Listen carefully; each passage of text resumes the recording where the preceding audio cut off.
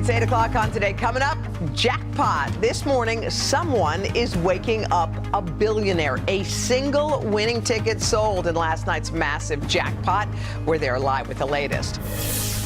Then, on alert, a new warning to national park visitors after a series of bison attacks. One couple speaking out after their dramatic encounter. I've replayed it so many times, and it was such a freak accident. That, fortunately, had a happy ending. Plus, Shark Watch marine biologist Adriana Fragola getting up close and personal with sharks. The moment you realize something's behind you. She's here to share everything she learned from her amazing encounters. And bride-to-be. Beyonce helped one single lady make a big decision for her wedding day. We've got it all in Pop Start. Today, Thursday, July 20th, 2023. Back in Baton Rouge. We love you.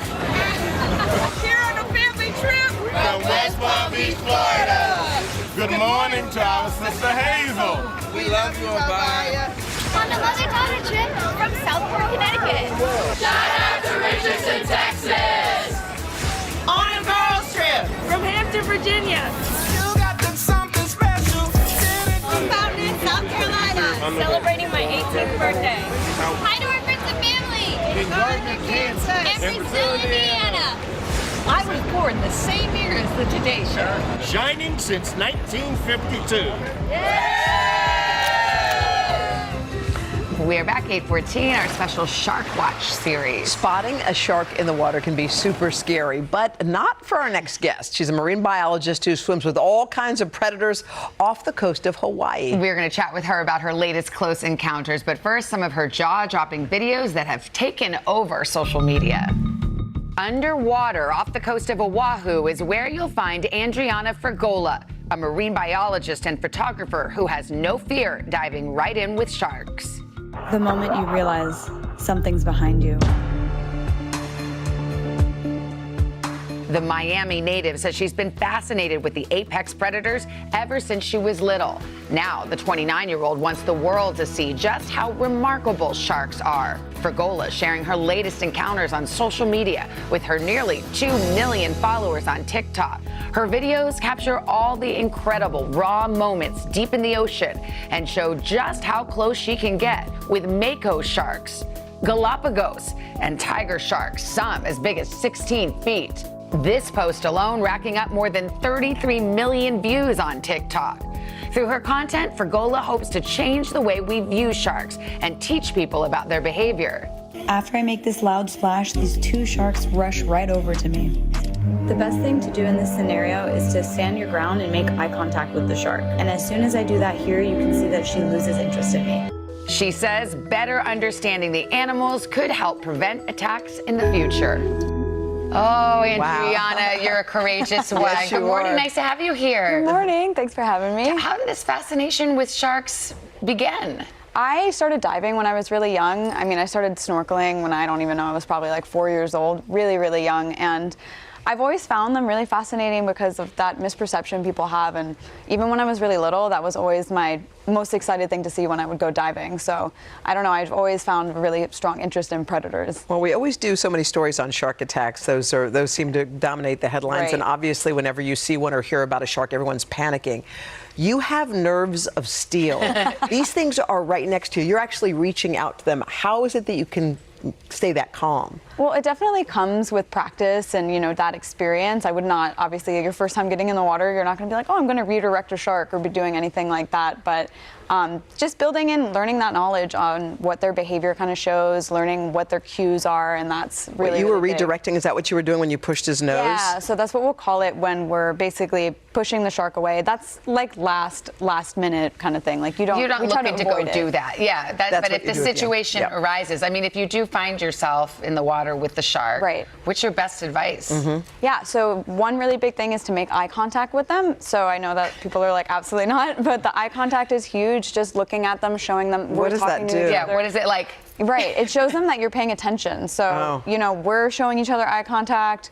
everybody, you know, even on the street, you're kind of sizing and people then up what? all the time. Okay. Face them, show them like your front of your body, and kind of remain calm. So a lot of times people think running away is going to be the best thing to do, Right. but that splashing and running away immediately will trigger kind of like a prey response. Okay, so after you've made eye contact and established, then can you swim away? I would let them kind of like do their thing, check you out, and then most of the time sharks are going to be terrified of you and they're going to leave like 99% of the time. So in that instance, Not when they see our glare. Be like looking at you. Sure, yes. Okay. That's I'm serious. Yeah. I mean, I was feeling a little motherly. We both were of you. So what do your parents think about you choosing this as kind of your profession? My family is really supportive. Like all the people like in my life, they're definitely like, you're kind of crazy, but as long as you, you know, you're safe, we trust you. That's kind of like the idea. What is the misperception people have about sharks, and what mistakes do people make around sharks? So I think the number one thing that people immediately think about sharks is that they're just out to eat us. If that was the case, we would not be, you know, we would not be surviving. So there's less than 10 people around the entire globe. So out of 7.7 billion people, only around 10 will actually die from a shark attack every year. So they're not out to hunt us, they're not out to eat us or kill us. As I said, if that was the case, every time you go to the beach, there would be someone who's injured. Yeah, have you ever been scared down there? Has anything ever happened? No, I mean, they're constantly shifting. They can be really, really dominant animals. So of course there's times where I'm like, okay, that's a lot of energy.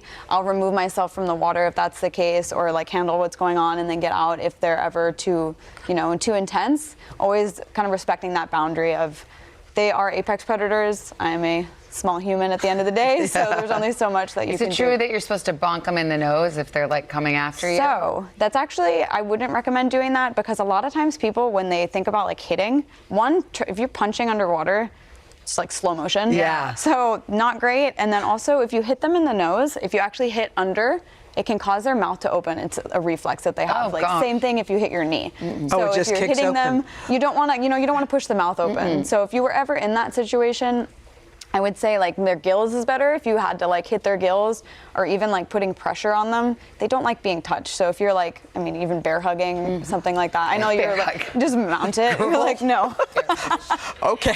Bring it in, shark. All right, Adriana, you do you. We'll stay here on dry land. Yeah, it's good to see you. Thank you so much. That was fun. And our Shark Watch series continues tomorrow. Ann Thompson has some baby sharks for us to meet after tagging along with experts on one of the country's largest shark nurseries.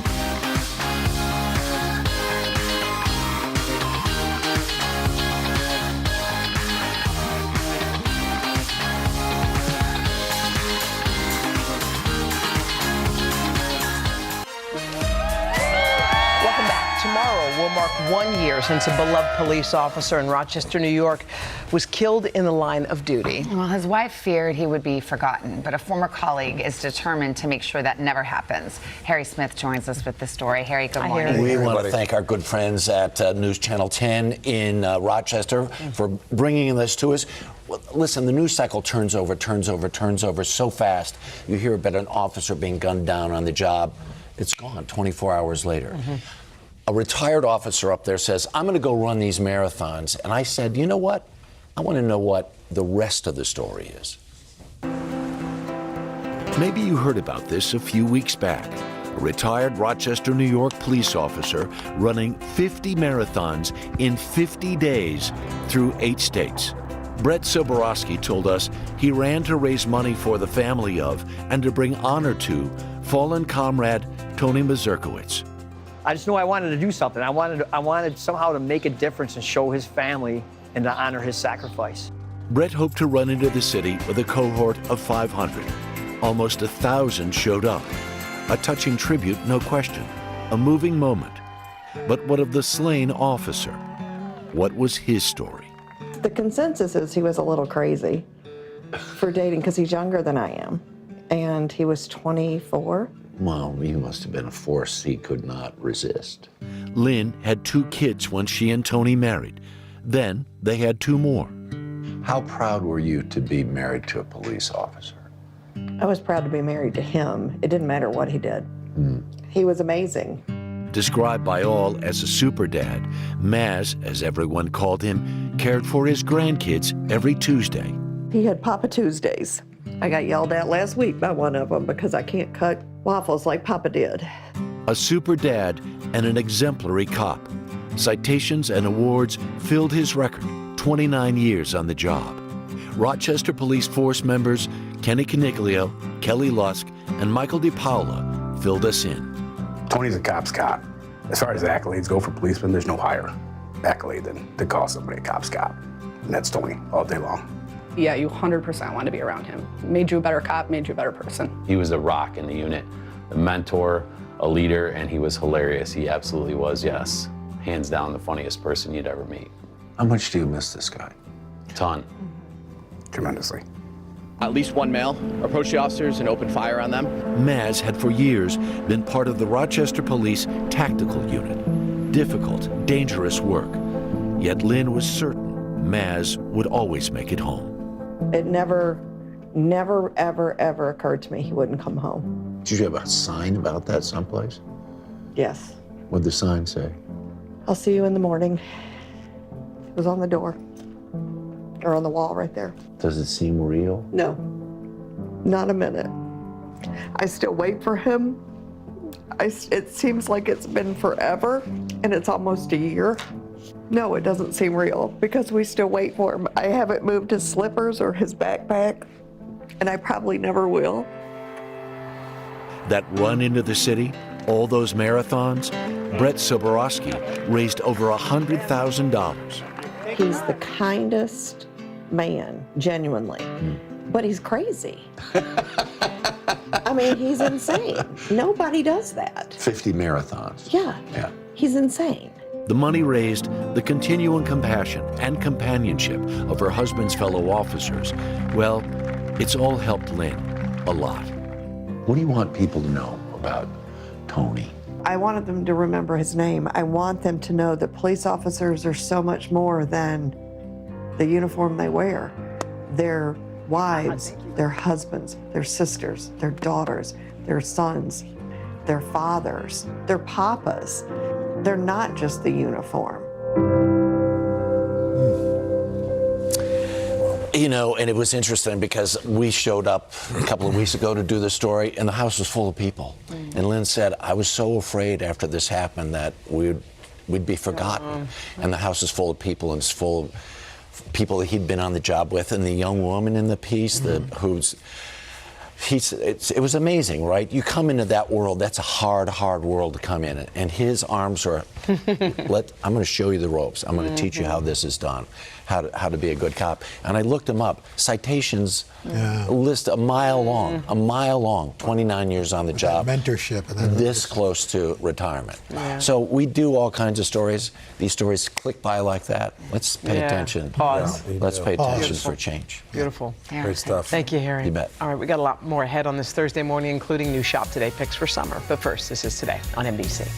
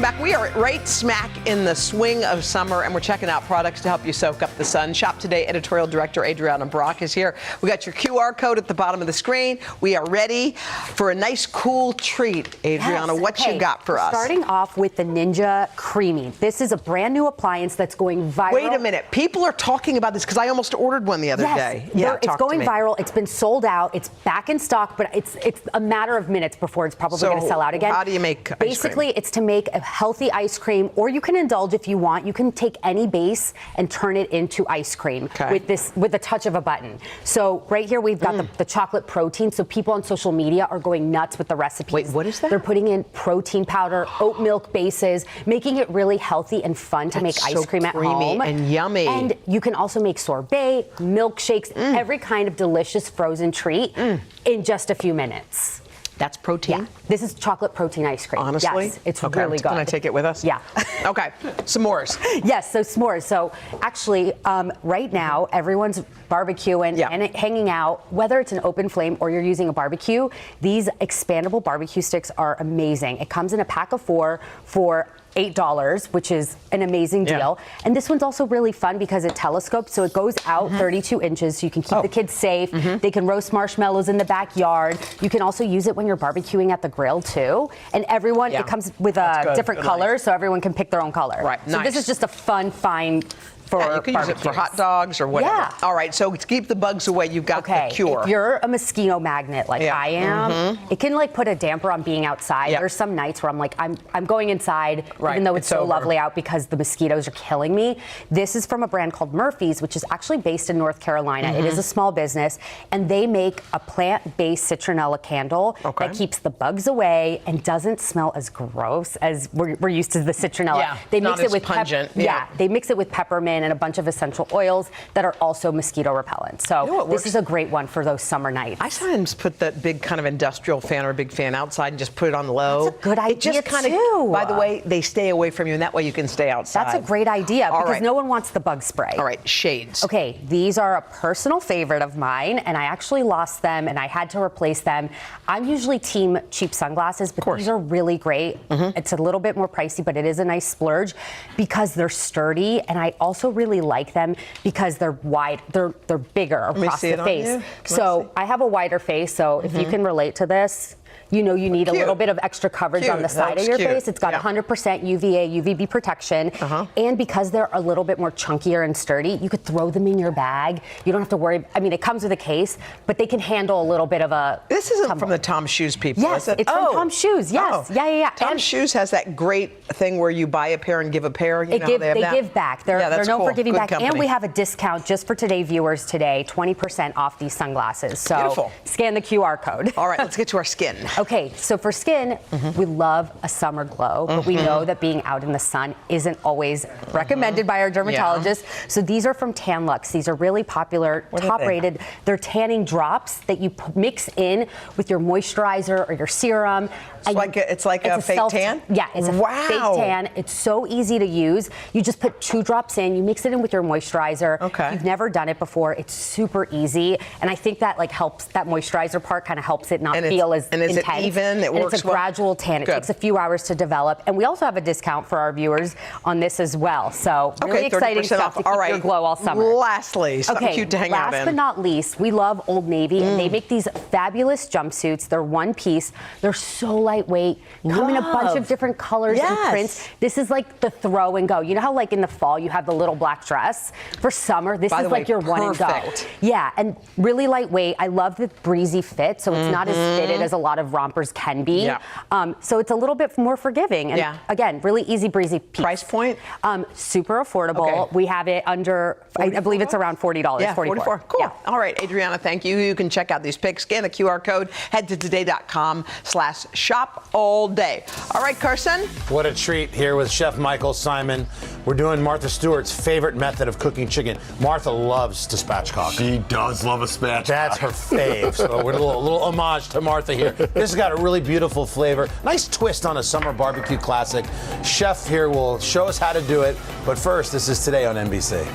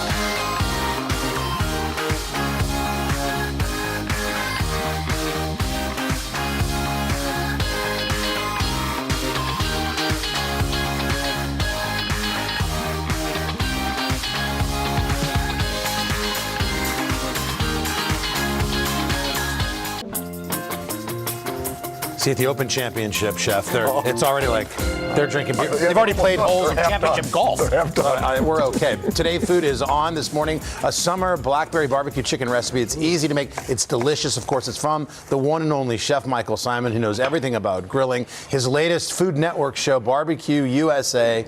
This is where you travel across the country to get the inside look at some of the nation's biggest and best barbecue competitions. Chef, I'm sorry that you have to travel in this great country of ours and eat the world's greatest food. It sounds terrible. It's a really hard life, you know. I'm like so I sorry get to go around you the have to do country, eat barbecue from the greatest pitmasters in the world. Like it's really tough. That sucks. It's tough, but I fight through it. What do you find? Everybody watching, we all barbecue.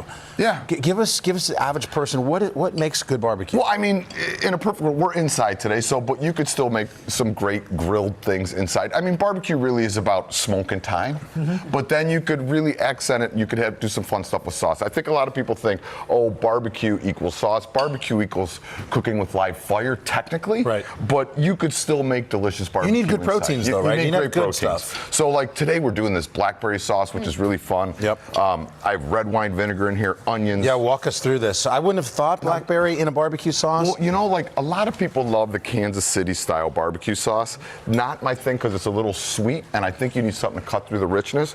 But this still gives you some of the sweetness of the berries. Balsamic vinegar gives you some sweetness. A little bit of a glaze. But then we put some coffee in it and things like that to bump up the acidity and the flavor. All right, what are you putting in there? What is so here we have habanero peppers because we want a little spice. Red wine vinegar, onions, brown sugar. Sugar you could tamp back because of the vinegar if you want.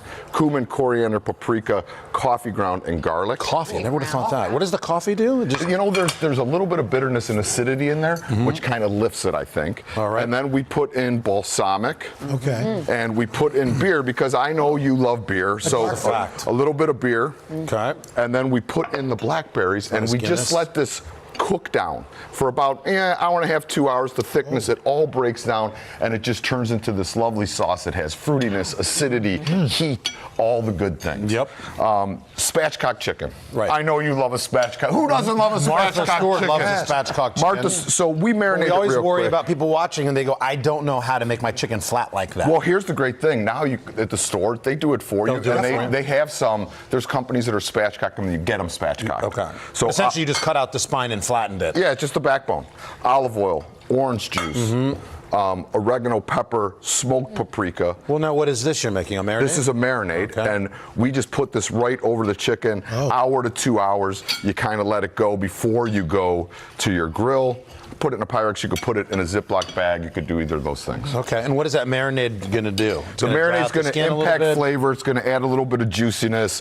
And then in a perfect world, after you marinate it, you could pat it dry, let it sit so the skin gets a little bit more crisp. Why does citrus and chicken work so well? You know, I think like most proteins, I feel need acidity. So any of that, it just cuts through. You know, it's a cutter. Okay. All right, so we move this over to our grill. If we were doing this outside, like I always start it down and then get it going, then I could flip it. But if we were doing this outside, I'd have my charcoal grill set up. Imagine you're outside. Yes, I am. You're at my house. Yes. You have a lovely home here, Mike. Yeah, we're drinking beer. We're having a good time. Can I have another one? Charcoal's on one side, no coals on the other. Right, you started on the charcoal side. Direct heat. You get that direct heat, then you move it over to the no charcoal side. Yep. Close the lid. The smoke lifts up. So it'd be about 240, 250 once it's already been cooked. And you just let that kind of cruise along. Check in for 165 or whatever. What's your number you're looking for? Yeah, 165 in the thigh's good. And then with the spatchcock, the brush should be perfect at that point. When do you put the sauce on, Chef? So what I do is I get it going this way, and then once I flip it, then flip it back, and then I start glazing it with the sauce a little bit, just like you would do ribs or a pork butt or something like that. Let that sauce set. Yeah. I mean, that's the thing. The greatest thing about this show, the greatest thing about Barbecue USA is I've known, I've known these pitmasters for 25 years. So for so long they'd be like, oh no, this is a secret, this is a secret. But they've let us in now. So like America could really see how the masters do it. They're not holding back with different flavoring, different spices, different smoke techniques. So you really get to see. But it's a labor of love. You got to get up early. You got to get a good protein. Oh yeah. You have to enjoy the process. Yeah. Just take slow and slow. Yeah. Slow and slow. Tender love and care. Yeah. You can't. Barbecue is one of those things. You could grill quickly. Barbecue is one of those things, though. You really can't rush. You got to, but that's the beauty of it. It's like this is delicious. Hanging This out is really with folks. elevated. This is fancy. This is It tastes terrific. great. Oh well, I'm fancy. You are. Mr. Fancy Pants. And I love your house. People in Cleveland are very fancy people. You rock the old Weber or whatever? Yeah, I got my This Weber out recipe back. and more, today.com/food. Don't forget to catch new episodes of Barbecue USA Monday nights on the Food Network. And Michael, don't go away because you're back in our 4th hour. And if you know this, but you're making some steak tacos for everybody. Oh, I'm Thank ready. you in advance I'm ready, for that. But first, a quick check your local news and weather. Guys, you thumbs up. Cleveland's best. Cool flavor. Different. You taste the orange. Love it. All the time. Love it. Hi, everybody. Good morning. Welcome to Today. Every day, We are adding to the star power in our studio. the biggest names, only on Today. See, we're coming in this early, right? Everybody, it's today. Like I won the lottery. How do you feel at this age, this stage? Liberated. We're just getting started, folks. Ain't no stopping us now. The boys are back in town. Boys are back in town. It's a miracle. It's a miracle. This has been fantastic. Everything and everyone you're talking about, only on Today.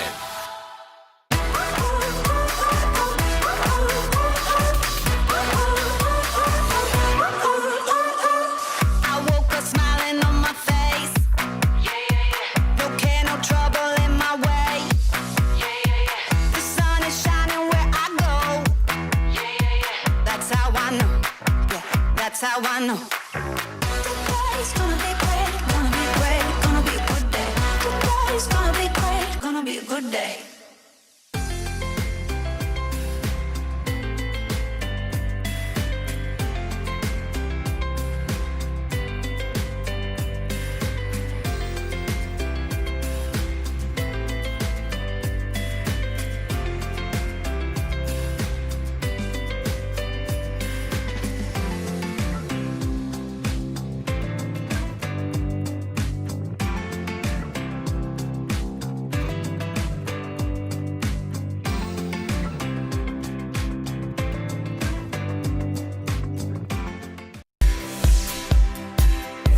This morning on the 3rd hour of Today, Golden Ticket. There's only $1 billion winner in last night's massive Powerball drawing. Where was it sold? And your next chance at a life-changing jackpot. Plus, World Cup fever. The games kick off today with the U.S. women's national team going for an historic three-peat. And we have a two-time champ right here in the studio breaking down the matches, the excitement, and so much more. Then later in Start Today, Allie Love sharing her healthy travel and packing hacks to keep us on track when we're on the go. An American Idol winner, Phillip Phillips, is live. 'Cause I'm gonna make this place your home. Performing his new single, Just For Us, today, Thursday, July 20th, 2023. Live from Studio 1A in Rockefeller Plaza, this is the 3rd hour of Today. Good morning, everybody. Welcome to the 3rd hour of Today. I'm out along with Dylan, Chanel, Craig, both off, but our good buddy, Mr. Keir Simmons, Chief International Correspondent, is here from the UK while your wife and twins are in gymnastics camp. In southern Italy, yes. Oh. And Who my wife planned is that? Your sitting by wife? the swimming. Yes, exactly. Yes. She's sitting by the pool, swimming, drinking coffee and relaxing. And, While the girls are off. While they're off, having a great time. That sounds lovely. Yeah, yeah. Yeah. I'm not jealous, not even a little No, bit. me neither. I've never sat this close to you before. We're always like separated by many people. And now, how does it feel? It feels great. Okay, there you go. Okay. So have you bought a lot? It's always awkward. No, it's just like I've never sat this close to your face. You've never. Yes. I like it. I like that didn't this. sound right. Anyway, before we get into any more trouble. Yeah. So did you get in on the whole lottery craze while you've been here? Have you bought any tickets? $1 billion? Yes. Like, we don't even know about that money in Little No, Old we England. don't either because we didn't win. That's the GDP of Don't worry. You can buy wouldn't the have- whole country You wouldn't have won of anyway. Britain if you yeah, win. seriously. The frenzy over the Powerball jackpot, it reached its peak last night. There was only one winning ticket in the $1 billion drawing. We don't know who it was, but we now know there was a convenience store in downtown LA that sold the ticket. The jackpot was the third highest in Powerball history. The lump sum payment is worth nearly $560 million. But don't throw out those other tickets. There were several winners for smaller prizes. And you know what? You don't have to wait long for another big shot at the next big prize. That's tonight's Mega Millions drawing. It's worth $720 million. That's 5,000 trillion British pounds. Really? Is that how the math works? That's exactly how it works. Well, now to a different kind of frenzy. Women's World Cup soccer kicking off overnight. Team USA heading into the tournament as the favorites. They are two-time defending champs. No team has ever won 3 in a row. First match tomorrow night versus Vietnam. And we got somebody who knows exactly what the team and how is feeling and how they're feeling, how they're preparing. Legendary goalkeeper Ashlyn Harris, who helped the team win 2 World Cups, now serves as Gotham FC's global creative advisor. Ashlyn, good to see you. So good to see you all. Thanks for having me. You know, so you've been here. You've been in the same position that the team is right now. What are they feeling as they get ready for this match? Well, there's a lot building up to this moment. You got to think of all the sponsorship deliverables and the photo shoots. It's just, they want to play, right? You're in this really confined hotel. You're in this space of just focusing on the first game. So I think they're just ready to get going. I think once that whistle blows, everything else, all the noise kind of melts away. And then now the priority is to deliver. And these women have been working their whole lives for this moment. So the magnitude of stress, it's a lot. Can't even imagine. No, it's a lot. So the women are going for a three-peat. It's never been done before on the men's side or the women's side. So who's the biggest competition here? Well, the parity in women's sports right now, it's absolutely incredible. So much investment is going into women's sports. So the product is insane across the board. So for me, I genuinely feel this tournament is for anyone to grab. Wow. It really is. It will be the best competition ever, in my opinion. But the biggest competition. Oh, here we go. The biggest competition is the Brits. I mean, it's lovely to see you Americans, you know, trying your hand at what we call football. And you guys won how many times? How many times? I can't remember. We struggle with winning. That's the trouble back. But the Brits are a good side too, right? So unbelievable. How do the two sides match up, and how does Team USA, you know, kind of overcome those kind of challenges? Well, I genuinely think the two best leagues in the world are the English League and the NWSL, the one in which we have in our country. So it will be a massive battle, and we have a lot of similarities and a lot of players who have played in both leagues. So I'm excited to see what that game will look like. We're already breaking record attendance for the World Cup. I don't know if anyone noticed, 75,000 plus people at the Australian game today. Women's sports is the moment. It's the moment, and we're going to ride this wave, and the World Cup is going to bring a lot of joy to a lot of people, and I'm excited for, you know, that's what sports do. It brings people together to celebrate, and I look forward to being now on the other side as a spectator and not having that stress and anxiety about delivering. Yeah. What is that going to be like to actually watch it from here? I'm nervous. I really am, because now I don't play any type of part besides being a really good supportive friend to a lot of the players.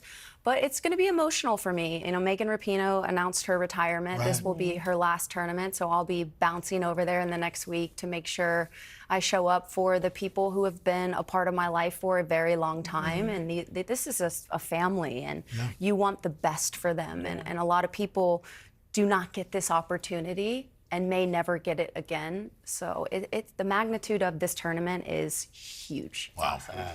You're heading out there in a few days, right? I'm heading out in a week, yes. Right. That's great. Ashlyn, it is so good to see you. Thanks for being here. So good to see you as well. Thanks for having me. Telemundo and Peacock, home for the Spanish language coverage of the World Cup. You can watch Team USA's opening match tomorrow night, coverage starting at 8:30 Eastern. All right, turning now to big news from Netflix. That password crackdown we heard so much about, Well, it appears to be working. At a time when a lot of entertainment companies are struggling, Netflix just reported major growth in both revenue and subscribers. NBC's Kaylee Hartung is live in L.A. to break down what it all means. Hey, Kaylee, I know I finally got off my mom's account. I'm now a paying subscriber. Big spender. Well, then you've done something to help Netflix out with this first earnings report we're seeing since they started cracking down on password sharing. In last quarter alone, including you, Dylan, they added nearly 6 million subscribers. And even as actors and writers are on strike, the streaming giant is showing no signs of slowing down. This morning, Netflix is signing in to blockbuster-sized profits and growth. The streaming behemoth announcing its second quarter earnings to the tune of $8.2 billion in revenue and the addition of nearly 6 million subscribers. That's more than triple what they saw last quarter. The report, the first since Netflix cracked down on password sharing and months into the introduction of its cheaper ad-supported membership option, which the company says will only continue to bring in more users. There's no question that Netflix is the king of streaming right now. They're the only ones that have a profit. They're the only ones really accelerating real meaningful growth. The good news for the streaming giant met with frustration by protesters as SAG-AFTRA marks its first full week on strike. We all love Netflix. We all love to binge a good show, but we want to get our residuals. We want to get paid for it. Actors joining writers who have been on the picket lines for nearly 3 months. We're here to make a living. The battle is over wage increases, residuals in the streaming era, and the use of artificial intelligence. Sometimes I feel like we're treated like products rather than human beings.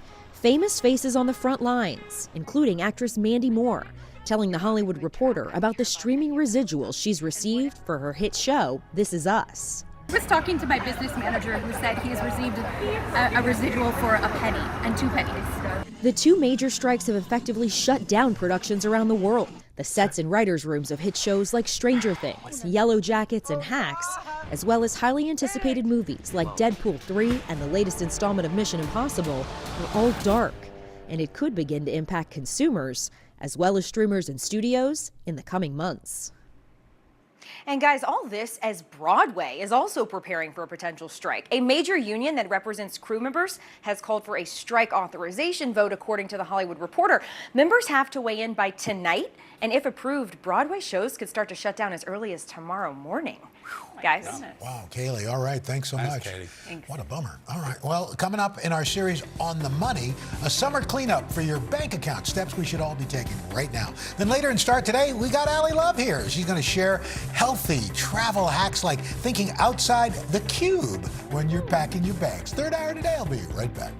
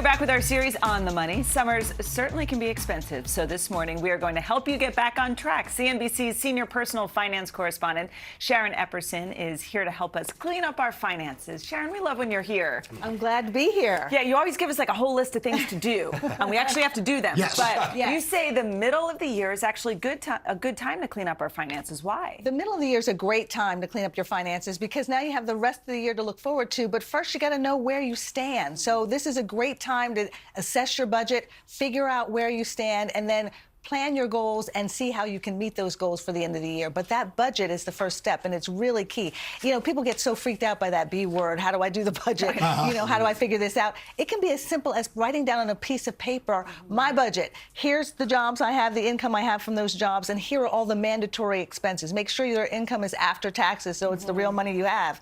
And then list what you have to spend, and make sure that you are making more money than you're spending. That's the key part there. So all us guys have a wallet, obviously, Yeah. a physical wallet, but you have a literal wallet. I have a literal wallet this is how I used to keep my wallet, Kier. Right. Sure. Look at all this. Look at all this. You know, It looks exactly like mine. a clear mind, Wow. a clear wallet makes a clear money mindset, right? Yeah. So you don't need all this. You need to just have 2 credit cards. These receipts, ask for them to be sent to you, emailed to you, or actually no receipt at all, because you'll have it on your credit card statement. And make sure that you're doing this every month, that you're going through your wallet, making sure you're clearing it out. Also, go through your credit card statements, your bank statements every month. You want to check them for errors, inconsistencies, possible fraud. So it's really important to look there for that. And jumping off of that, what about checking with, you know, the credit companies, you know, the credit reporting companies? Credit reporting companies, very important to check your credit report from each of the credit bureaus, Equifax, Experian, TransUnion. At least once a year, you can get a free credit report at annualcreditreport.com. Very important to do that. Also, every year, check your homeowners and policy, your rental policy, your auto policy. See if you can get a better rate. You know, shop around. Once a year, do that. And disability insurance. You know, I've talked about this before. It's so very important. Protect your income, and maybe even more so than what you get through disability insurance at your job. I feel bad because you're always here telling us things, and we're like, disability insurance and just insurance in general. But like being an adult. I know, right? Who wants to I adult like know, this? I know. But these are all very important things, and there's actually some things every couple of years we should just sort of check in on. Well, people get scared by the idea of estate plan, but my view is that planning your legacy and what's going to happen to you if you can't take care of yourself are really important parts of your financial life. And so it's important to look at your will, look at your beneficiaries, look at the people who you want to make health care and financial decisions for you with your health care proxy and power of attorney, your living will, and then also make sure that every couple of years you're looking at your life insurance and the beneficiaries there and the beneficiaries on your retirement accounts, your brokerage accounts. That can change. Your life circumstances can change. And so particularly if you recently got married, got divorced, these are names that you want to make sure you have or don't have on these documents. Right. So helpful, Sharon. Thank you so much for being here. Great to be here. I do like the idea who you're cutting out of the will. You got some ideas in mind? Am I out? You were never in, my friend. I'm thinking of adding you. Coming up, our pal Allie Love here with some healthy travel hacks. They like that. Pack hacks, including what she says you absolutely need to pack to set yourself up for success. Then later, our series Generation Next. Our buddy Kier meeting a guy who is spreading joy all around the world so great. simply by sharing his love of trains. Oh, I can't wait to see this. I wear that camera on my head. It's a great look. But you normally do. Yeah. Third hour of today. We'll be right back.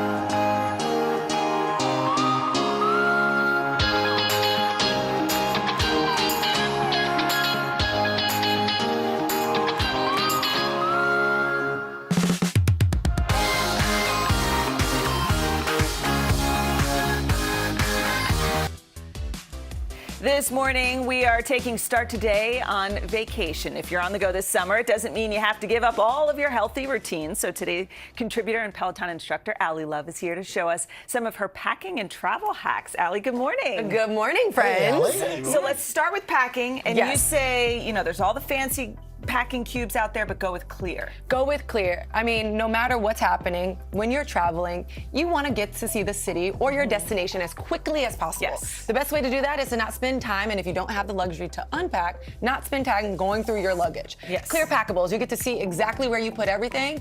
Once you open that suitcase, you can get what you need and get going. The same thing is, which is what I do, one of my favorites, is on your carry-on, usually in my purse, I'll have a canvas tote. Extra bag. Yes, an extra bag. You can fold it up. It's in your tote, your carry-on. Because when I get to the airport, I have to say, Dylan, I end up buying the entire airport. And I need something to put it in. So I open up my tote, and I use this as my extra carry-on. But it's also a great transitional piece for working out on the go. You can take it going to groceries when you're traveling. So you want to have that extra bag.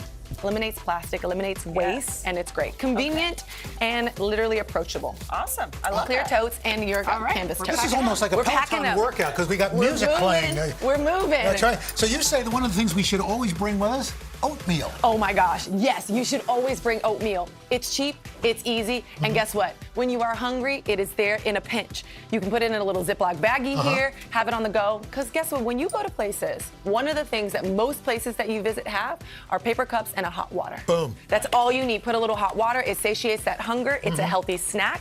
Also, same thing with dried fruits. A little bit high in sugar, however, it quenches that sweet tooth there. And you don't need, it's no temperature control. You don't have to put it in the fridge. You can just stay in your bag the entire time. And guess what? If you mix these two things together, that's breakfast, lunch, and dinner on the go. And water? Yeah. Oh, sorry. Oh, no, yeah, this one. And then, I mean, stylish and functional. Hydration station on the go. Most of us clip our water bottles to our backpack or we clip it to our luggage, and then you have to fumble around and get it. Well, a crossbody makes it easy for you to see, makes it easy for you to get to. You can, you know, when you're on your maps and you're like, where am I going? You don't have to hold your water bottle in your hand. So it's functional, it's stylish, accessible, and of course, and if somebody hydration comes at you, station. you just kind of start Swing whipping it around. that thing around. Yeah, Look at that. And it protects you from all things, right? Al, you were innovative. It's great. It's not a steak. It's not. It's not a steak, We're but I'll take what I can get. I'll take what I can get. You have the I steak, missed when, the entire you have point, the haven't steak I? when you get there. Did you know, back where I come from, we don't call these sneakers, we call them Trainers. I do know that. You call them trainers, but I'm glad you do because guess what? You want to have a light, easy shoe that you can train in. These are all birds. Sometimes I'll wear Adidas because I'm an Adidas athlete, but these are, again, stylish and functional. Light run to get to see the hood that you're in the area that you're in. You can wear it with a skirt.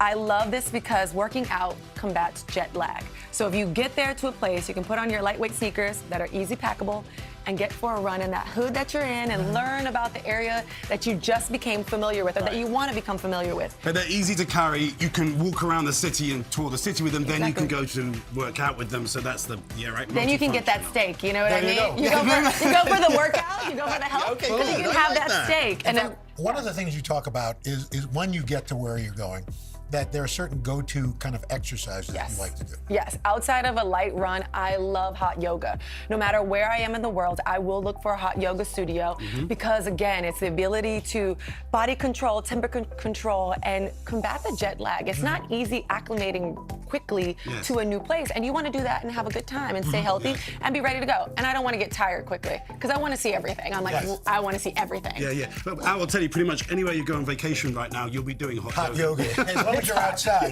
it's hot. You see, the thing about the hot yoga is I don't even like my own sweat. There are all these people sweating around you. It seems a little. I don't mind it as much when you put it that way. People are sweating around you right now, so maybe we got to step away from each other. It's hot yoga outside on the plaza, but it is effective for your body. And again, it's that temperature control, regulates the body, gets you ready to go and see the city and enjoy your vacation and be healthy while you do it. It's deodorant. It's called. I understand. All right, Allie, it is always great to have you here. Okay, these are trainers.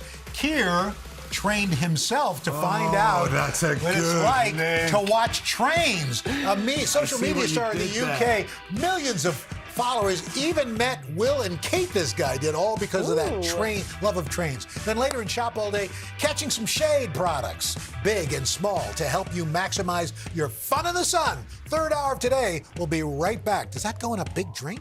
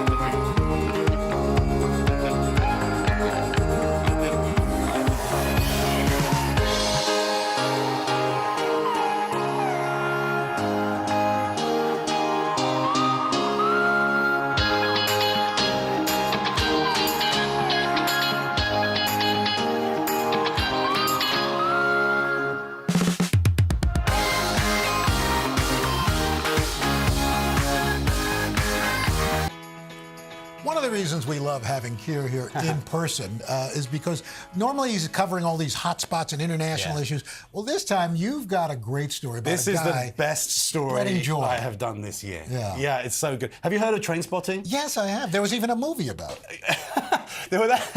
That's slightly different. But Trainspotting is where you go out on the railways in the UK and here in America and you look at trains, you try and find unusual trains. Well, this guy, Francis Bourgeois' infectious laugh may change your mind about Trainspotting. You may find you really like it. One look at Francis Bourgeois' social media accounts and you can see he likes trains. Please honk! Yes! Actually, he's loved them all his life. This platform here was where, from age 0 to age 6, I absorbed the surrounding sounds and sights and formed my passion, basically, for the railway. A passion that still hasn't reached the end of the line. Oh, brilliant! There goes one now. Yeah. Does that get you excited when you see that? If I close my eyes, I could listen to it and I could tell you what it is. Are you serious? Yeah. It's kind of the same as, you know, a trained musician. If you say, oh, what's this sound? Oh, it's a flute. Or what's this sound? Oh, it's a sax. Obsession with trains is quintessentially British. Britain was the first country to produce a train. Many Brits grew up with a cartoon called Thomas the Tank Engine and children's movies like The Railway Children. It was like a great dragon tearing by. 23-year-old Francis Bourgeois is known in the UK as a train spotter. He even uses a head-mounted camera to record his emotions, especially to trains that signal him as they pass. For me, it's about the feeling that it gives me. I'm looking for a fix. I'm looking for that exhilaration. He's even been train spotting with Joe Jonas. Huh? What? Whoa! And met William and Kate. I was sitting down and I went, hi. And then Kate thought I went, hi, as in like go shake her hand. I broke so many protocols. And as we filmed, his fans wanted their own pictures. The thing is, train spotting was not cool in Britain. Not even close. Not until Francis changed that conception. There was a kid that came up to me and he said, thank you so much, because I'm no longer bullied at school anymore. And he looked at me and he went, and I looked at him and I started crying and I gave him a hug. And I looked around and other people on the train were crying. You know, in a way I've kind of helped my younger self, you know? Together, we went train spotting. Oh look, what's that? That's a Class 08 shunter with a 92. That's really nice. Train spotting actually takes a lot of commitment. I've done sort of 14, 16 hours before. For a day? Yeah. Wow. Because you often have to wait for the train you want to see. And wait. And wait. But finally, we were ready for a unique experience, wearing Francis's trademark 360 head cameras. Am I allowed to say I feel a little bit silly? Well, yeah. Turns out train spotting has some pretty strict rules. Only wave with one hand and not too much. Just like a hello, like that. And that it's a roller coaster of emotion. All right, here it comes. Oh, it's properly going for it. Really? Cheers! Oh.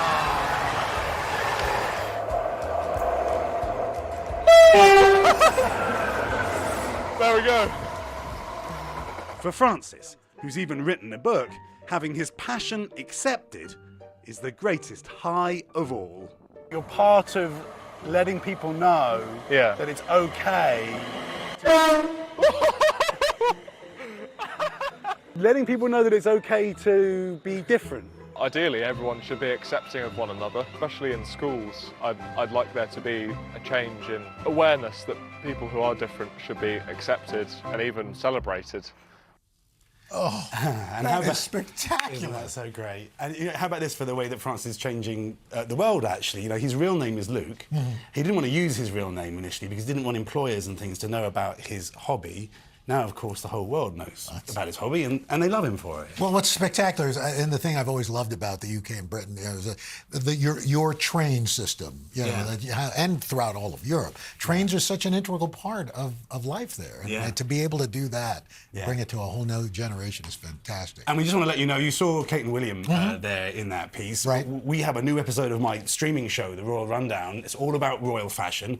And let me tell you, I learned a lot. I didn't know that much about royal fashion. And you can stream it at 10 a.m. Eastern on Today All Day, on the Today All Day channel on Peacock or on your smart TV. Well, you're a fashionable guy, so you were the person to do that. I do my best for a little sartorial, I don't know what. Savile Row. Yeah, all right. That's right. I shop in Savile Row.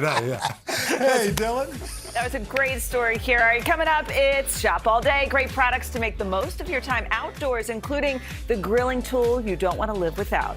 Check it out. It's right there. And then American Idol winner Phillip Phillips is here to tell us about his first album in 5 years and perform his new single. It's great. We'll be right back.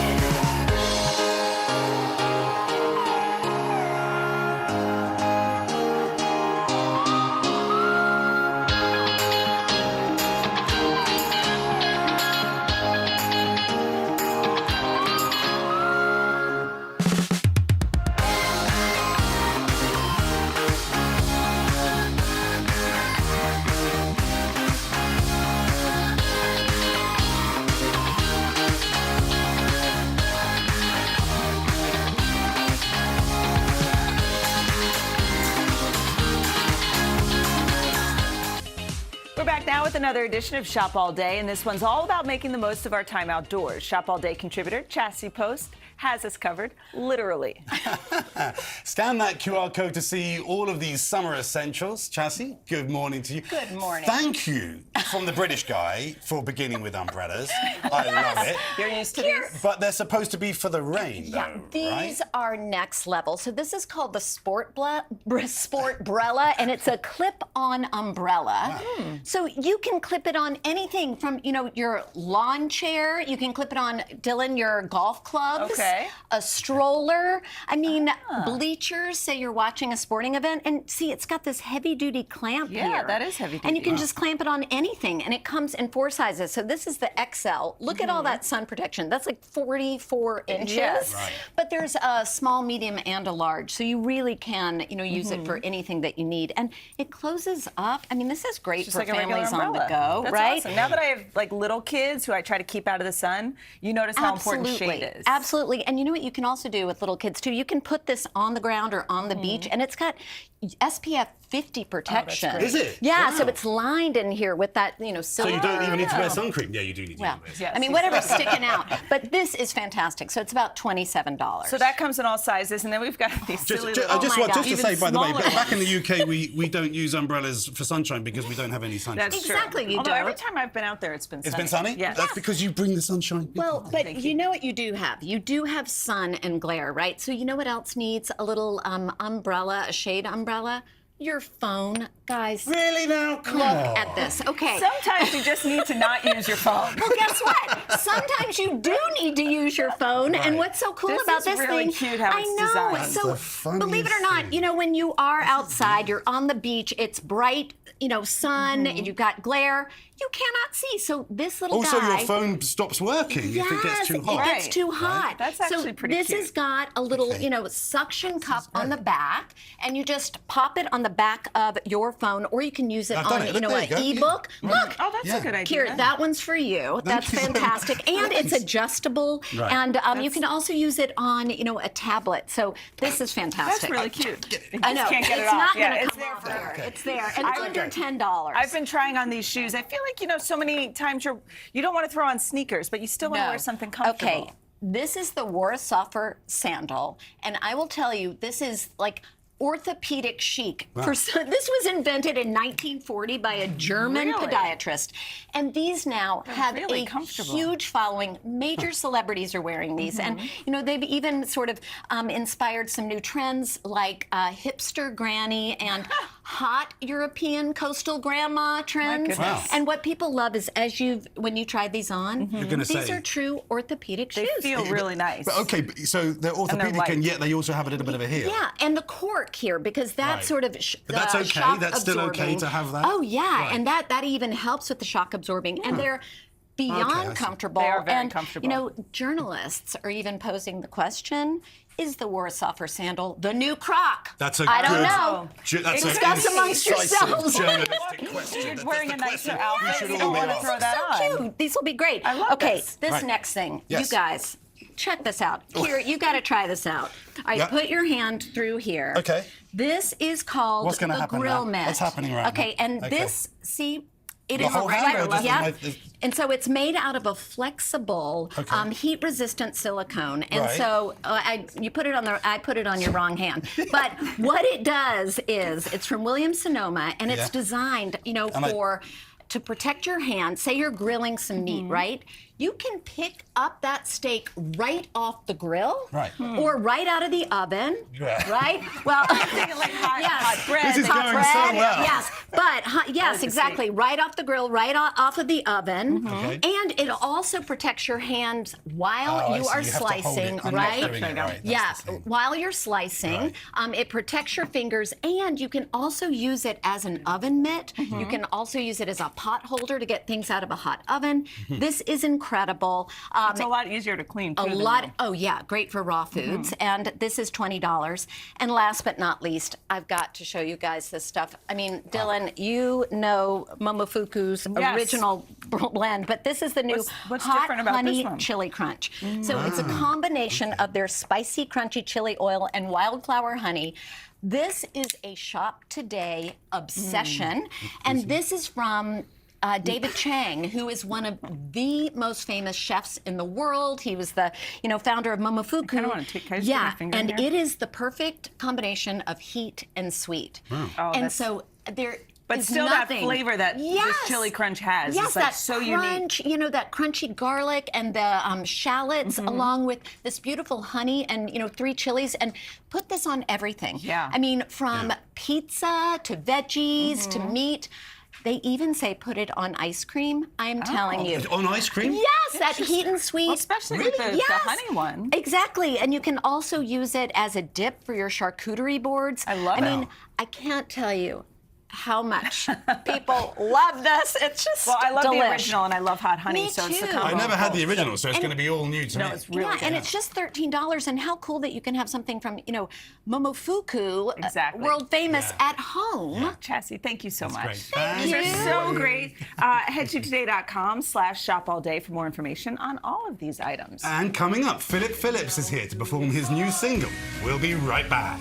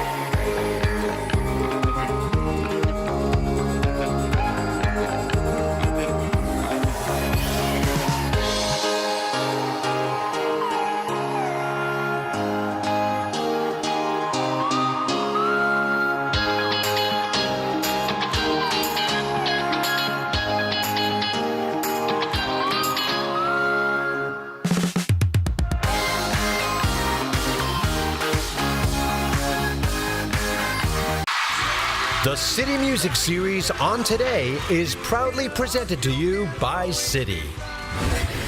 Our next guest burst onto the music scene back in 2012. Phillip Phillips won season 11 of American Idol. His song Home then shot straight to the top 10 on the Billboard charts, and he followed that up with 2 more chart-topping albums. Well, now he is out with a new record. It's called Drift Back, and Phillip is here to perform his new single for us. Good morning. Good morning. Good morning. Thanks for having me. It's so nice to have you. You know, it's been 5 years. I'm sure you know. It's been 5 years since your last album. You're a dad now. I know. I mean, how does that play into this new album? A lot. You know, you go through a lot when you have a kid, and it changes all of your priorities, your responsibilities, everything. So it's he's an awesome little boy, and most days, and you know, this music is it kind of represents all these past 5 years. You know, I've been through a lot of amazing things and a lot of tough situations, but that's life, and I try to represent that through music. What are you going to perform for us today? It's a song I wrote for my wife, and it's called Dancing with Your Shadows. All right, Phillip Phillips, take it away. All right.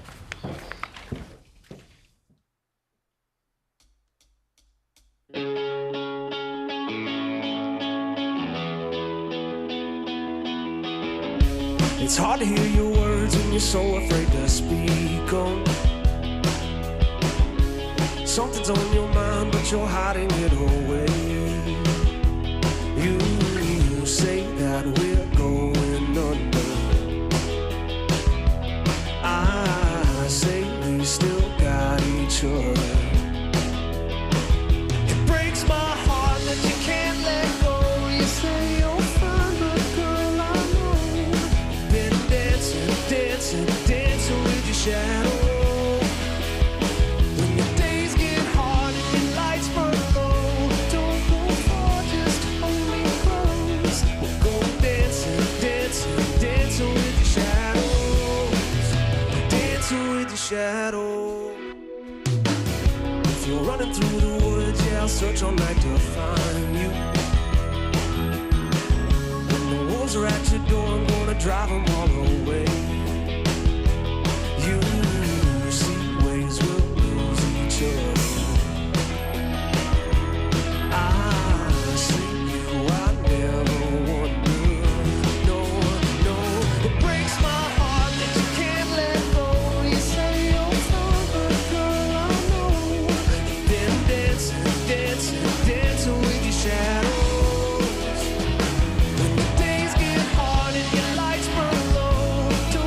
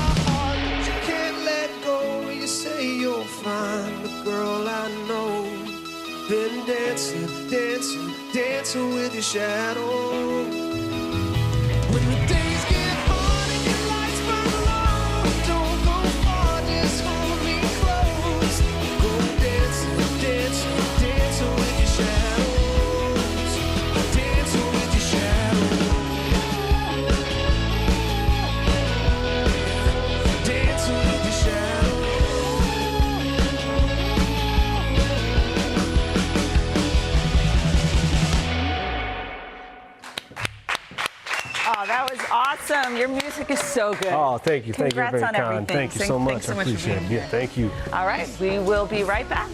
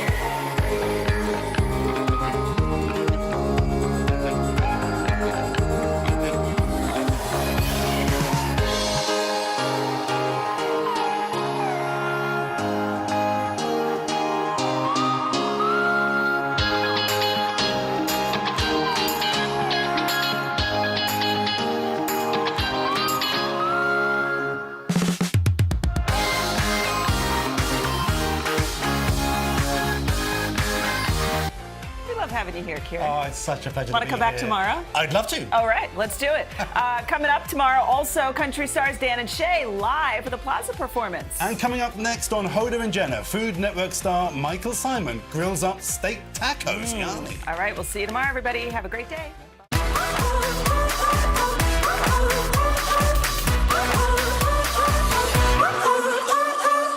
I woke up smiling on my face. No care, no trouble in my way. The sun is shining where I go. That's how I know. Yeah, that's how I know. Today's gonna be great, gonna be great, gonna be a good day. Today's gonna be great, gonna be a good day.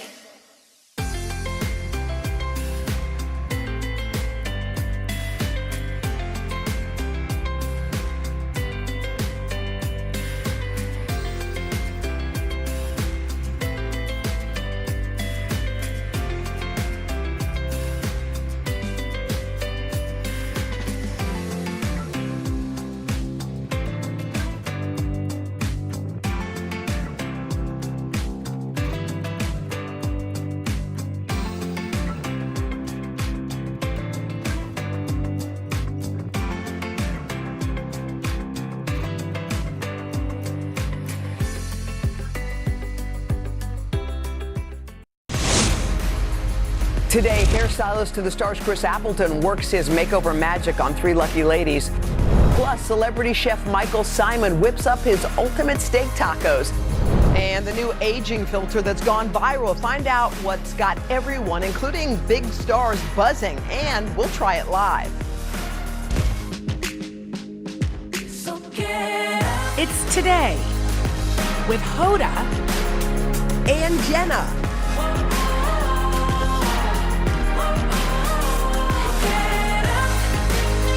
It all starts right now.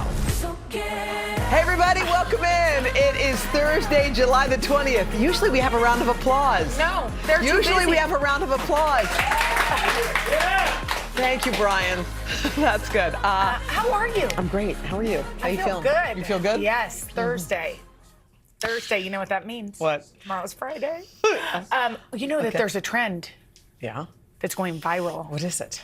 And people say it really is going viral because sometimes Mm-hmm. we say that. It's a new aging filter on TikTok. But this one, we've seen this before where what would you look like in whatever years. But this one ages you using AI. So it's a realistic glimpse. Look at Amy Poehler, Courtney at- Cox. Who's on the end? Kylie Jenner? Yes. Kylie looks the same. Well, they all kind of look the same. I think that's the point. It's not so significant. Yeah. Okay. So 130 million people are looking at these Using and it? having really strong emotional reactions. Wow. I guess maybe it's like if you could like fast forward your life real quick and go, and maybe you can imagine like, wow. What you would say. What I would say, what you would be like. I don't think either of us care that much about what we look like. Obvi. But I think it's not. No, aging top. for us is Yeah. not about what we will look like in 30 years. I feel it's more like what we will have done. Yes, yes. Who we will have been with, Yes. what we will have shown. Yes. Right. Oh, here comes Sydney. Oh, hi, Sid.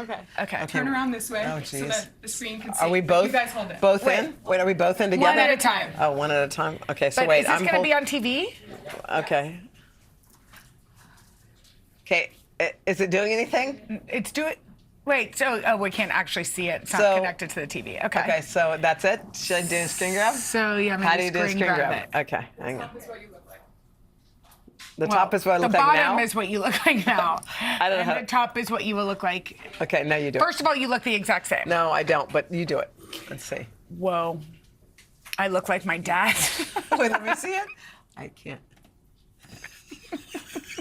You kind of do look like your dad. Don't laugh at me. No, you kind of do. Because you always say I am your dad, but now you kind of look like him.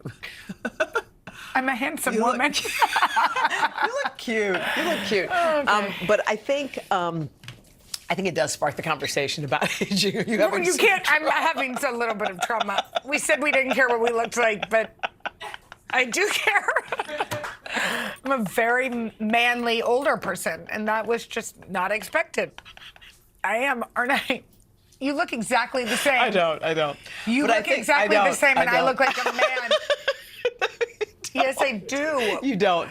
But I do think. You laughed when you saw me. No, because you said you look like your dad. But you saw it, too. Yeah, you kind of did a little. Okay. Okay. But I do think aging is it's different for a lot. There've been a lot of videos circulating online about people who are aging or at this age and full of wisdom.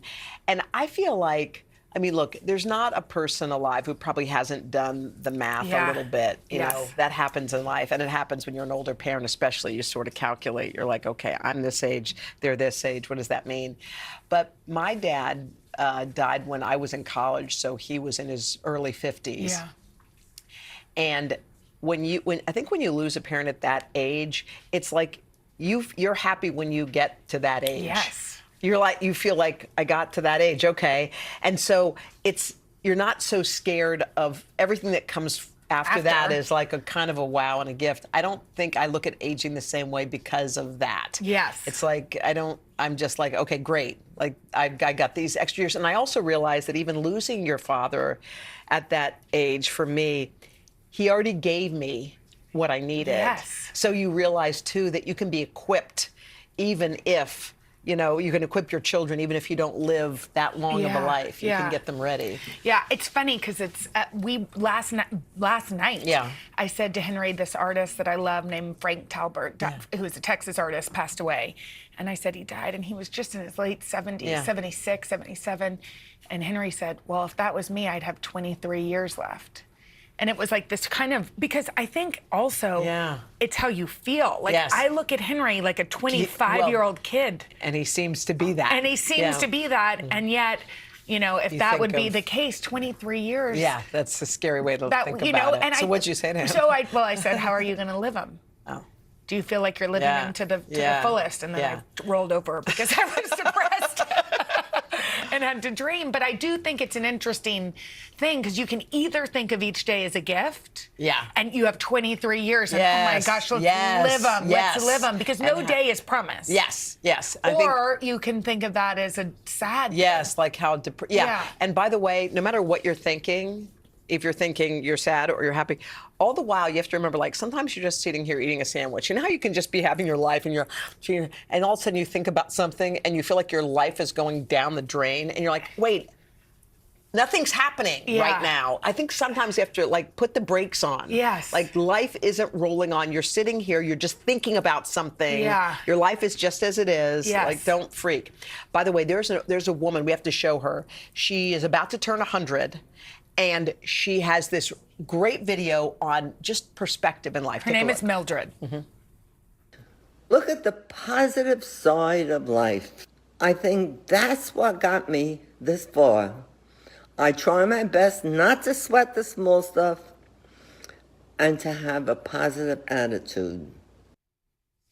Well, she basically says, stop complaining, because she goes, her friends are saying, I only see my kid once a week. She goes, if you see your kid once a week, then that means your kid's happy.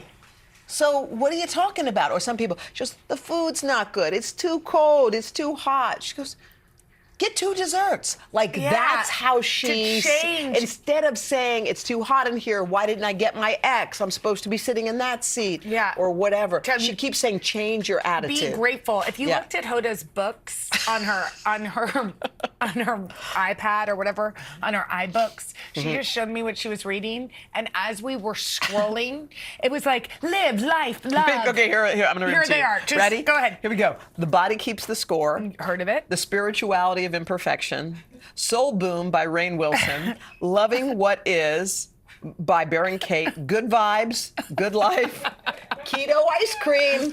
The Book of Awakening. Life Worth Living. A Path with a Heart. Journey to Love. This is not a joke. Woo! That's it. That's straight through. I know. So it's like, if that's how you're going to see your life through that lens, you'll be fine. That's why you age so much better than me. Okay, you guys, the latest episode of And Just Like That is out. Have you been watching? No, I haven't. Me neither. We talked all about it, and then we forgot to set our DVR. But anyway, okay, we finally got our first hint about the return of Aiden. Okay, we see Carrie with an email that's been sitting in her drafts for a while. So what does she do with that email? Take a look. And just like that, I realized some relationships are meant to stay in the past. And some aren't.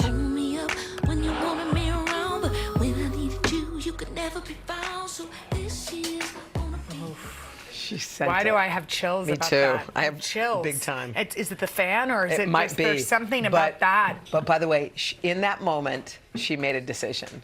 She was deciding, like, am I going to swing for it? Am I going to go for it, or am I going to stay here? And also that sort of that love that was never fully realized. And should we go back there? We love Aiden so much. Oh yeah, he's our favorite. He's our favorite. I want him to make me some sort of chair. He was a furniture maker. I remember him. You think he's still making furniture? No. I don't know, but He's married to Bo Derek in real life. Why do you have to take us into real life? No, but I'm just saying. No, I want to. His name isn't Aiden in real life. Okay, I like to live with him as Aiden. Okay, because in real life, Aiden wouldn't make a chair for me.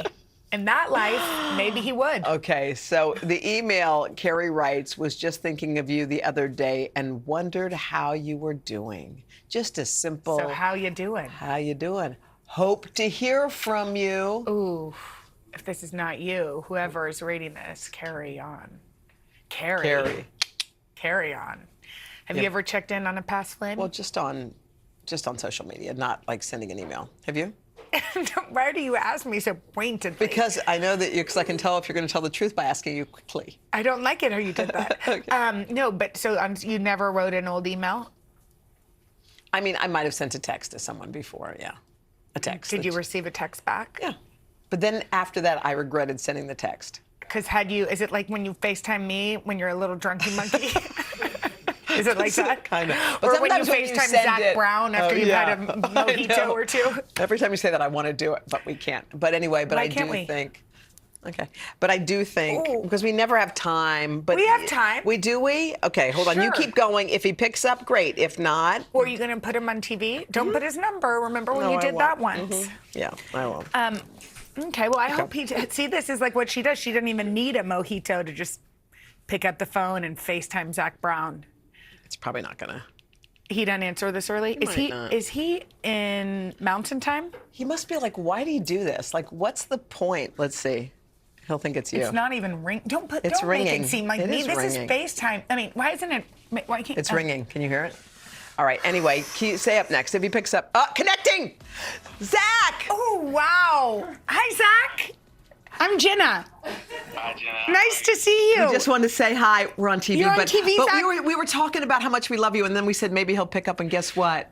You did. That means you really do love Hoda.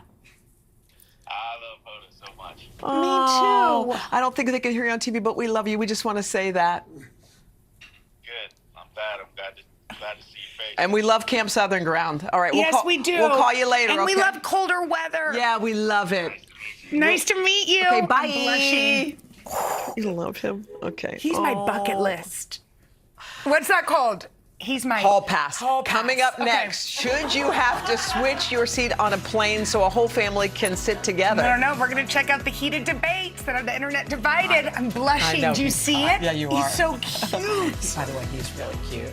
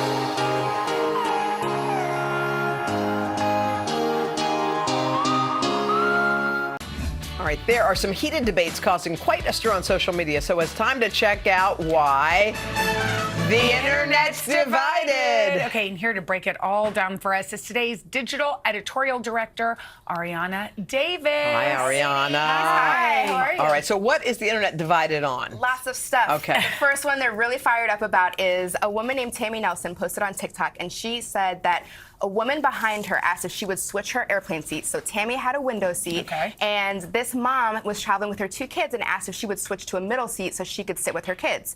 Tammy said no. She said, I have a window seat. I selected the seat in advance. I'm not moving. People are very fired up because a lot of people are arguing, hey, it's really difficult to travel with kids. Yeah. You could be considerate, while others are like, Sunny Anderson, even from the Food Network, commented on our Instagram, and she was like, I'm definitely going to be sticking to my window seat because I have anxiety. I picked this seat to the point where I will maybe not even pick a flight if I don't get a window seat. Ooh, so wow. she feels very strongly, you shouldn't have to give it up. Well, but we should point out the children are 10 and 11, right? 11 and 15. 11 and 15. Yeah, with so they're not teenagers. young kids. Yeah, That's they the weren't other- little ones, yeah. Yeah. So what do you guys think?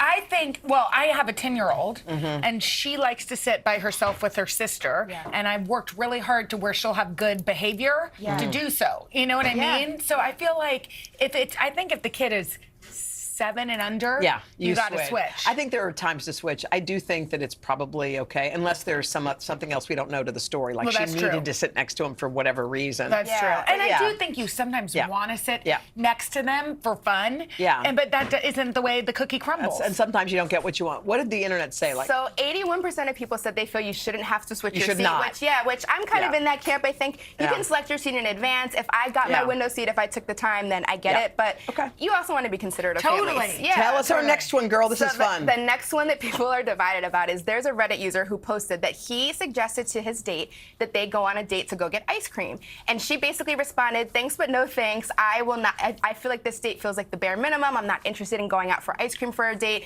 I don't want to waste either of our time. I feel like we're on a different vibe. So everybody has been up in arms about that. A lot of people have been saying, what's wrong with an ice cream date? It's really sweet. Like, it's a little bit of whimsy. And then other people have been saying, listen, if she says that's the bare minimum and that's not what is her standard, then like more power to her. So I'm very curious what y'all think about this one. I mean, I actually think it's fine. I think that after you have ice cream, you go for a walk, and you go to the park. I think the date isn't like, let's go get ice cream. But if what defines a good date for you is how much are you spending on me, then probably maybe that's not the right guy for her. Totally. You know, maybe there's somebody else. I actually think an ice cream date is kind of romantic. Yeah. Me too. Because it reminds you of being young again and playful. But I also think, you know what? Stick to your guns. If you don't want to go out on with him, don't go out. A lot of people pointed out Barack Obama took Michelle Obama before they were they went on an ice cream date, and that's where they had their first kiss. So if it worked for the Obama, she could have married a president. Yeah, exactly. Could have been the future What'd the internet say? 89% of people said ice cream dates are very sweet. Oh, So yeah, I'm with them. All right, Great job. Yeah, that was so much fun. Yeah, that was fun. Thank you. Happy All right. summer. All right. Oh, we have one more? Oh, I thought you said wrap. Okay. Okay, here it is. Ready? The last one that everyone is talking about is, should you wash your feet while you're in the shower? So not just taking a shower, but should you specifically go down to your feet, get down there and wash them? Oh, no. This is an ongoing debate. We still don't even have our votes in for this one because people are still voting. Here's the thing. So bending over to wash your feet? Yes. Okay, I just feel like everything's rolling on down that way anyway. I mean, They're I agree. getting clean I because agree, the dial suds is 100%. But may I ask you, do you bend down there to shave your legs? Yeah. Well, no, I put my leg up on the landing. Oh, yeah.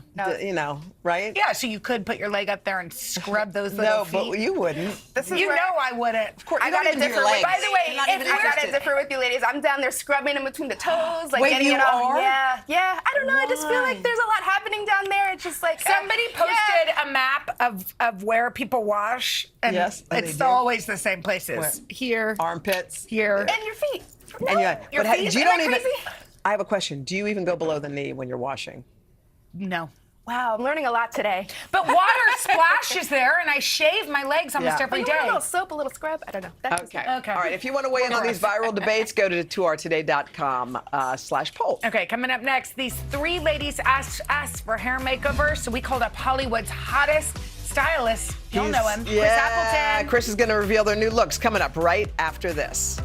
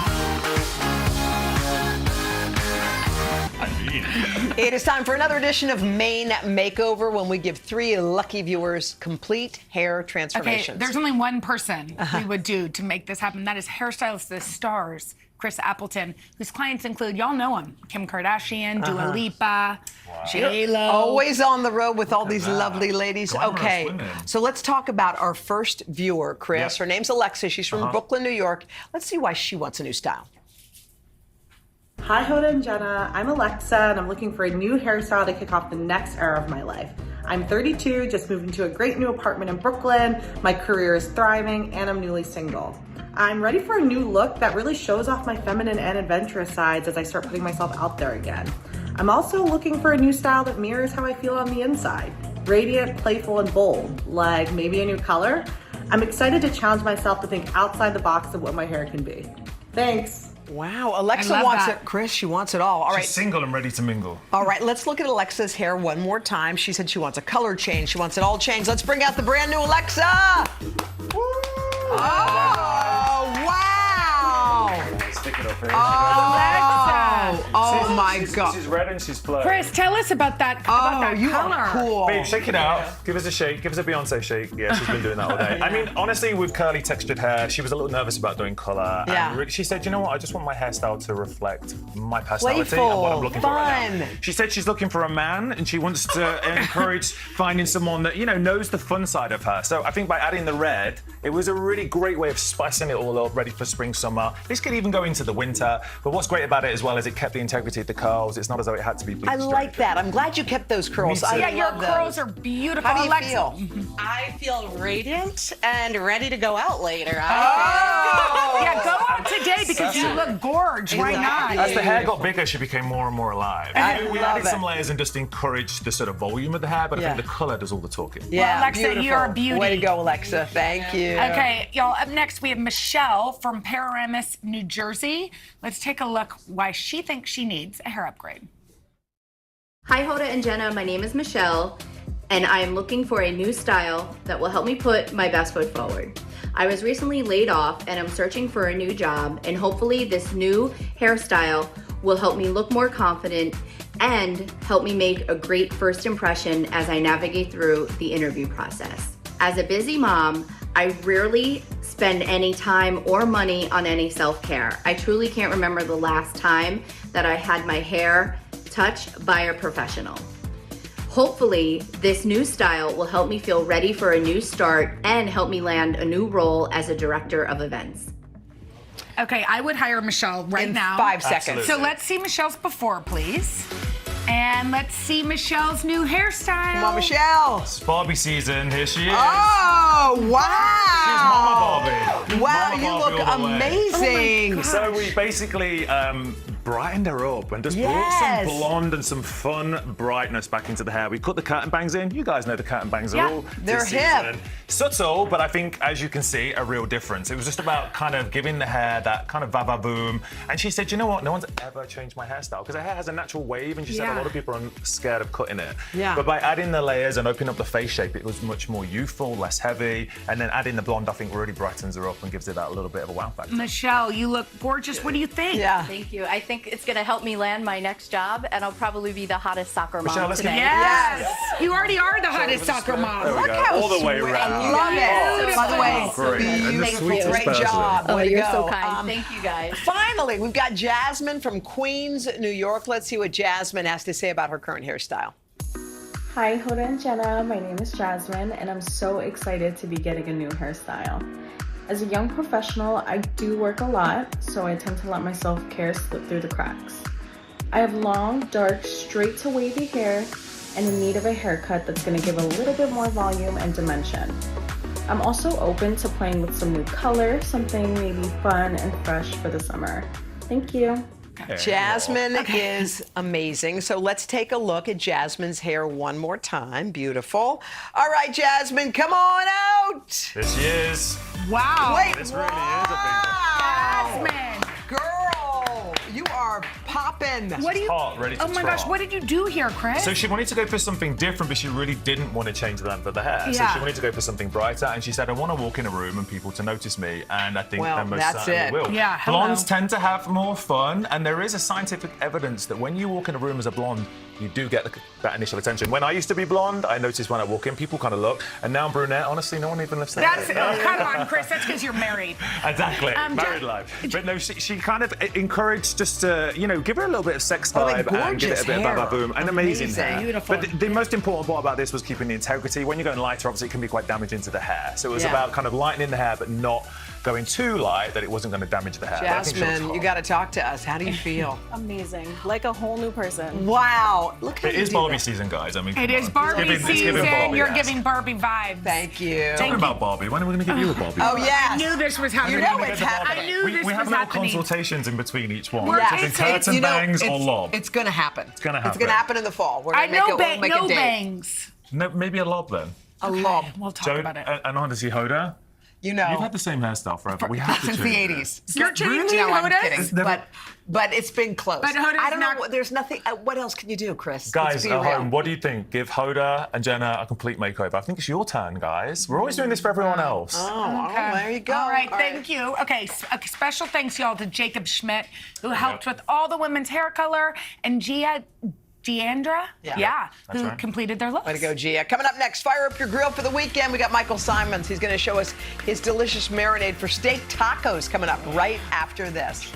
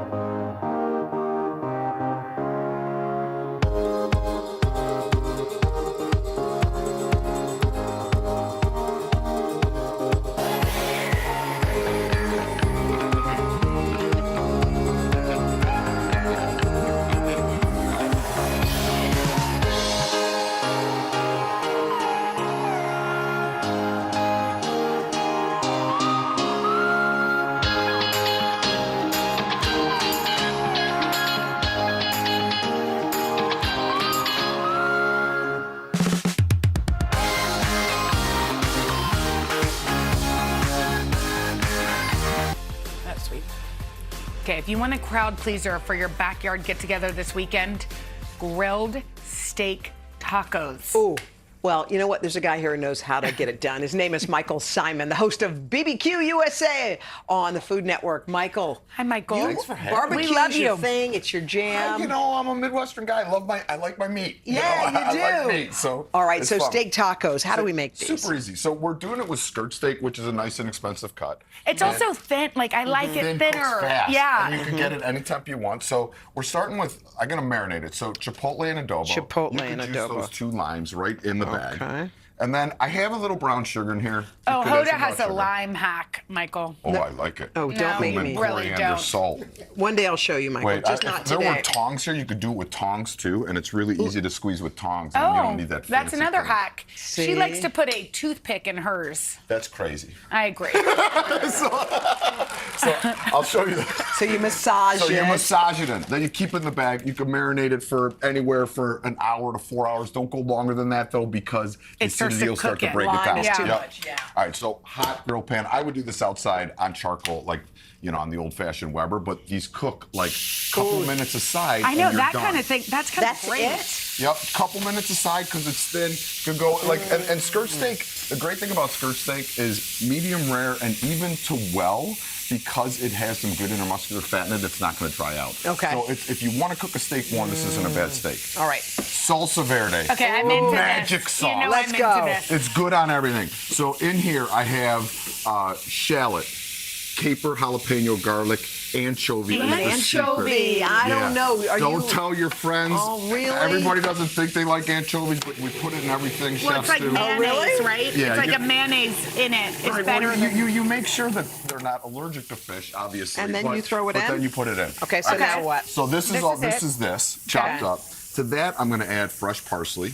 Do you add cilantro or no? You could put cilantro in or parsley, extra virgin olive oil. Look how much parsley you put in This there. whole thing? Yep, go on, get crazy. Okay. You mix this up. Is this lemon juice? Yeah, so lemon, you could do lemon, lime, you could do vinegar. Any of those work great. Just You have this something beautiful acidic-y.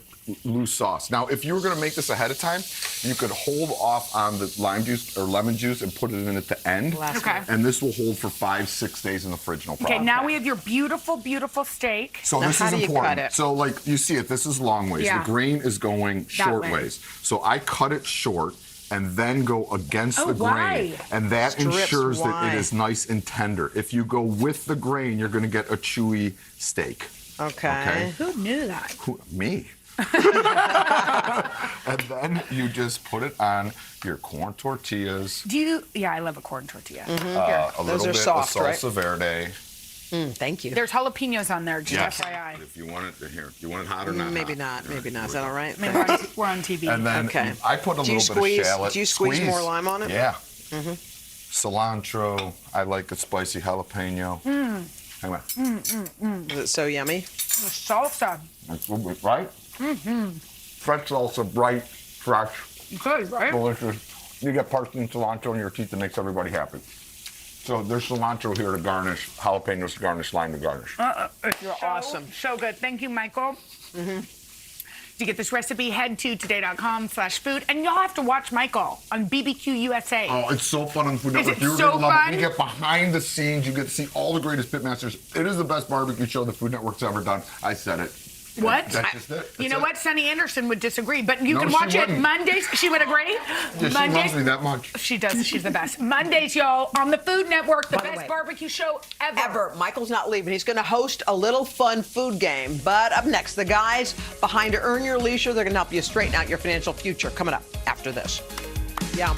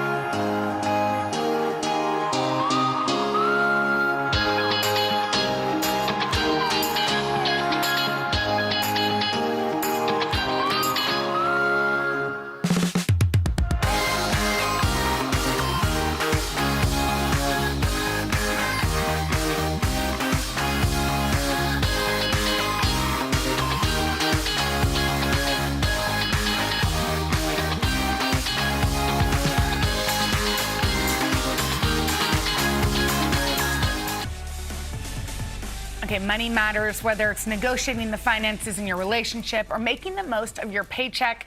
And recently, some big celebs have been making headlines talking about their financial situations. So we thought maybe some of you might be having similar issues. So we called in a couple of great guys who can help. Troy Millings and Rashad Bilal. They're the founders of Earn Your Leisure. Guys, we had you on the show before. Yeah. You're on a rocket ship. Like, everyone's kind of seeking out your advice. So we're happy that you came today. All right, let's start with the topic that we're hearing more and more about. It's women continue to be high wage earners. And we're talking about prenups that need to be in place. Yeah, and you recently talked with Mary J. Blige. Yes. Can we take a look and listen to this interview? What advice would you give as far as for a woman that may be wealthy, well off, and they're looking to get married? Get a prenup. Because I didn't have one. And that's why I ended up having to just give everything away. Yeah, she just kind of had her name. That's kind of what she got. Very unfortunate situation. Yeah, talk to us about the importance there. Well, you know, a lot of times people only look at prenups for wealthy men, right? Because that's the way the society has always been built, as far as men make the money, men are the bread earners. But now, women are actually a lot of times equally making more money than men. So in her case, obviously she's a celebrity, she's famous, she's wealthy. Her husband was not wealthy. So when the divorce happened, she had to pay spousal support. And a lot of times people don't, you know, equate women with paying spousal support, but we're seeing that that's happening more and more these days. So a prenup makes sense, right? No matter what, or only if you're making a higher salary than your spouse. That might change too. Yeah, I think it's one of these things where communication is key in any relationship. And so I think finance is a language, like love is a language. And so you want to be somebody that you can communicate with. And so when you're going to have these conversations about a prenup, I think the first thing to do is be honest, be fair, and be transparent with your financial situation. And also, I think the last thing is make sure that you have counsel with you as well, so that that's all things are covered. Good point. Okay, here, the next topic is based off a recent interview that Gabrielle Union gave on the podcast, Idea Generation. So let's take a look. In this household, we split everything 50-50. But in the other households that each of us have to support, it puts there's always this like gorilla on your back. Oh. Okay, so explain what she meant by that. So they split all their bills in half? Like he pays some bills and she pays some? I guess so. From my understanding. I mean, obviously they're both extremely wealthy, so they're in a situation where they don't really necessarily have to split bills, but we live in a society where it's extremely difficult for one person to really bear the brunt of all the responsibility most of the time, right? The average American is not in a situation where, you know, they can pay for every single thing themselves. So I think it's important, once, as Troy said, to have communication, right? The woman might make more money than the man, or the man might make more money than the woman, but the key is teamwork. So even if we're splitting it 70-30 or 80-20 or 90-10, I think it's based on what's reasonable for the relationship. And a lot of times there's intangible things that money doesn't equate to, like who's taking care of the children, who's doing the day-to-day runs. A lot of jobs don't get paid. Unpaid labor, sure. It's one of those things, and even we're seeing a lot more. People have their personal accounts, people have joint accounts, but what we're seeing a lot more, people are creating businesses together. Right, and so now you have income that we all have transparency to, and we can now divide up and pay bills together, right? Because one, we always look at marriage as two become one. Yeah. Oh my gosh, you guys, we could talk to y'all forever. Come back and we'll get to some other questions. Thank you guys. We're so happy you came. Okay, coming up next, get ready for a little friendly competition. We're taking a trip in our Throwback Thursday time machine coming up after this. We love you.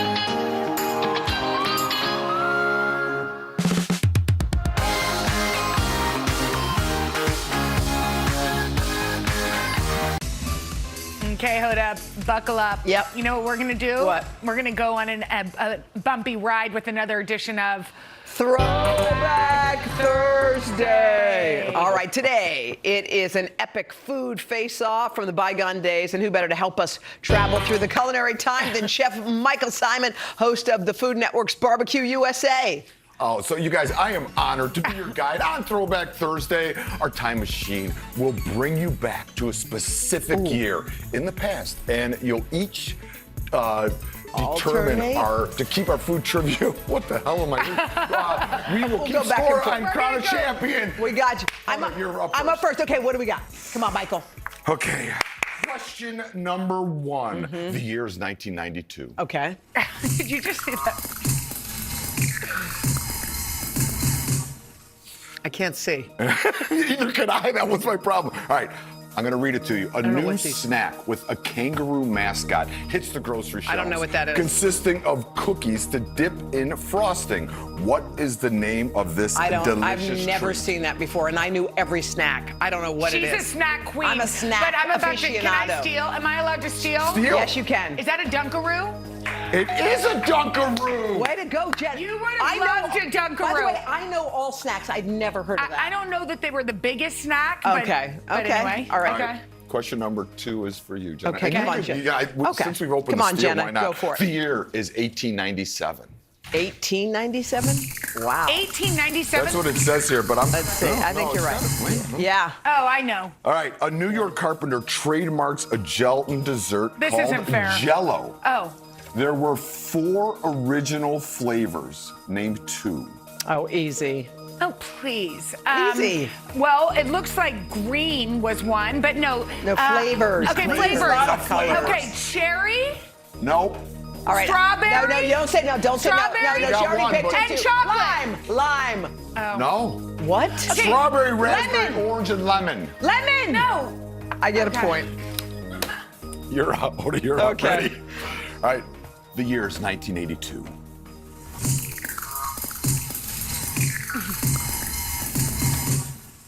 I mean, if you guys don't get this one, I'm going to be very Newman's upset. Own. I will give you a hint. He is from Cleveland, Ohio. She knows. What Paul Oscar award-winning actor starts a food company? Yes. Paul She Newman. already asked. She already- Everybody Cleveland's loves- own. By the way, I love. Me too. That brand is amazing. And have you ever tried their vinaigrette. Courag's coffee? And all the that's stuff what that we it get. does for Me charity is too. really special Yeah. too, by the way. He's a All right. back.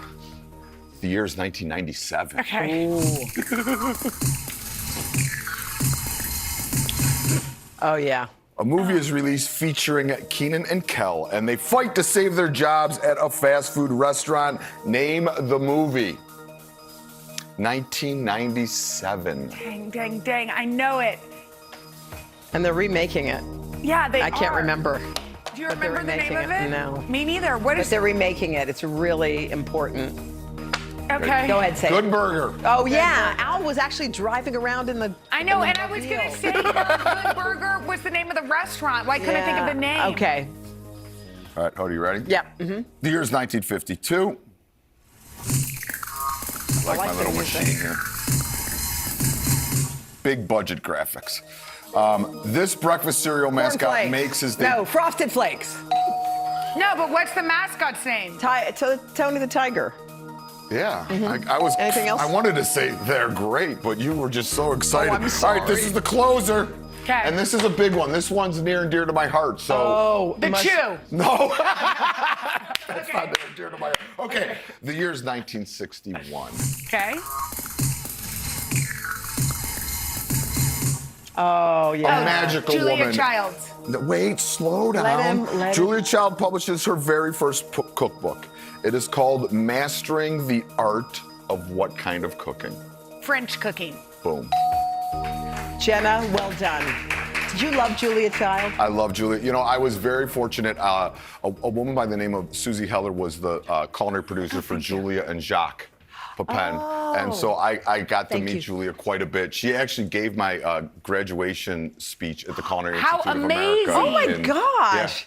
Wow. Well, you know what? We want to give these to you. You get the- Dunkaroos. Because you're the real winner. Dunkaroos. Oh. Okay, Michael, by Michael, the way, we thank love you, you. and we'll be Thank you, back guys. right after this. Great job. By the way.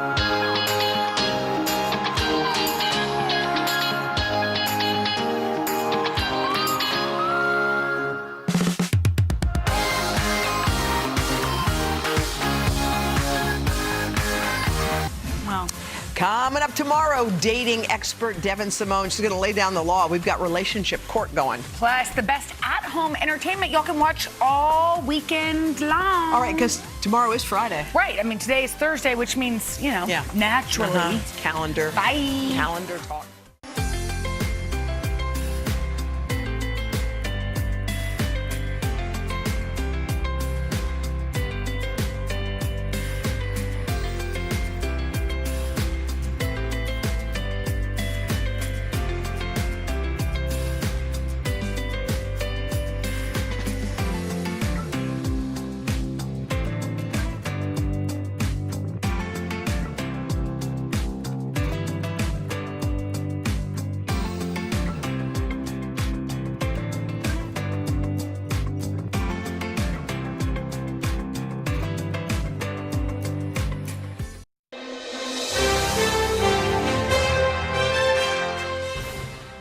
Queen of country music, 50 million albums sold. You've got this business empire. You don't appear to be slowing down at all.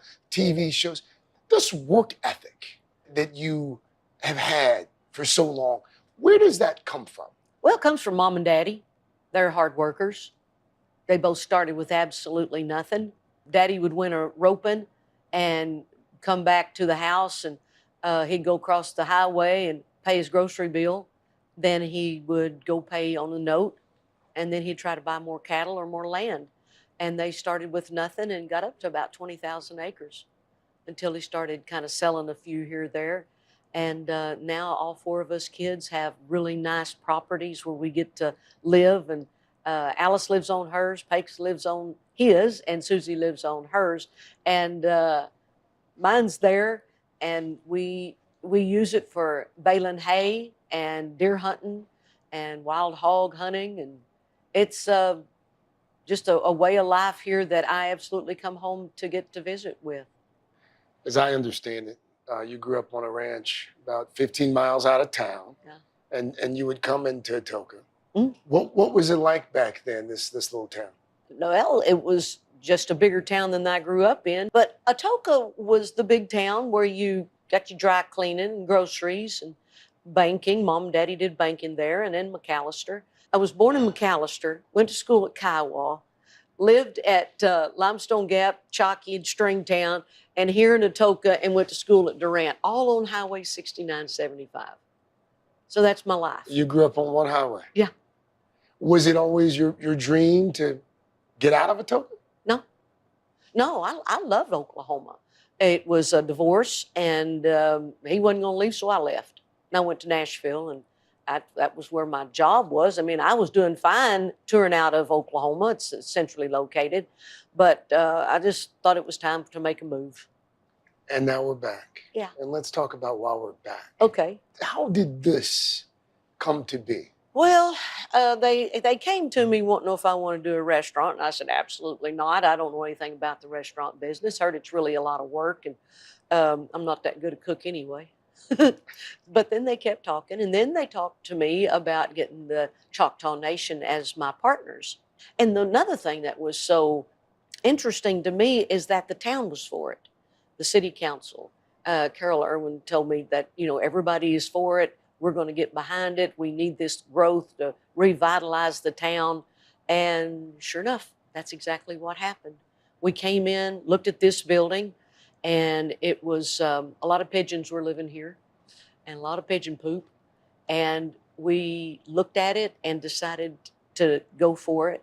So it's 15,000 square feet, 3 floors, so 5,000 each floor. A lot of history. This was a Masonic temple on the 3rd floor. And it's just turned into a very warm, fun place to come to. It's got a great spirit to it. Kind of like Atoka. Yeah, very friendly people. Why was it so important for you to have the Choctaw Nation as a part of this, as a partner in this? They've got the experience of what works, what does not work. They're highly successful. I like them a lot. I like working with them because I got to know them when I'm down there doing my concerts at their casino. It was a guaranteed cushion. Made me feel secure. Made me feel it wasn't all on my back. Any artist that lends their name or is in a partnership, always takes the risk of failure. But with this many people involved that are so positive, so gung-ho, so talented, so smart, and so eager to succeed, I wanted to jump on that bandwagon immediately. Can you tell us about how your parents met here? Well, Mom and Daddy, they both grew up around Limestone Gap, just up the road on Highway 6975. And Mom and Daddy knew each other from school, but Daddy said one day he passed by their place, Grandma and Grandpa's place, and saw Mama carrying a big old 5-gallon bucket, I guess to slop the hogs or something. He said, she could fit in my program. When he saw her carrying the hog slop bucket, that was all he needed. Love at first sight. Wow. It's a different time. Yeah, It's a and different they both went to Limestone Gap School, but we were down here in Atoka a lot. You know, we had friends down here. The movie theater was a very popular place for all of us to go. That's where we all went to see the movies. And then you come back in March of 2020. What was happening then? Well, Mama had just passed away, and I came back to help. I had been here for two weeks before she passed, and then I knew it was coming, and I was putting a tour together. And I said, I don't want to be here when she passes. So I said my goodbyes, and I went back to Nashville, and we rehearsed. And Susie called me, said, she's gone on. I said, okay. So I came back, and I was helping plan the funeral, and Susie and Alice and I were down at Brown's Funeral Home, and they said, I don't think we're going to be able to have the funeral. And I said, why? I said, well, because of COVID. So sure enough, here this thing snowballs. So I stay up at the home place, Mom and Daddy's place there in Stringtown, and Susie and I are going through each room, cleaning it all out and separating things. And Susie was doing the business part, and I was separating pictures and knickknacks and memorabilia. And I stayed there and then stayed up at Susie and Mark's house there at Chalky on the old home place. And it was just a time of reconnecting. It was just what we needed with Mama gone. Why didn't you want to be here when she passed away? I didn't want to see it. There was 14 members of the family. See, I just still, it's been 3 years. I just didn't want to see her go. I mean, when she was here and I stayed that 2 weeks with her, I slept with her. We'd cuddle and I'd say, Mom, what am I going to do? It's all about me now. I said, what am I going to do when you leave? She said, oh, you'll be fine. You'll be fine. Because she's always been my rock. She told me I was her favorite, and then Alice said she told her the same thing, so did Susie and Peg. So she's a good mama. What was she like? Tough, funny. All the grandkids loved her. She'd have a drink with you, cut up, have funny stories. When her nerves were a little bit tense, I'd look over and say, Mom, you need a little shot of whodunit? And she said, yeah. And I said, okay, well, where's your whiskey? And she looked over at Luke Casey. She said, come here, her granddaughter, my niece. She said, go in there in my bathroom, dirty clothes hamper. At the bottom, bring me that bottle of Crown. I said, why do you have your whiskey in the dirty clothes hamper? She said, you think them boys are going to go in there and find it there? I said, good point. Great point. Great point.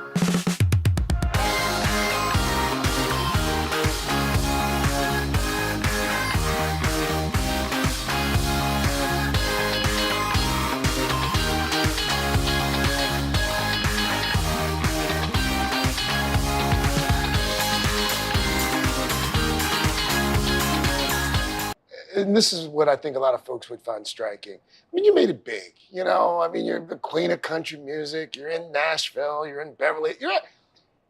But you came back to Atoka after your mom died. Why?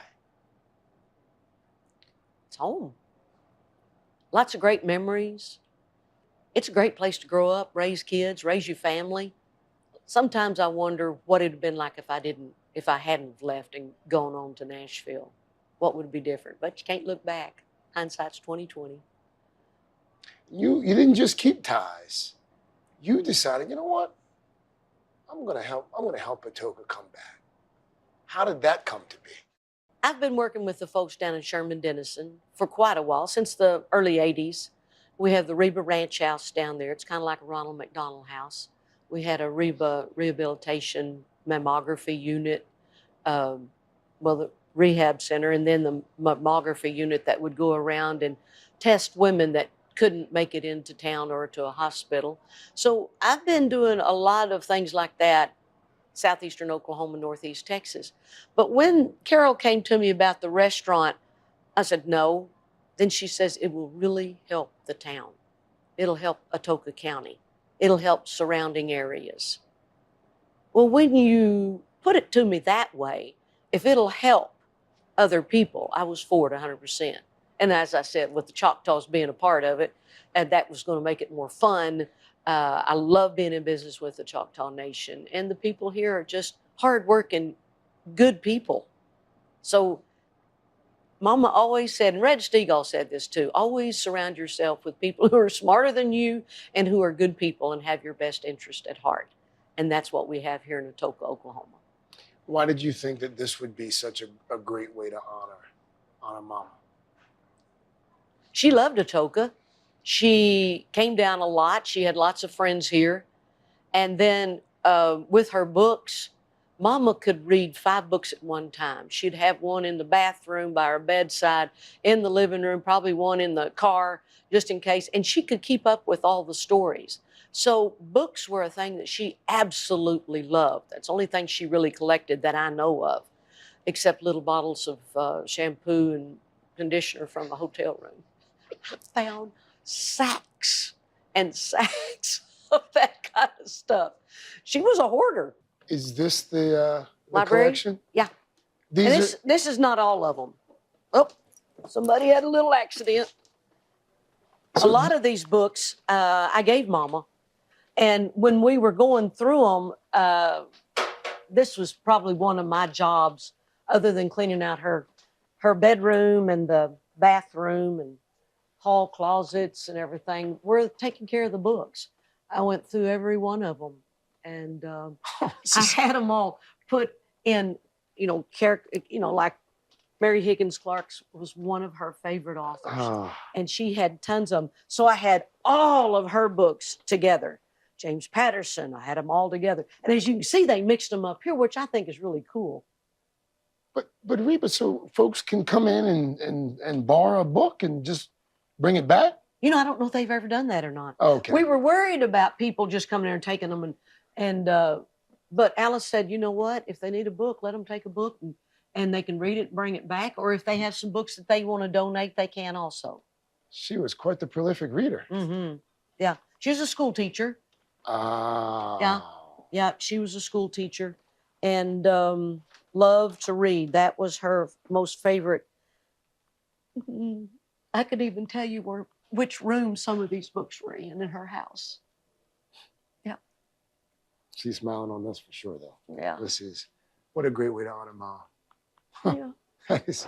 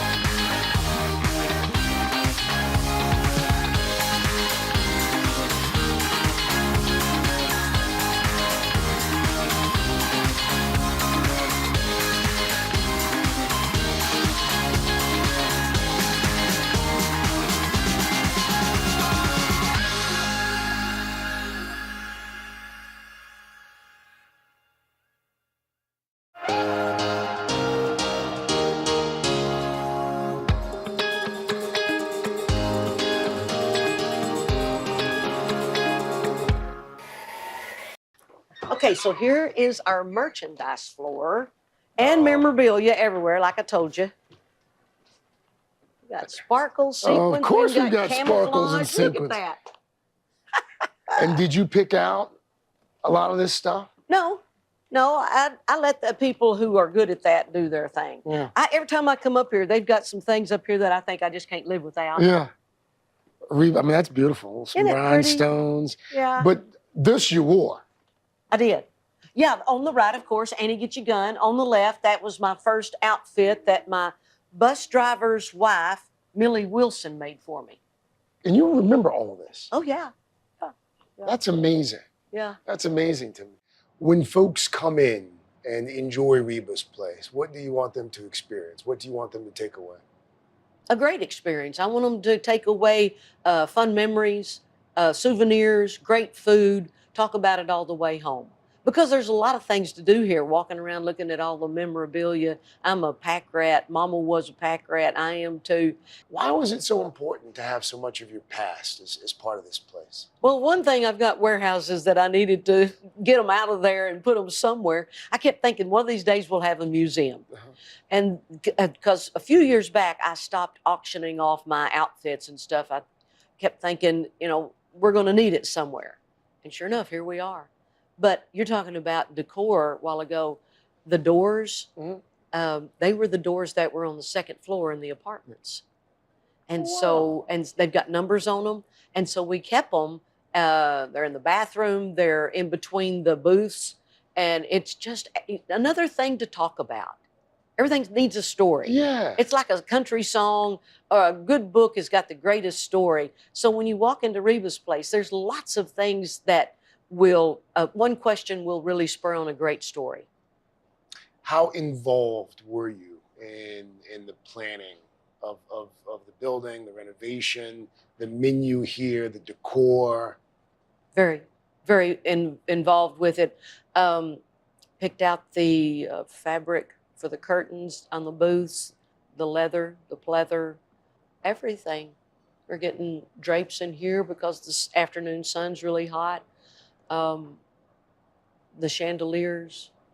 A little birdie told me you've been quite hands-on. And here's the thing, as you know, you could have just written the check and everything would have been just fine. No. Reba she really had to get involved. People who know me, when they walk in and they text me and they say, oh yeah, we knew you'd pick that. You picked that over there, didn't you? And I said, oh yeah, that was what I wanted. It's very important for people to know that I have a lot to do with this. And again, here I go back with Red Stegall and Mama saying, surround yourself with smart people and talented people, smarter than me. Chef Curtis, amazing. Garrett Smith takes charge and helps Chef. It's a wonderful team. And the thing I'm really proud of, there are kids working here that some of them never worked in a restaurant before. They're getting that special training. And some of them might not have ever sat at the dining room table with their family. And they're serving people at a dining room table. So they're learning, and they're learning a trade, a craft. And that's very important. Whether they do or do not go to college, they're learning a trade. I understand that local musicians play here. Yeah. Why was that so important? Well, Reba's place, McEntires are not only ranchers and rodeo people, but singers, musicians. And so I thought it was very important to have music. And it seems to be a great drawing tool. And we have different people come in. Paik even comes in and entertains every once in a while. Susie and Mark. But, across the street, down the street, there's people coming in and playing. El Adobe, Phillip Miller, I grew up with him. He owns that down there. And it's just the way people are used to that. And I didn't want to be somebody that came in and didn't have music. And besides, I wanted it to be a small enough stage where it's not going to be a huge band, but it's going to be an acoustic set where people can eat, talk, and still listen to the music. Have you performed here yet? Uh-huh. Yeah. Had a blast doing it. How cool. It was a surprise, total surprise. And so the band came in and they set up, and then I came walking in. And it was really fun. So we stayed over the next day to do it again. Nobody thinking, oh, she left town. But I walked through and everybody was just eating. And I got up and I started singing Can't Even Get the Blues, and I saw people go. It was funny. What's been the response so far? People come here as a destination, not just because there's thousands of people that pass by on this road every day. They came as a destination, whether it's a 90-year-old grandma that wants to have her birthday here or a little kid that you'd think would be going to Chuck E. Cheese. No, they want to go to Reba's place for their birthday party. They're coming from all over the country.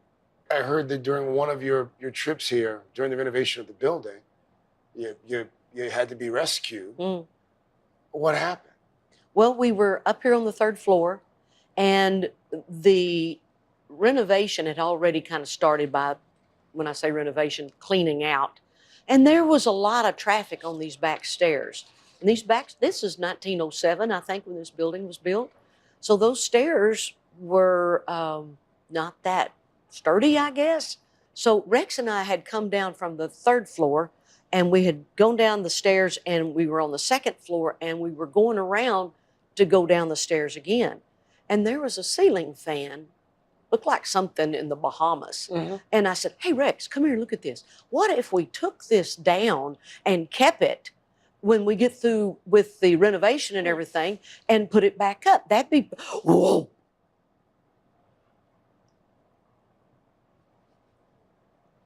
Thank you, Lord. Thank you, Lord. If we hadn't stopped for that ceiling fan, we were going to be on that stairwell, smashed between floors. And so we were stuck. You know, we were hollering out the windows, and I said, how are we going to get down? They said, oh, don't worry, we're going to call the fire department. And I thought, you know, one of them inflatable big things, and I could do a swan dive and flip. And of course, I can't do any of that. But they said, how about a ladder? And I said, oh, okay, I'll do that too. Yeah. So we went down the ladder and made the news. But even after you nearly died in the building during the renovation, you decided to stick with it? There was never any consideration of walking away? No, when you have something like that, you better believe that everything's going to be totally reinforced, going to be stronger than ever, because everybody's really attentive and they know they've got to fix anything that is not perfected. Perfectly stout and able to have people coming up down the stairs or the elevator, anything. It's got to be safe. So you didn't have any misgivings, even after the... I think it was kind of a godsend to me in every way. Number one, it's a great story. Number two, nobody was hurt. And then number three, everybody knew this is an old building. We've really got to take care of putting it back together, stouter and better than ever.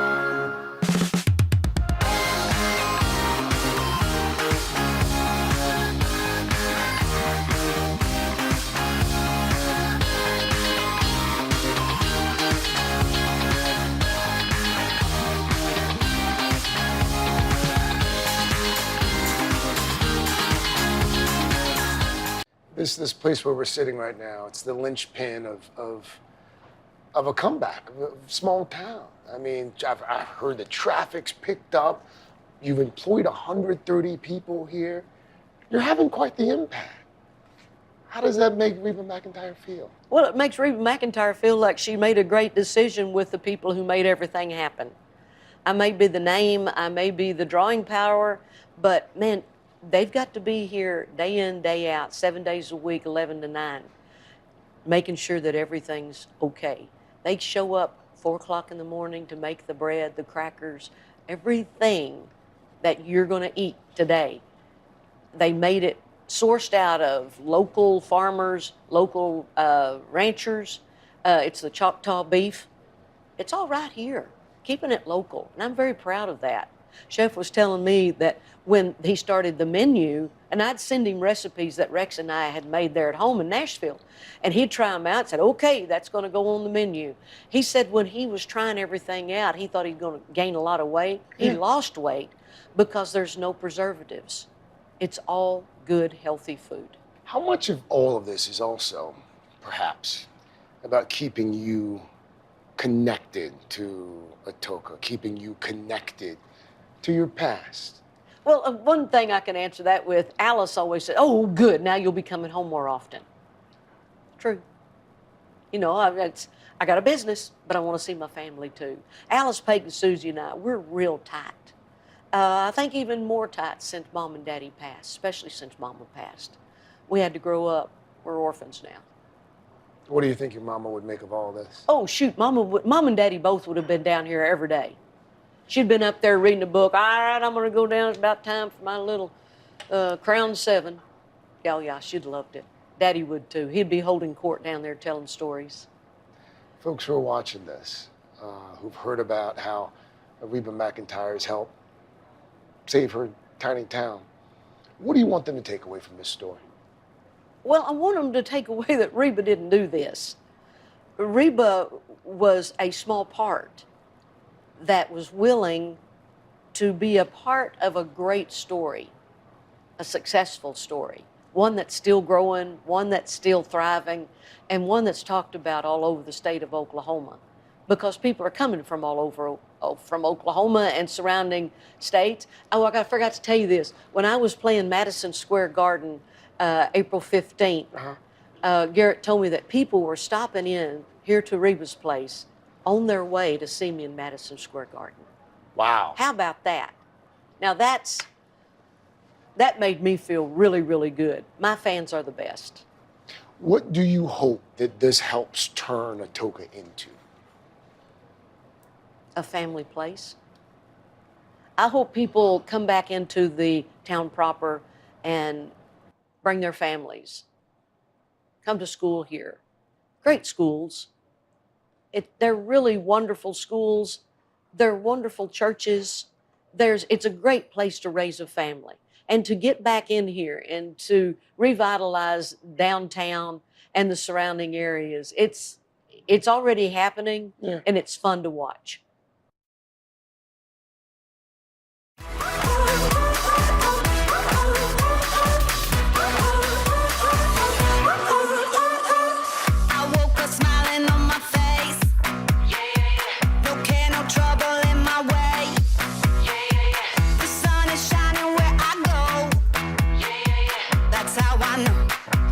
That's how I know. Today's gonna be great, gonna be great, gonna be a good day. Today's gonna be great, gonna be a good day.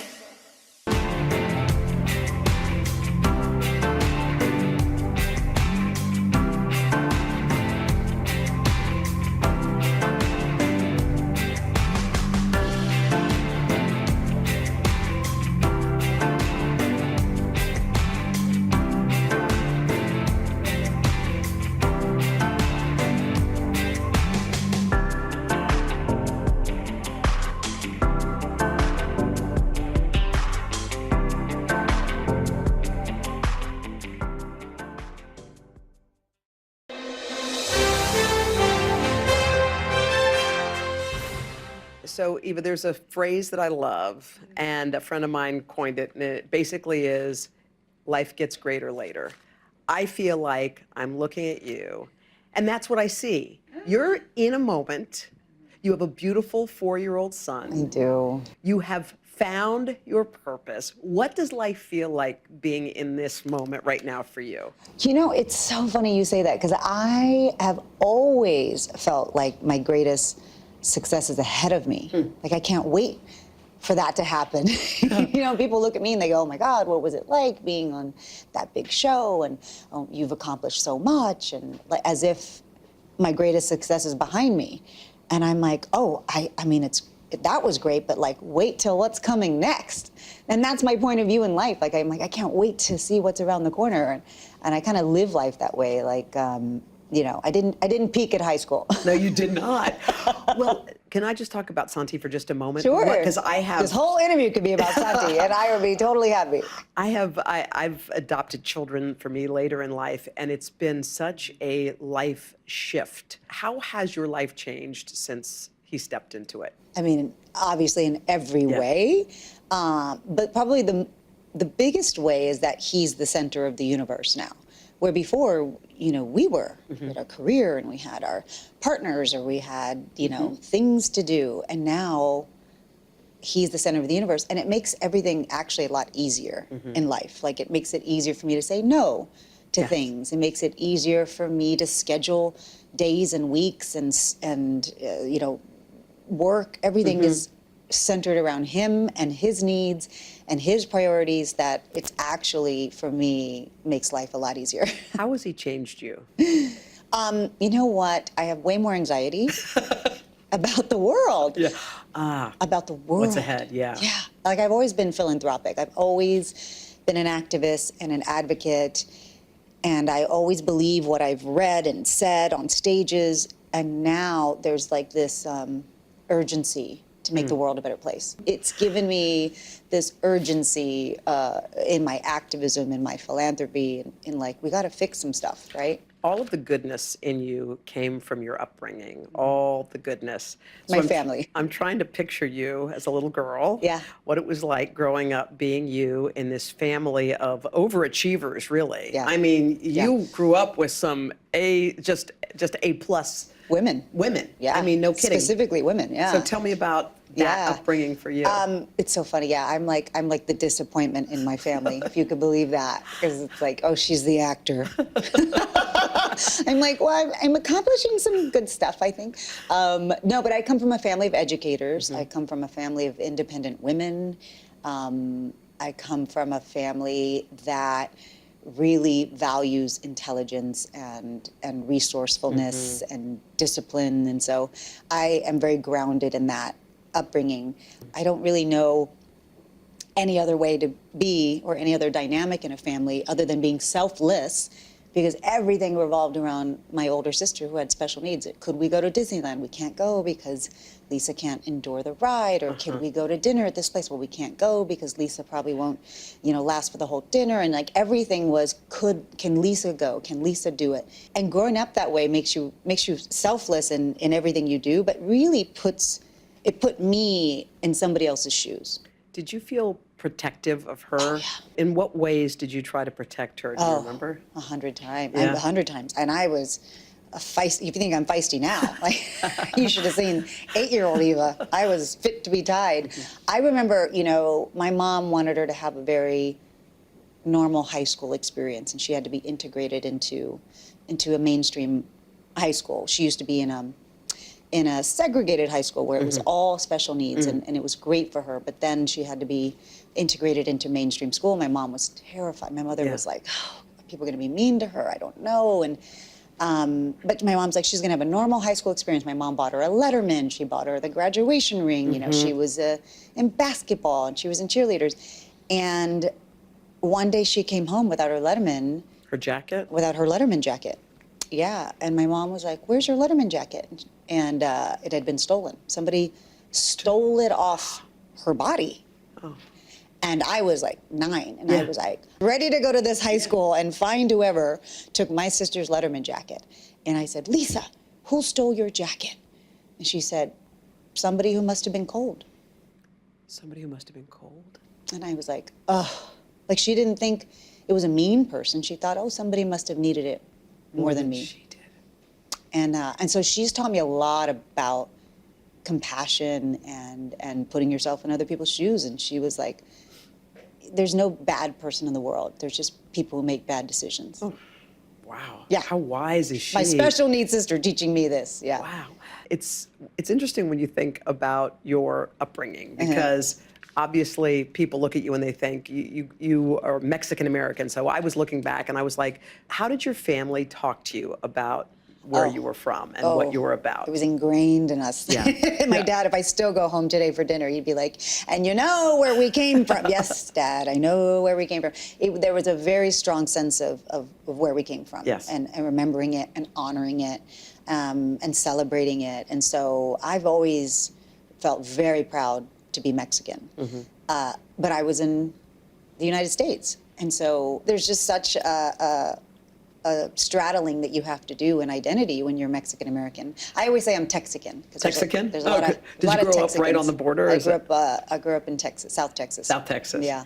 I loved a story you told about when it was very easy to cross over the border and how your dad sort of explained the long line. We used to go across the border all the time when we were little. We would go for lunch. My parents would go for a margarita. We'd go buy candy. We'd go by ourselves. It was just such a porous process. You just go and come and come and go. And all we had to do when we crossed back was say U.S. citizen. And I thought that was a magic word. I thought it was, a secret. And so I asked my dad, I said, and I saw the long line of people waiting to cross. And I said, Dad, do they not know the magic word? And my dad was one that taught me it definitely is a magic word. Like the luck that we had to be born in this country, by this invisible line and border. They're definitely magic words. Wow. U.S. citizen.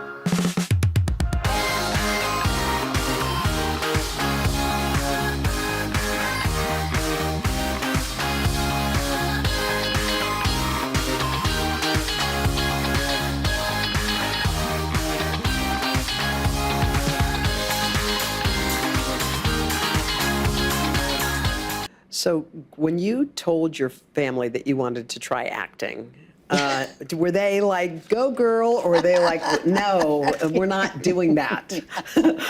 Well, I didn't grow up wanting to be an actress. I went to college. So I graduated with my bachelor's degree, and I said, I think I'm gonna be an actor.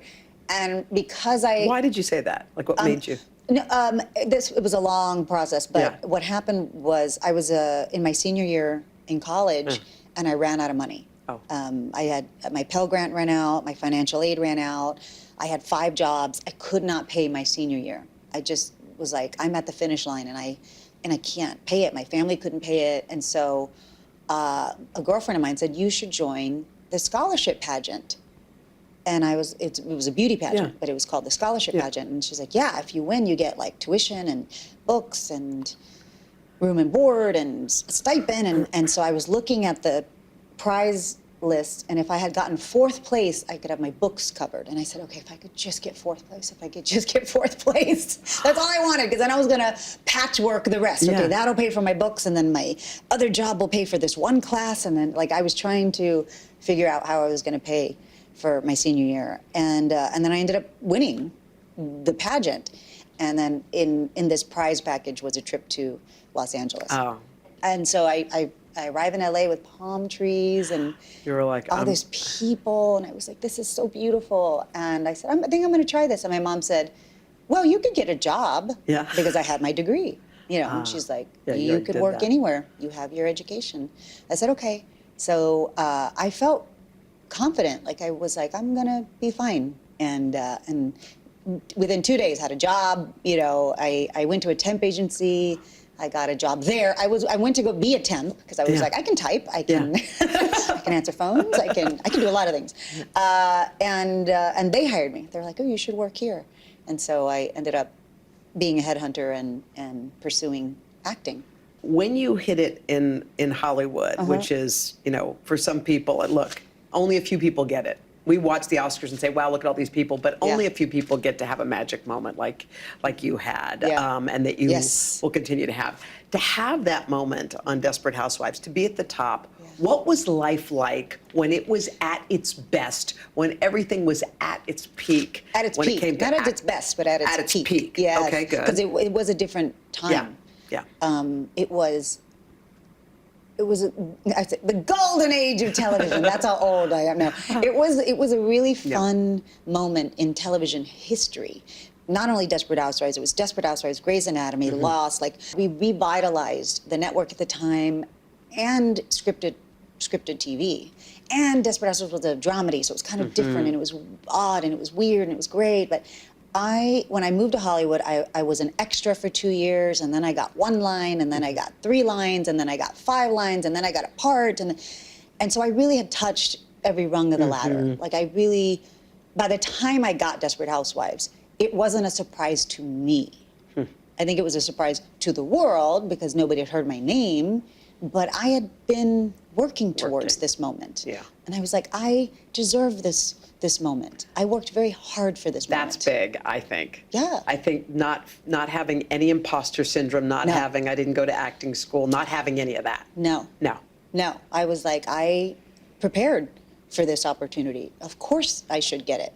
And not in an ego way, and not in a narcissistic way. That's not at all. I'm just saying I wasn't discovered at Starbucks. You know what I mean? Like, I was an extra stealing toilet paper to get by, okay? And stealing bananas from craft services to eat and live in Hollywood. And so by the time Desperate Housewives came along, I was very solid in who I was, in what I wanted. And it was overnight in the sense of press and like household name and things like that. So I never changed, but everything around me changed. Got it. Yeah. Like I remember when they said we were going to be on Oprah, and I was like, "We're gonna be on Oprah!" Like, it was just like, that's amazing. I'm going to be on the cream couch. What am I going to wear? But I savored every first. My first upfronts in New York, my first press interview, my first Golden Globes, my first, red carpet, my first time somebody gifted me something. Remember, they gifted me shoes, and I was like, I can keep these. You would have thought I was like, oh my God, this is amazing. But I remember Helen Hunt told me that, and I had met her somewhere, and she said, remember this moment because there's not going to be another moment like a hit TV show. She said even her Oscar didn't compare to Mad About You. Yeah, she said the birth of a hit is different. It just lands differently, and you're living in people's houses every week, and there was just something special about that. And she told me that, and I was like, oh my gosh, I'm gonna remember every moment. So I was really grateful for the opportunity, but I was prepared for it.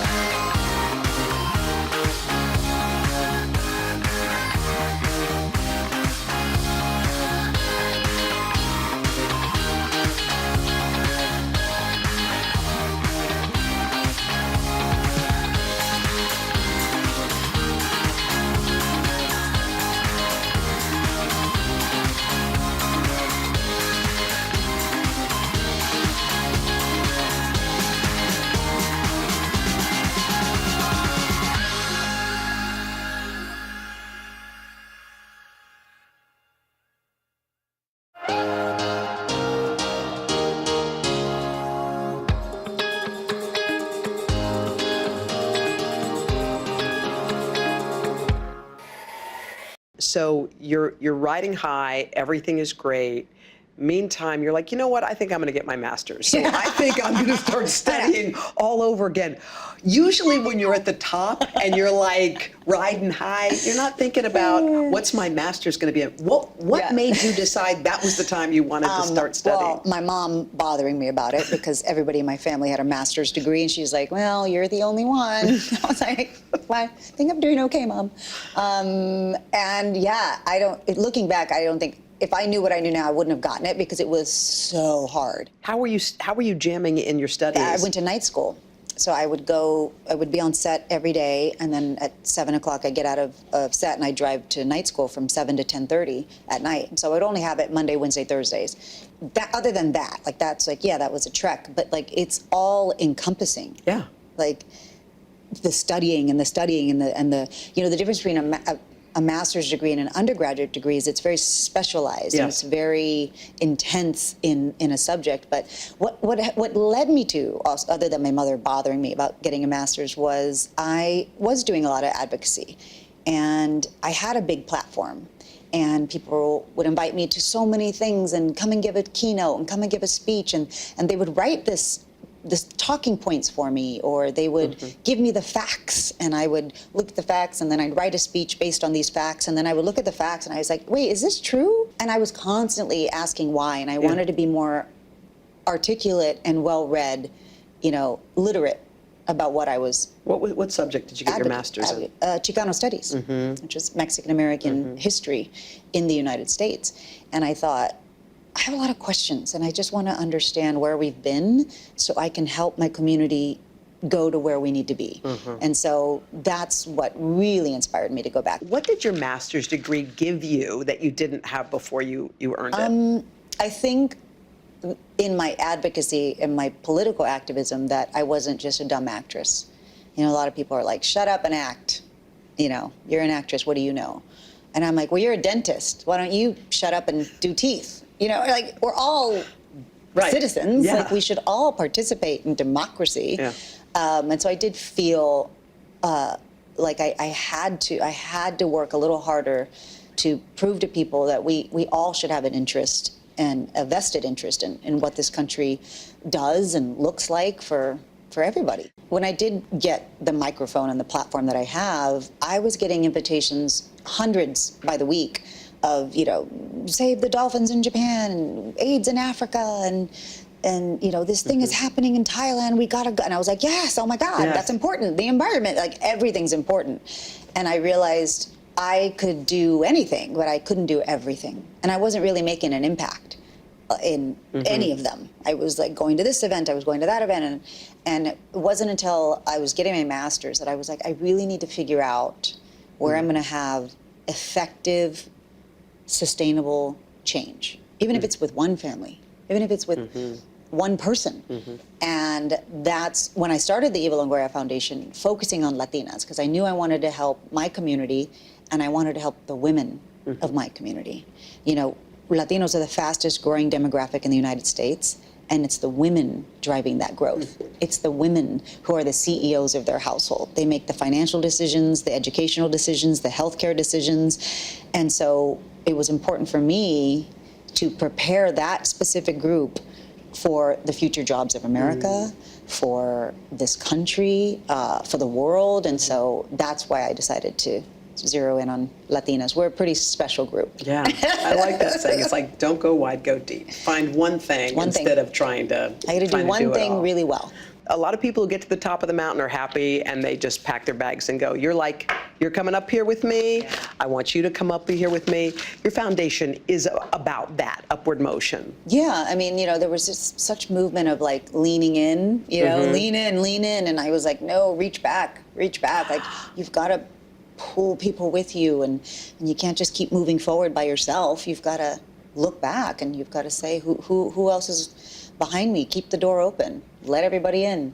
And so that's what the foundation does, is really helping Latinas specifically reach their full potential. And it's a big idea, but like, when you just telling people you believe in their potential is huge. And then giving them the infrastructure and the tools to reach that potential. Yeah. It's like, Because confidence is something that you got when you were young, and that's been in you, which is why you're here. And it is an interesting thing. You're like, I want to help you too. You're not sure you can do it, but I believe you can do it. Or people want permission, right? They go, I want to do this, I just don't know if I can. And you go, I give you permission. Do you need somebody here to say you need permission to be great? I give you permission to be great. Go and be great. And then they feel like, okay, I can. I can do this. Yeah. Do you, I mean, you inspire people, you're inspiring me. So do you hear from people who say, because I saw that, because you did that, because you spoke here, will you tell me, I know you don't like to talk about that stuff, but just anything, it doesn't have to be a specific, but just the feeling of like that. So gosh, a lot of times, so many times, and I get so many wonderful, beautiful people that come up to me in restaurants or somewhere random. I was like in Dubai, and some Chicana Mexican American came up to me and she's like, I'm studying here because you spoke at Harvard and you said to travel, like travel the world while you're young, right? Before kids, and like travel the world, go experience different cultures. And she told me that. She's like, and I'm here because of you. I was like, well, Dubai's a little far, but I'm glad you're here. Glad you did it. Or in my activism, I've had a lot of people off the streets, you know, waiters and valet and all sorts of people who just come up and they say, thank you for fighting for me. And then I go, oh. And then you're just reminded why you're doing it. You know, they feel like they don't have a voice. I'm not speaking for them, but I encourage them to speak for themselves. And I think that's super rewarding.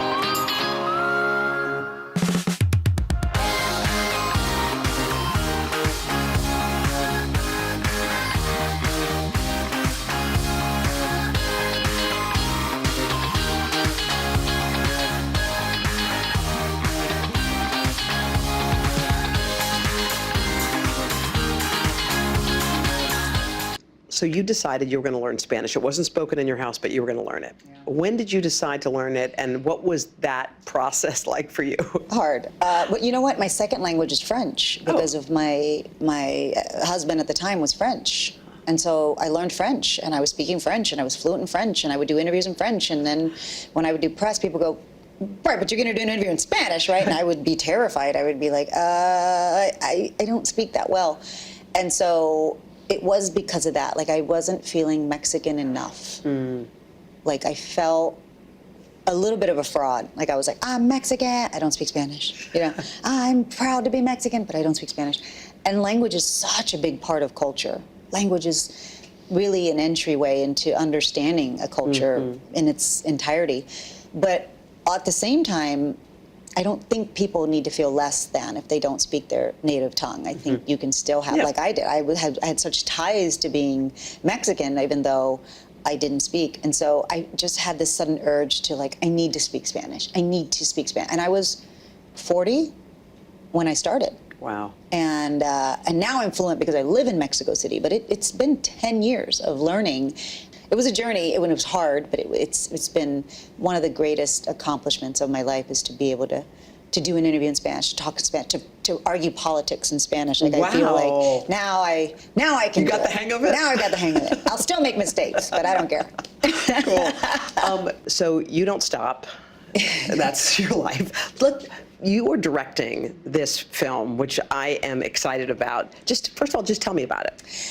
It's a biopic. Yes. It's the true story of Richard Montanez, who had a huge hand in developing the #1 snack in the world, which is the Flaming Hot Cheeto. Of course. And he was a Mexican janitor who worked at the factory and spent 42 years at PepsiCo working his way up. And it's really a movie exploring the theme of how opportunity is not distributed equally. Everybody can have talent, but not everybody gets the opportunity. And he really faced a lot of adversity in his life that said, no, ideas don't come from people like you. Like you, God. Or, no, that job isn't for somebody who looks like you. And he always was like, but why not? But why not? But why not? And so his tenacity and drive is so inspiring and motivational.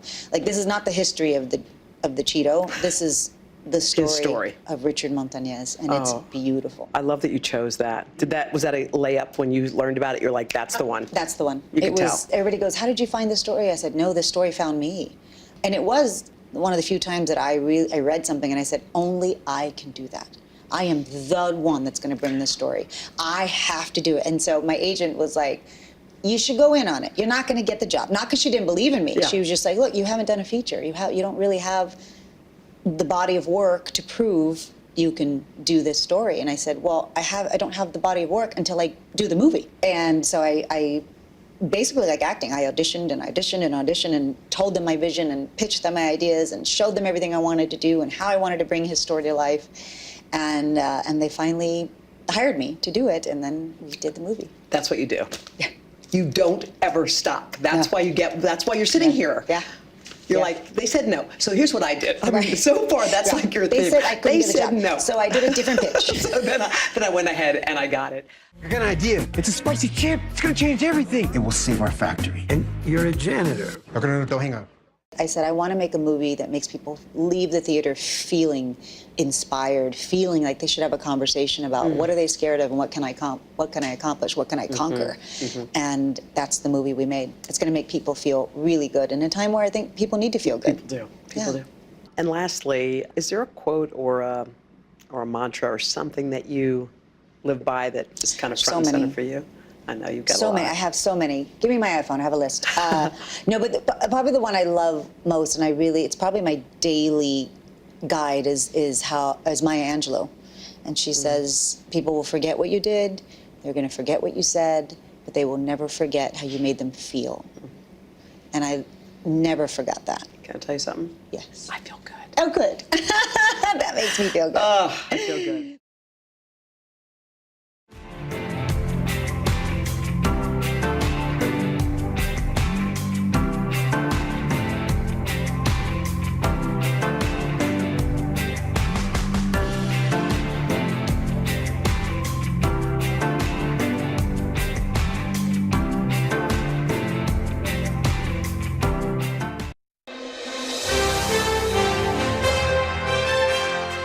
First of all, can you believe you're here?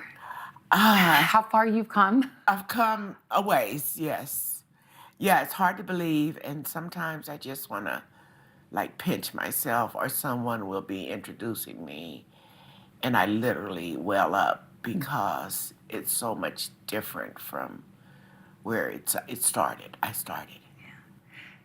It feels like it's not that far from you at any given time, that young girl who was in and out of prison and feeling hopeless. Yeah, she's not far. She's with me and drives me to make sure that other women don't feel like that walking out of a prison door, that they have something to go to, something to hold on to, something to help them rebuild their future.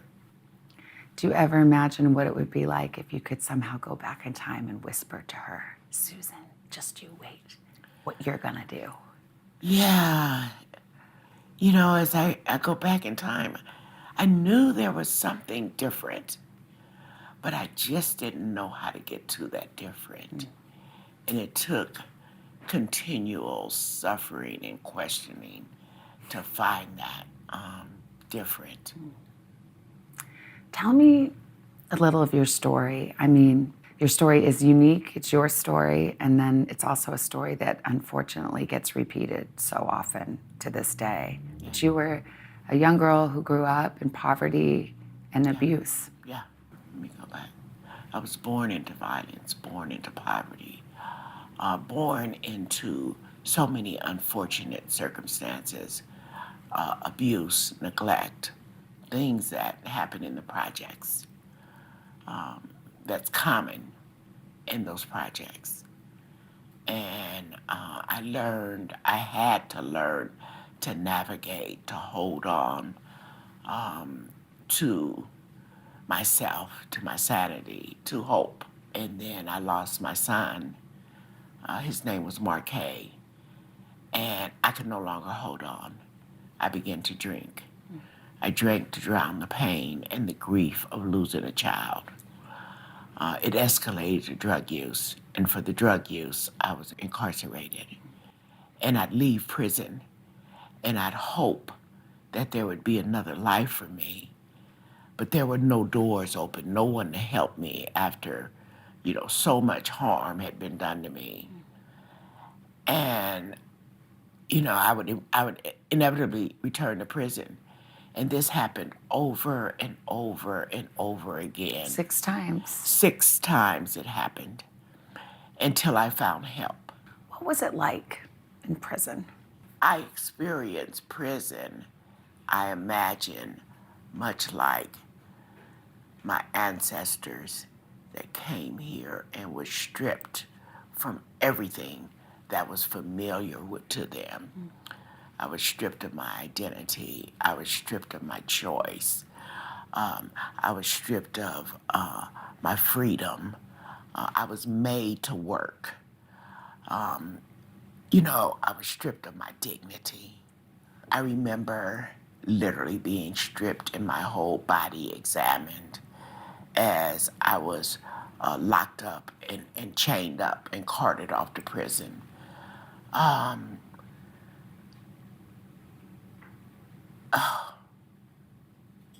It's such a painful experience to be punished for grief. Such a painful experience. When you would leave prison, I'm sure you were thinking, I never want to come back to this place. And then what would happen? Savannah, the last time I left prison, the guard said to me, Burton, you'll be back. I'm keeping this bed for you. And I said, no, I won't be back. I'm gonna go. I'm gonna get a job. I'm gonna get my life together. I'm not coming back here. And he said, the only place you'll ever work is in a prison. And while I rejected on the surface what he said, my response was, oh no, I'm not coming back. The reality is that I was not prepared to change the trajectory of my life. The reality is that what he said is what our nation has created, this turnstile of incarceration for people, because there's an overinvestment in incarceration and punishment and an underinvestment in resources, reentry supports, especially for women. You were able to get help for your addiction that set you out on this path toward healing. But what was it that made you want to go back and put a hand out?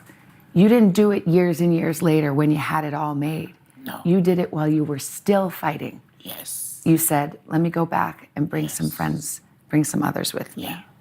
When I realized that there was a solution and people in other communities got an opportunity for that solution.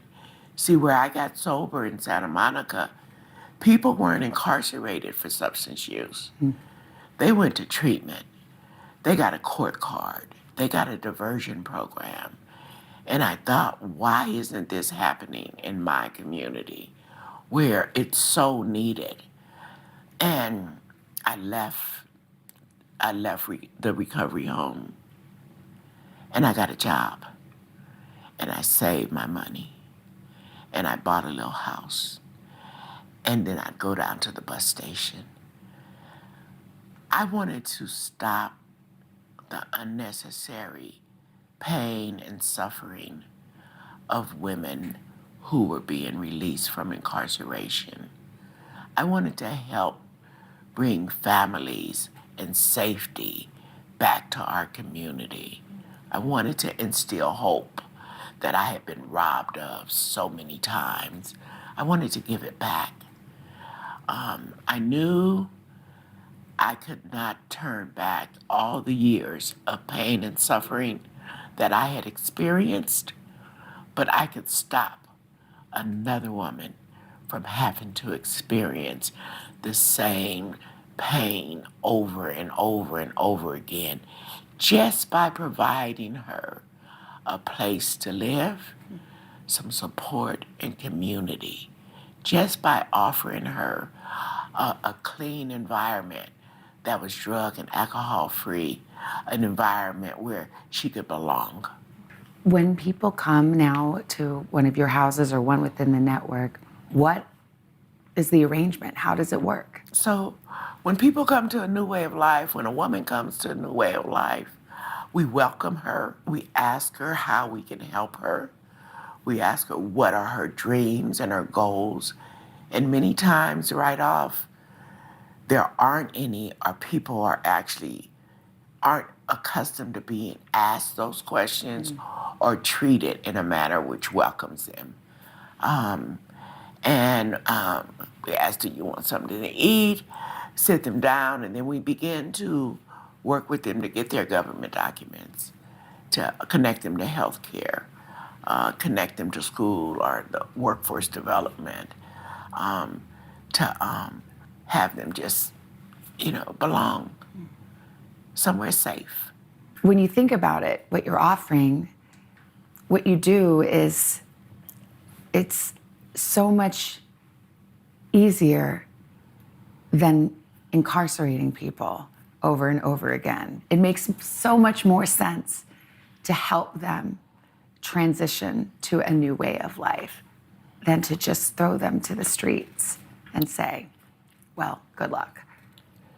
Yes, I mean, it's just such a no-nonsense, simple approach that allows a person to feel a part of the community and valued. These are single-family homes where people women can come and live and create community, a place to belong, a place to come back to have dinner after they've been out to work or to school. It's allowing people to know they matter and they count. And it's not as costly as it is to incarcerate and punish. When you walk out of a prison, you're hurt, you're harmed, you're not ready to engage and be a taxpayer. You're dependent. So the outcome is so different. Well, paint a picture because if you're walking out of prison, you likely don't have a dress, which means you can't probably get a job. Yeah. There are many, many jobs that won't hire somebody who has a prison record or a criminal record. Maybe you don't know how to even get your government documents, your ID, a driver's license. How does it feed on itself? I mean, you walk out of a prison gate, you have no ID. You have no social security card. You have no address. In order to get an ID, you need a birth certificate.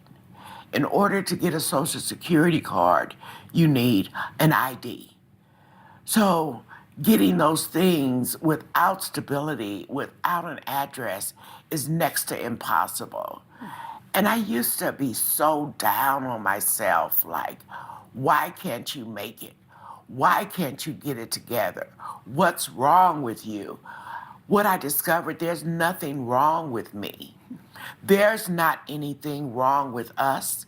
It's something wrong with a world that puts people in prison, sends them back unprepared, and then beats them over the head with no, no, no, no, you can't have a job. No, you can't get housing. No, you can't get an ID. Yes, you have to have a birth certificate.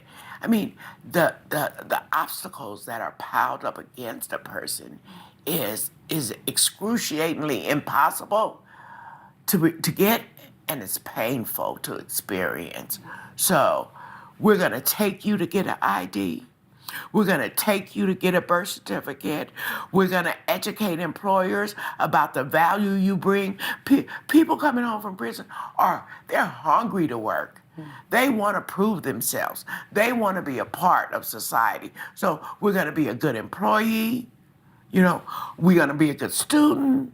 I mean, we're gonna show up in our full selves, with our best selves, given the opportunity to be a part of. So if you want a good employee, give a formerly incarcerated person a chance.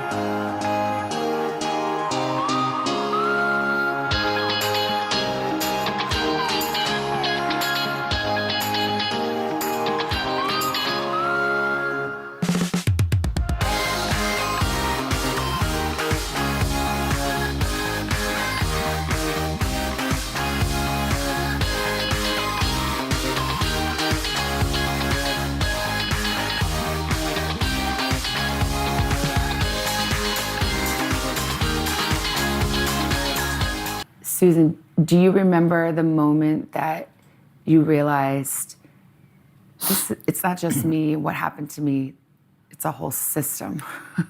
Yeah. It's bigger than one person. Yeah. In the first house, my house that I got, I was working and supporting the women. We had created community. It was like 11 of us living in that little house. And we were happy. We were laughing together. We were crying together. We were going to meetings together. We were cooking together, recovering together. And there was one woman who had did everything that she could possibly do to get her child back. And the thing that she couldn't do was to find a house or an apartment that she could afford to be reunited with her child. And she lost her child. The court terminated her parental rights because she had no place. And that set me on a trail of, beginning to really examine our country's laws and politics and what it sent me deeper and deeper. So once I realized that I wasn't a bad person, I was a sick person and I could get recovery. Once I realized that people could do everything right and still be punished because they had a criminal record. Once I realized that we as a community could recover, and why didn't we get the opportunity to recover instead of punished for a substance abuse or mental illness. It began an awakening and deeper awakening. And then I read this book called The New Jim Crow, And that was another just level of healing and forgiveness for myself. Now, I had forgiven other people for wrongs they had did me. But then I began to really forgive myself for some of the chances I had taken or some of the options I had exercised, and really understand that those were options. What is it like to go now and see, you know, the houses that a New Way of Life runs, but also now there's a whole network of houses around the country that were born of this idea that you, Susan, had. Yes.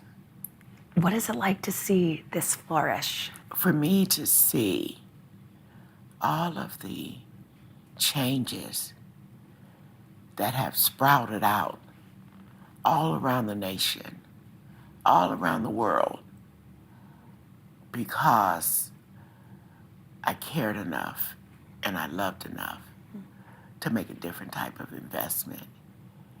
It's just, I'm in awe sometimes.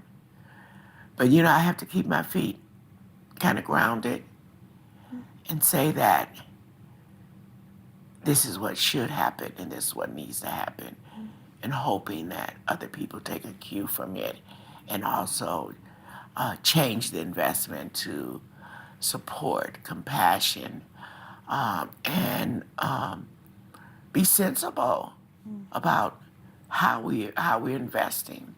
States are spending billions and billions and billions of dollars on incarcerating people and very little on reentry. It just does not make sense. And this reentry is real community safety. You wrote a book. I wrote a book. This is your story. This is my story. It's their story. Yes. And you go to prisons. And what do the women say to you when they see you? When I go to prisons, the women stand up with tears in their eyes and say thank you. They say, the same things happened to me as a little girl. They say, please come start a home in our community. They say, can I come to a New Way of Life when I'm released? Just so many things. They say they're inspired. They're hopeful now. So many things they say.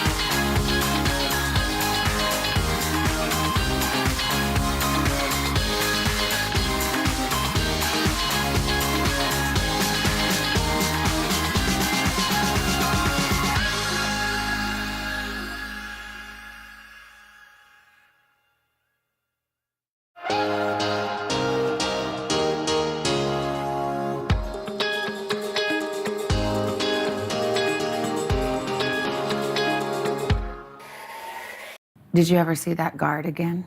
I did go back and see that guard again. And what did he have to say?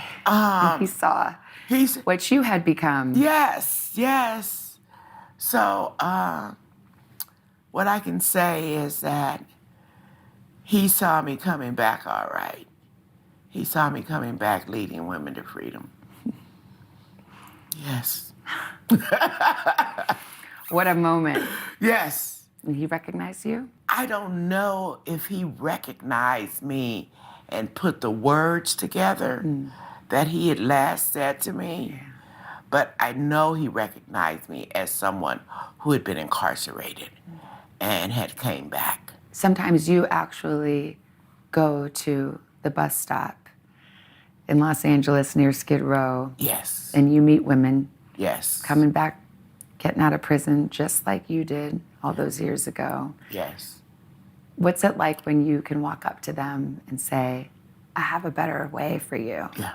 So going down to the Greyhound bus station, meeting women as they walk off the bus with their whole life in an envelope, saying, girl, come on, I have a bed, I have a home that is drug and alcohol free, that you can have a bed there, you can come and join our community and start a new life. It's like, wow. Yeah.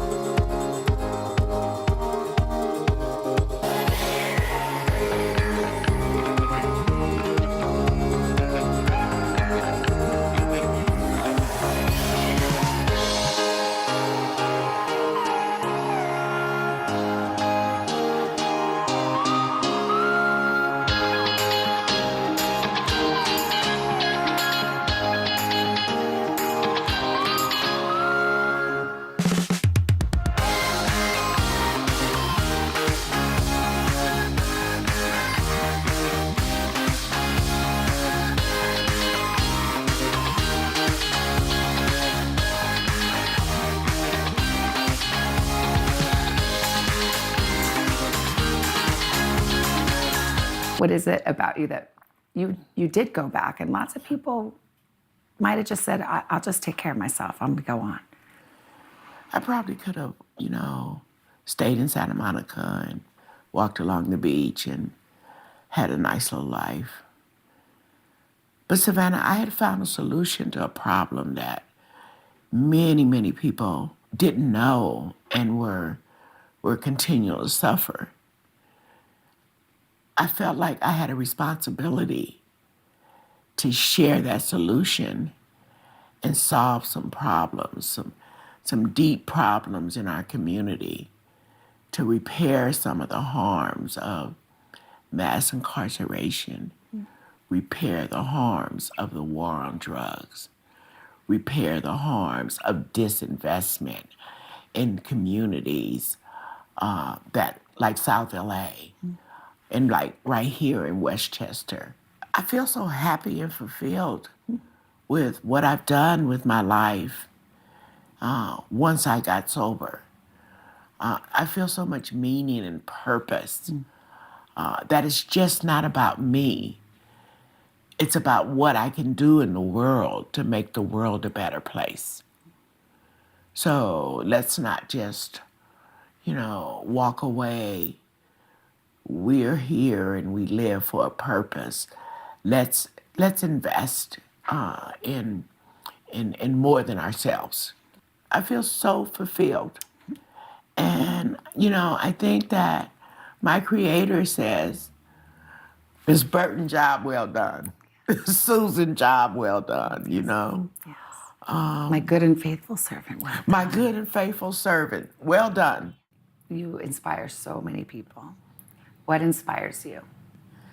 I'm inspired by the impact that my life can have. I'm inspired by the children. One of our residents, who is now an employee, daughter got into Stanford. And she wrote a paper about her mother and me. And the paper got an A.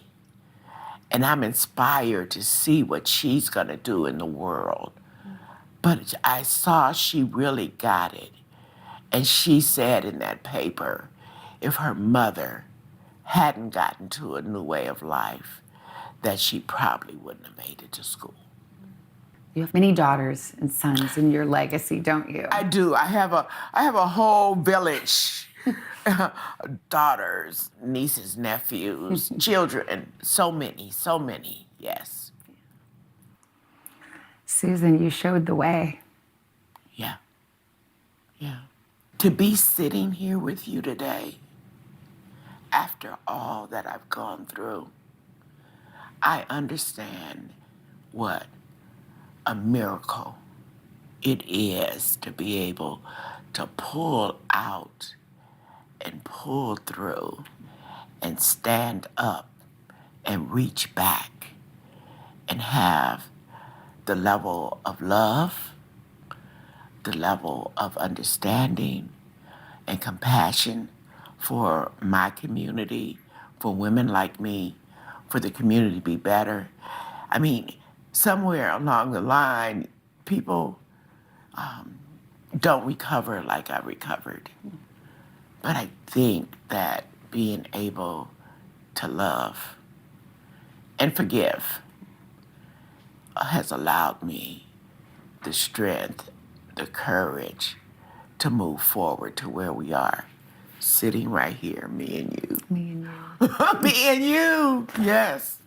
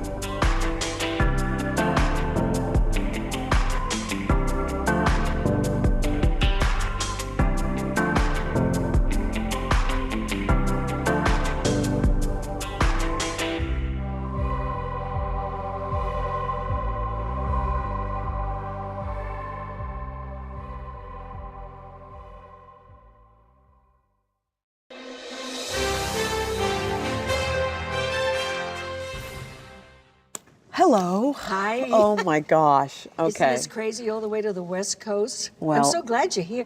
I'm so glad to see you. Sitting across from you, I'm going to tell you right now, is a privilege and an honor. What are It you is saying, a woman? privilege and an honor. Okay. One word that you would use to describe yourself. Ebullient. Ebullient. Why that word? Because it's my nature. I never used to be like this, but I have come to appreciate every little moment. Describe, you said you weren't always like that. Describe who the little girl was. Oh, the little girl, Rosita Dolores Alverio, was fearful, felt very unworthy, felt without value. Not necessarily my mom's fault, it was the fault of the times that anybody who came from Puerto Rico was not a good person. And I learned that very, very early, and I learned it too well. What was the first time you learned that you remember? I think I was 5 when my mom had brought me to America. We lived in New York City and in the ghetto. Hispanic ghetto. And on the way to kindergarten, I noticed that little gangs of white boys were just gathered there, it seems, to tease and make deeply unhappy little girls, mostly little girls who pass by on the way to school and say bad names. And they were very scary. And you just tucked it away. Yeah. Tucked it away. And the trouble with tucking is that it sits there and festers, and you wonder why do I feel so bad about myself? So this little girl who had all these feelings had a spark in her. She loved to perform. Like, what was it about the experience of performing that turned the lights on for you? That's easy to answer. Grandpa in Puerto Rico, abuelo, used to have me dance to records. Remember records? Of course. I used to love to boogie and all and shake my little tush. And he would hug me and kiss me, and everybody in the family would say, "Isn't she adorable?" And I thought, this is nice. I could do with more of this. Truly. Did you like being Hispanic? Not for a long time. Once I came to America, yeah, I perceived that it was not a good thing to be Hispanic. And for years and years and years, I battled that. How did you try to hide it? I tried very much to hide it. I tried to be very American. I tried to be up to date in things, whatever that happened to be, whether it was fashion or little funny sayings that Americans would make up, you know.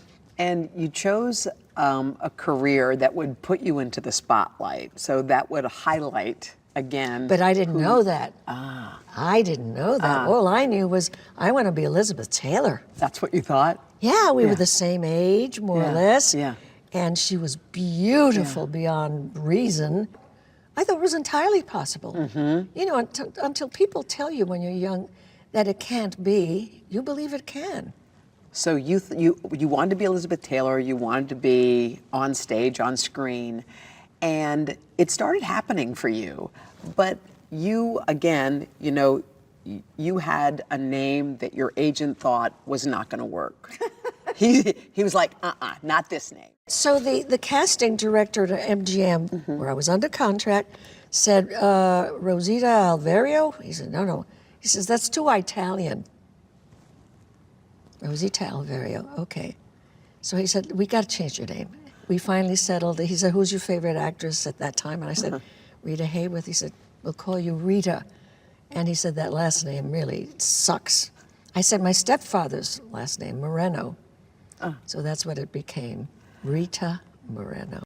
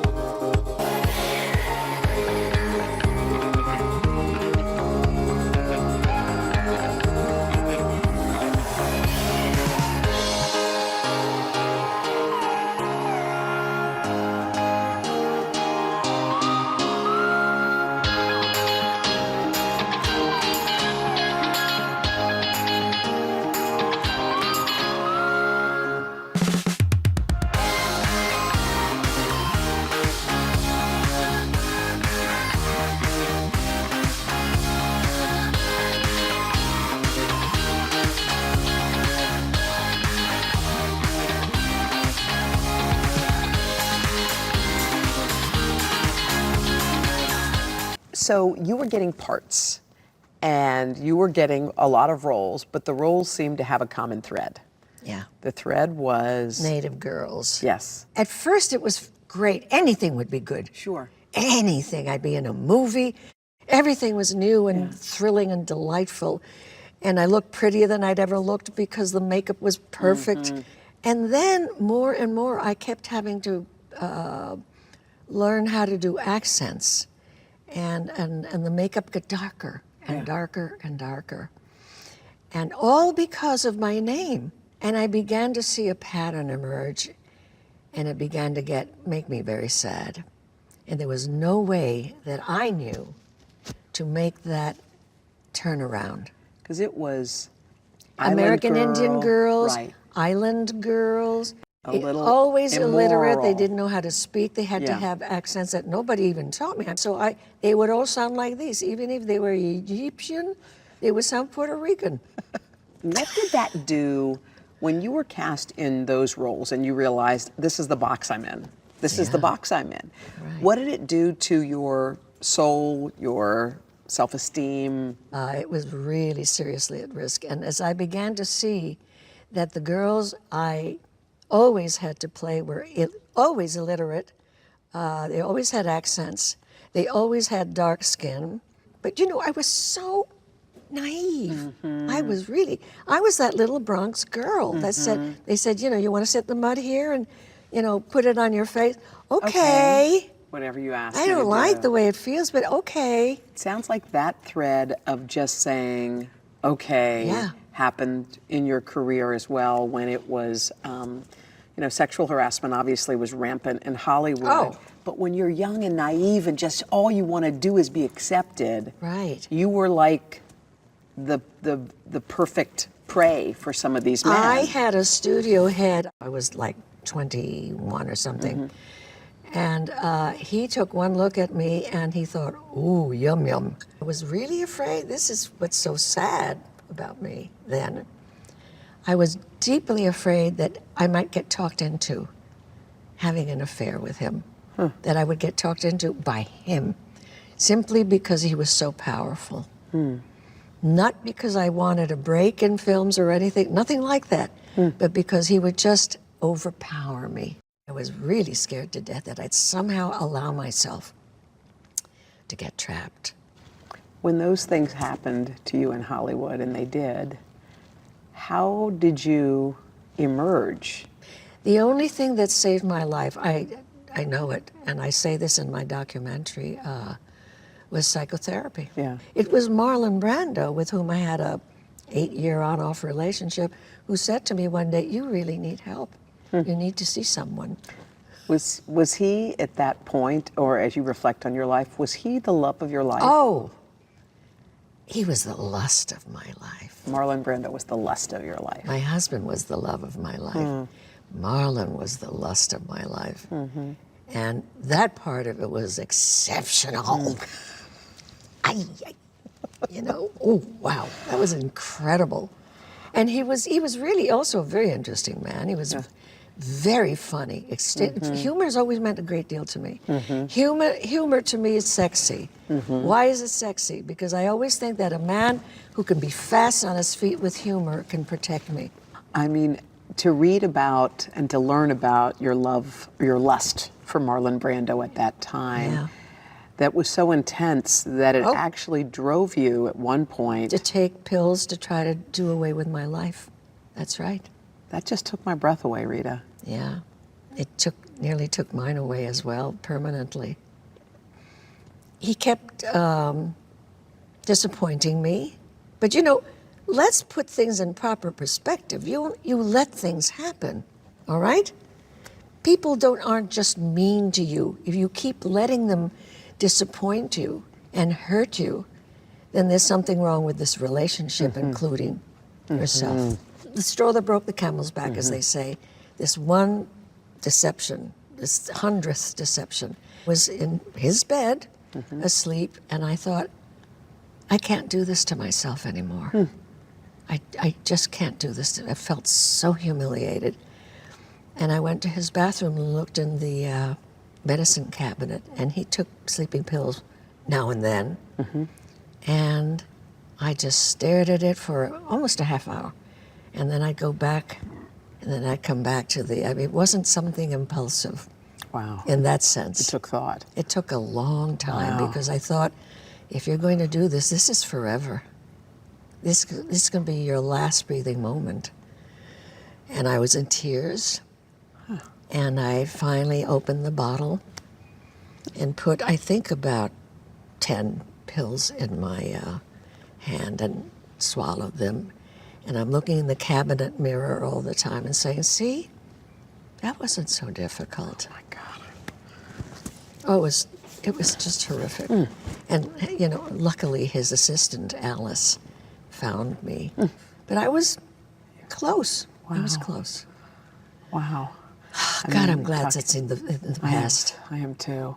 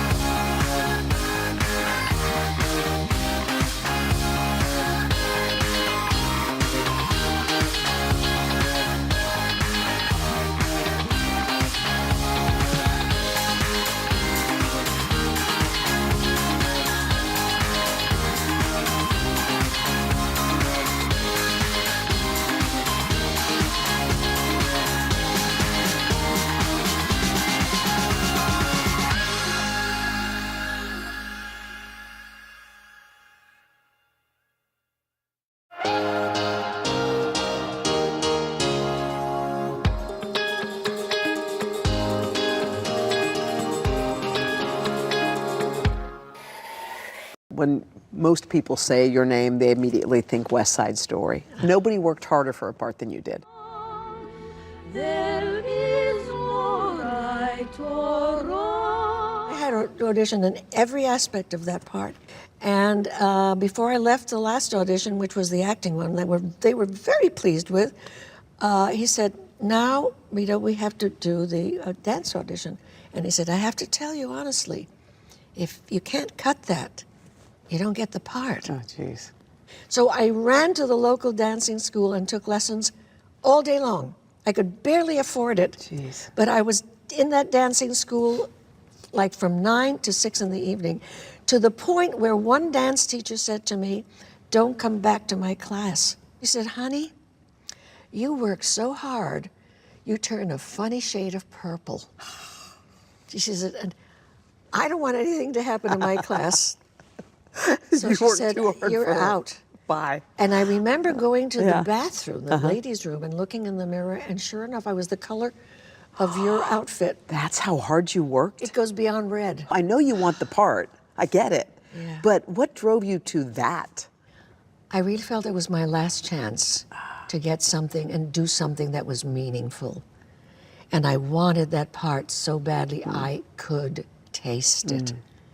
And I knew I could do it justice. I just knew that I would be a wonderful Anita if they'd just give me, because I was Anita. Fast forward to Oscar night, your face when they announced your name. And you know what I loved about that moment? I mean, it was your moment, but it was not just your moment. Oh, I love you for saying It was that. not just your moment. It was my people. It was your people's moment. Yes. Oh my God, they cheered in Harlem. They cheered they all went over. crazy. I have a girlfriend who told me that she lived in Harlem at the time. Yeah. And she says, normally it's a raucous place. When he came up to say Best Featured Actress, she said the place went dead quiet. You know what that is in the ghetto? That's amazing. It's weird. Maybe it's the end of the earth or something. And he announced my name, and the place went up in smoke, my neighborhood. People yelling out the windows, she did it, she did it. And you know, as a friend of mine said, what they were really saying was, we did it. Oh God, that makes me want to cry. We did it. Fast forward to this moment in time, you got to witness another beautiful Anita bring home an Oscar. But I wasn't surprised. You weren't? Oh, no. I kept hinting to her, and I thought I shouldn't be doing this, but I thought, how can she not? And then the reviews were insane for her, as they were for me. I gave her every bit of support that I could. Don't think that I wasn't envious. I was. You're so honest, I but love what it. I loved about her being cast in it was Stephen picking an Afro-Latina in the role. There are tons of us around. She's remarkable. However, she's working all the time. I'm not. Yeah, you didn't get work for 7 years or so my goodness, after. I could get some if I wanted to do more gang stuff on a much lesser scale. But I suddenly thought, maybe I'm just not being represented correctly. So with his permission, my agent who was at William Morris, I made an appointment with another agent at William Morris. She said, so what do you want? And she was kind of tough and to the point. And I said, well, I was wondering, and it was this kind of thing. Yeah. I was wondering if maybe you might be interested in handling my career for a while. And there was an instant and harsh no. And then I said, can I ask why not? She said, you won't believe this. I can't believe anybody would say this. She says, because I don't think you have what it takes. Oh my The God. blood just drained from my head into a little pool around my ankles. And I said, thank you. I said, thank you. How I didn't manage to burst into tears at that time, I don't know. I mean, first of all, you had won the Oscar when she said that? And the Golden Globe. To emerge from that and to come out after that and still grab yourself a Tony and grab yourself a Grammy in spite of that, like, that's inspirational. Like, how do you keep getting up? You just do. Because you know you're talented. I do. Yeah. I've always believed, even at my most humble, and I was, let me tell you, really humble, I always believed that I had good stuff and that I was talented, that I needed someone, and I was so right. I needed someone to believe in me, but I never had that person.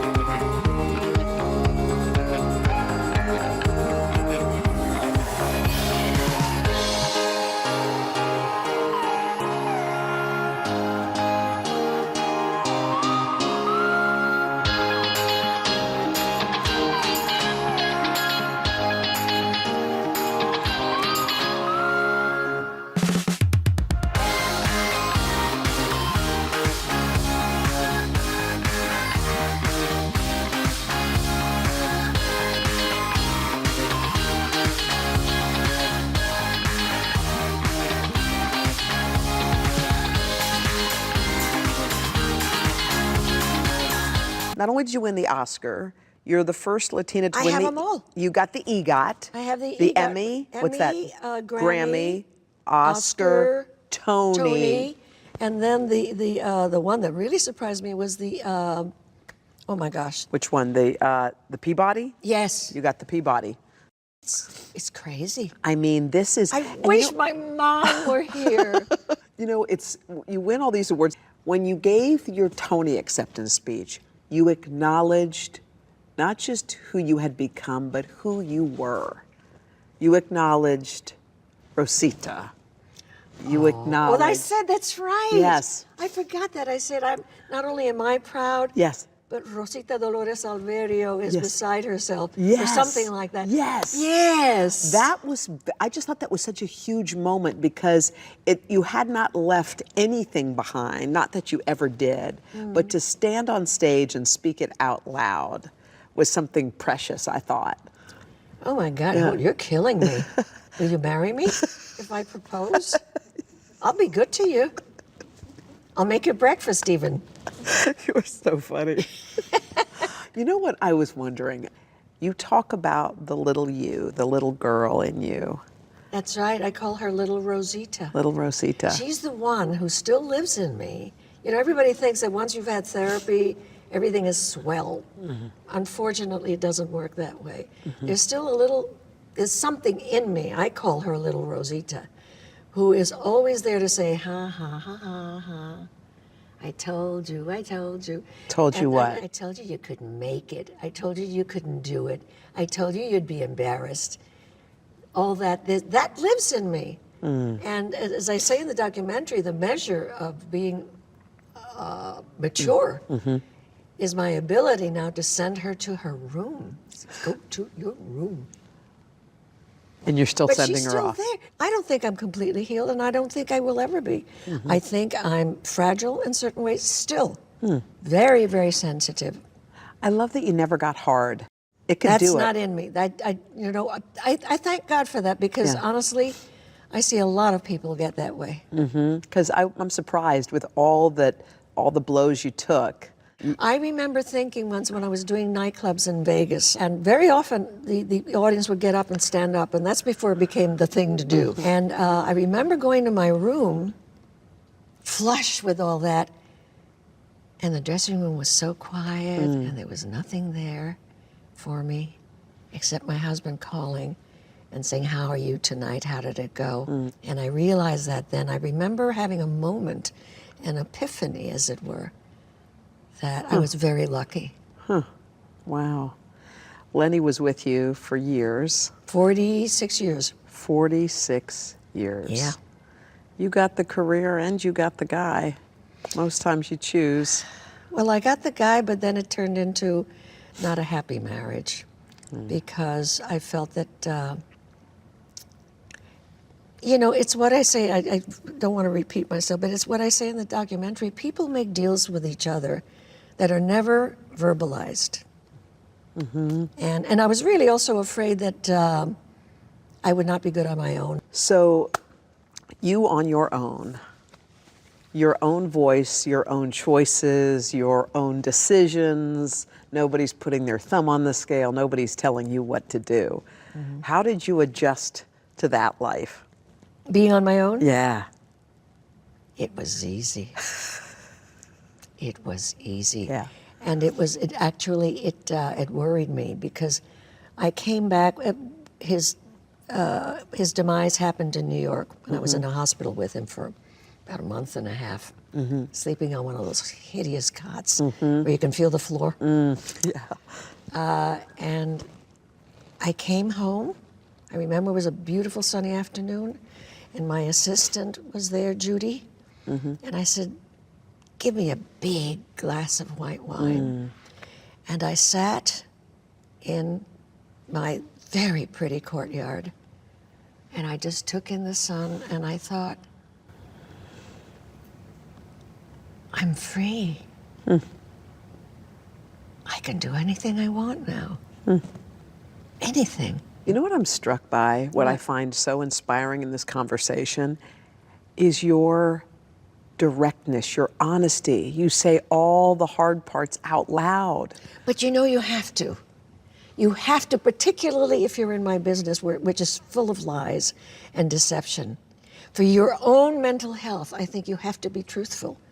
So as we sit here at 90 years old, what inspires you now? Like, what kinds of things inspire you? Women.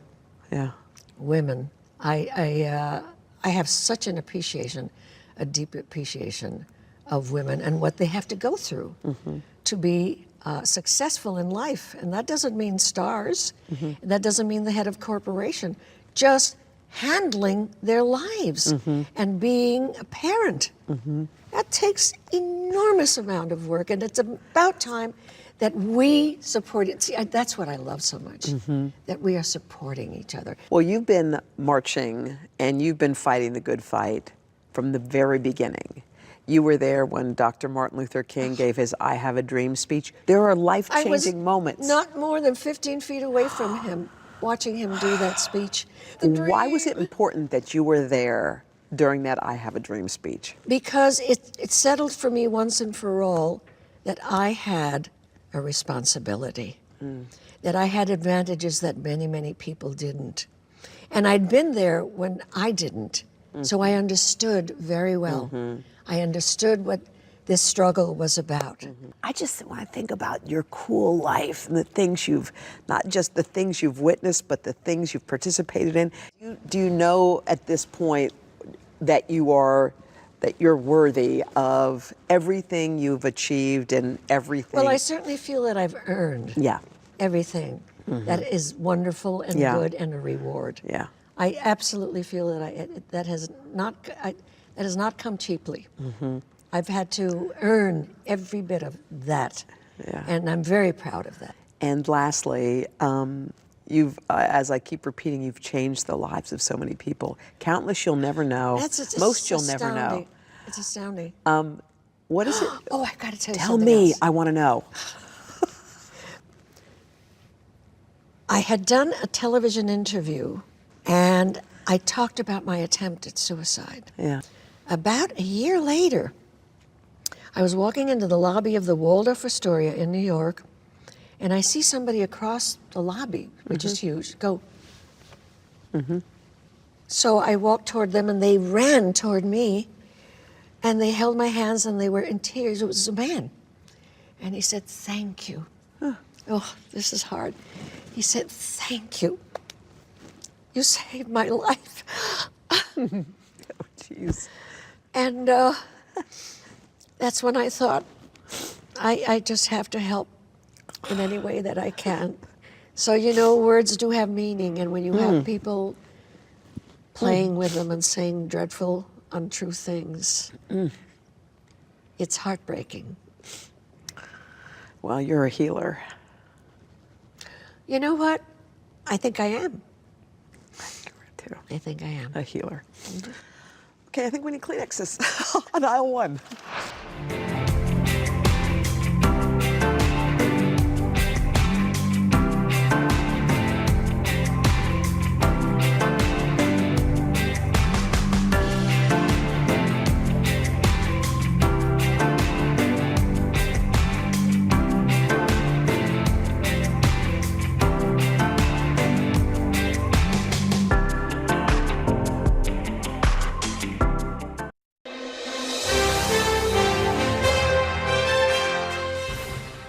Queen of country music, 50 million albums sold. You've got this business empire. You don't appear to be slowing down at all. TV shows. This work ethic that you have had for so long, where does that come from? Well, it comes from mom and daddy. They're hard workers. They both started with absolutely nothing. Daddy would win a roping and come back to the house, and he'd go across the highway and pay his grocery bill. Then he would go pay on a note, and then he'd try to buy more cattle or more land. And they started with nothing and got up to about 20,000 acres until he started kind of selling a few here or there. And now all 4 of us kids have really nice properties where we get to live. And Alice lives on hers, Pakes lives on his, and Susie lives on hers. And mine's there, and we use it for baling hay and deer hunting and wild hog hunting, and it's just a way of life here that I absolutely come home to get to visit with. As I understand it, you grew up on a ranch about 15 miles out of town, and you would come into Atoka. What was it like back then, this little town? Well, it was just a bigger town than I grew up in, but Atoka was the big town where you got your dry cleaning and groceries and banking. Mom and Daddy did banking there, and then McAllister. I was born in McAllister, went to school at Kiowa, lived at Limestone Gap, Chalky, and Stringtown, and here in Atoka, and went to school at Durant, all on Highway 6975. So that's my life. You grew up on one highway? Yeah. Was it always your dream to get out of Atoka? No, I loved Oklahoma. It was a divorce, and he wasn't going to leave, so I left. And I went to Nashville, and that was where my job was. I mean, I was doing fine touring out of Oklahoma. It's centrally located. But I just thought it was time to make a move. And now we're back. Yeah. And let's talk about why we're back. Okay. How did this come to be? Well, they came to me wanting to know if I want to do a restaurant, and I said, absolutely not. I don't know anything about the restaurant business. Heard it's really a lot of work, and I'm not that good a cook anyway. But then they kept talking, and then they talked to me about getting the Choctaw Nation as my partners. And another thing that was so interesting to me is that the town was for it. The city council, Carol Irwin told me that, everybody is for it. We're going to get behind it. We need this growth to revitalize the town. And sure enough, that's exactly what happened. We came in, looked at this building, and it was a lot of pigeons were living here and a lot of pigeon poop. And we looked at it and decided to go for it. So it's 15,000 square feet, 3 floors, so 5,000 each floor. A lot of history. This was a Masonic temple on the 3rd floor. And it's just turned into a very warm, fun place to come to. It's got a great spirit to it. Kind of like Atoka. Yeah, very friendly people. Why was it so important for you to have the Choctaw Nation as part of this, as a partner in this? They've got the experience of what works, what does not work. They're highly successful. I like them a lot. I like working with them, because I got to know them while I'm down there doing my concerts at their casino. It was a guaranteed cushion. Made me feel secure. Made me feel it wasn't all on my back. Any artist that lends their name or is in a partnership always takes the risk of failure. But with this many people involved that are so positive, so gung-ho, so talented, so smart, and so eager to succeed, I wanted to jump on that bandwagon immediately. Can you tell us about how your parents met here? Well, Mom and Daddy, they both grew up around Limestone Gap, just up the road on Highway 6975.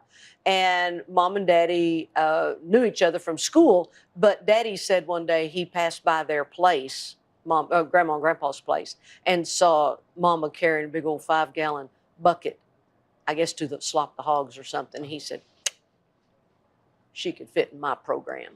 When he saw her carrying the hog slop bucket, that was all he needed. Love at first sight. Wow. It's a different time. Yeah. It's a And they both went to Limestone Gap School, but we were down here in Atoka a lot. We had friends down here. The movie theater was a very popular place for all of us to go. That's where we all went to see the movies. And then you come back in March of 2020. What was happening then? Well, Mama had just passed away, and I came back to help. I had been here for two weeks before she passed, and then I knew it was coming, and I was putting a tour together. And I said, I don't want to be here when she passes. So I said my goodbyes, and I went back to Nashville, and we rehearsed. And Susie called me, said, she's gone on. I said, okay. So I came back, and I was helping plan the funeral, and Susie and Alice and I were down at Brown's Funeral Home, and they said, I don't think we're going to be able to have the funeral. And I said, why? I said, well, because of COVID. So sure enough, here this thing snowballs. So I stay up at the home place, Mom and Daddy's place there in Stringtown, and Susie and I are going through each room, cleaning it all out and separating things. And Susie was doing the business part, and I was separating pictures and knickknacks and memorabilia. And I stayed there and then stayed up at Susie and Mark's house there at Chalky on the old home place. And it was just a time of reconnecting. It was just what we needed with Mama gone. Why didn't you want to be here when she passed away? I didn't want to see it. There was 14 members of the family. See, I just still, it's been 3 years. I just didn't want to see her go. I mean, when she was here and I stayed that 2 weeks with her, I slept with her. We'd cuddle and I'd say, Mom, what am I going to do? It's all about me now. I said, what am I going to do when you leave? She said, oh, you'll be fine. You'll be fine. Because she's always been my rock. She told me I was her favorite, and then Alice said she told her the same thing, so did Susie and Peg. So she's a good mama. What was she like? Tough, funny. All the grandkids loved her. She'd have a drink with you, cut up, have funny stories. When her nerves were a little bit tense, I'd look over and say, Mom, you need a little shot of whodunit? And she said, yeah. And I said, okay, well, where's your whiskey? And she looked over at Luke Casey. She said, come here, her granddaughter, my niece. She said, go in there in my bathroom, dirty clothes hamper. At the bottom, bring me that bottle of Crown. I said, why do you have your whiskey in the dirty clothes hamper? She said, you think them boys are going to go in there and find it there? I said, good point. Great point. Great point.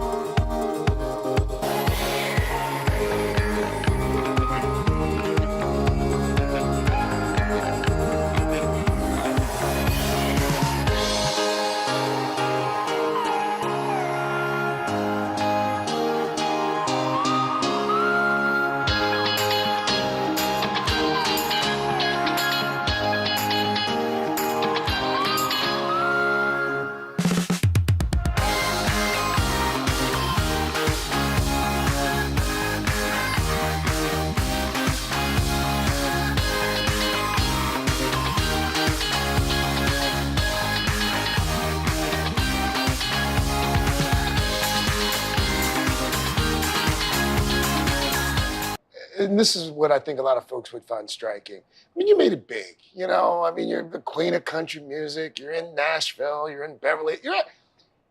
But you came back to Atoka after your mom died. Why? It's home. Lots of great memories. It's a great place to grow up, raise kids, raise your family.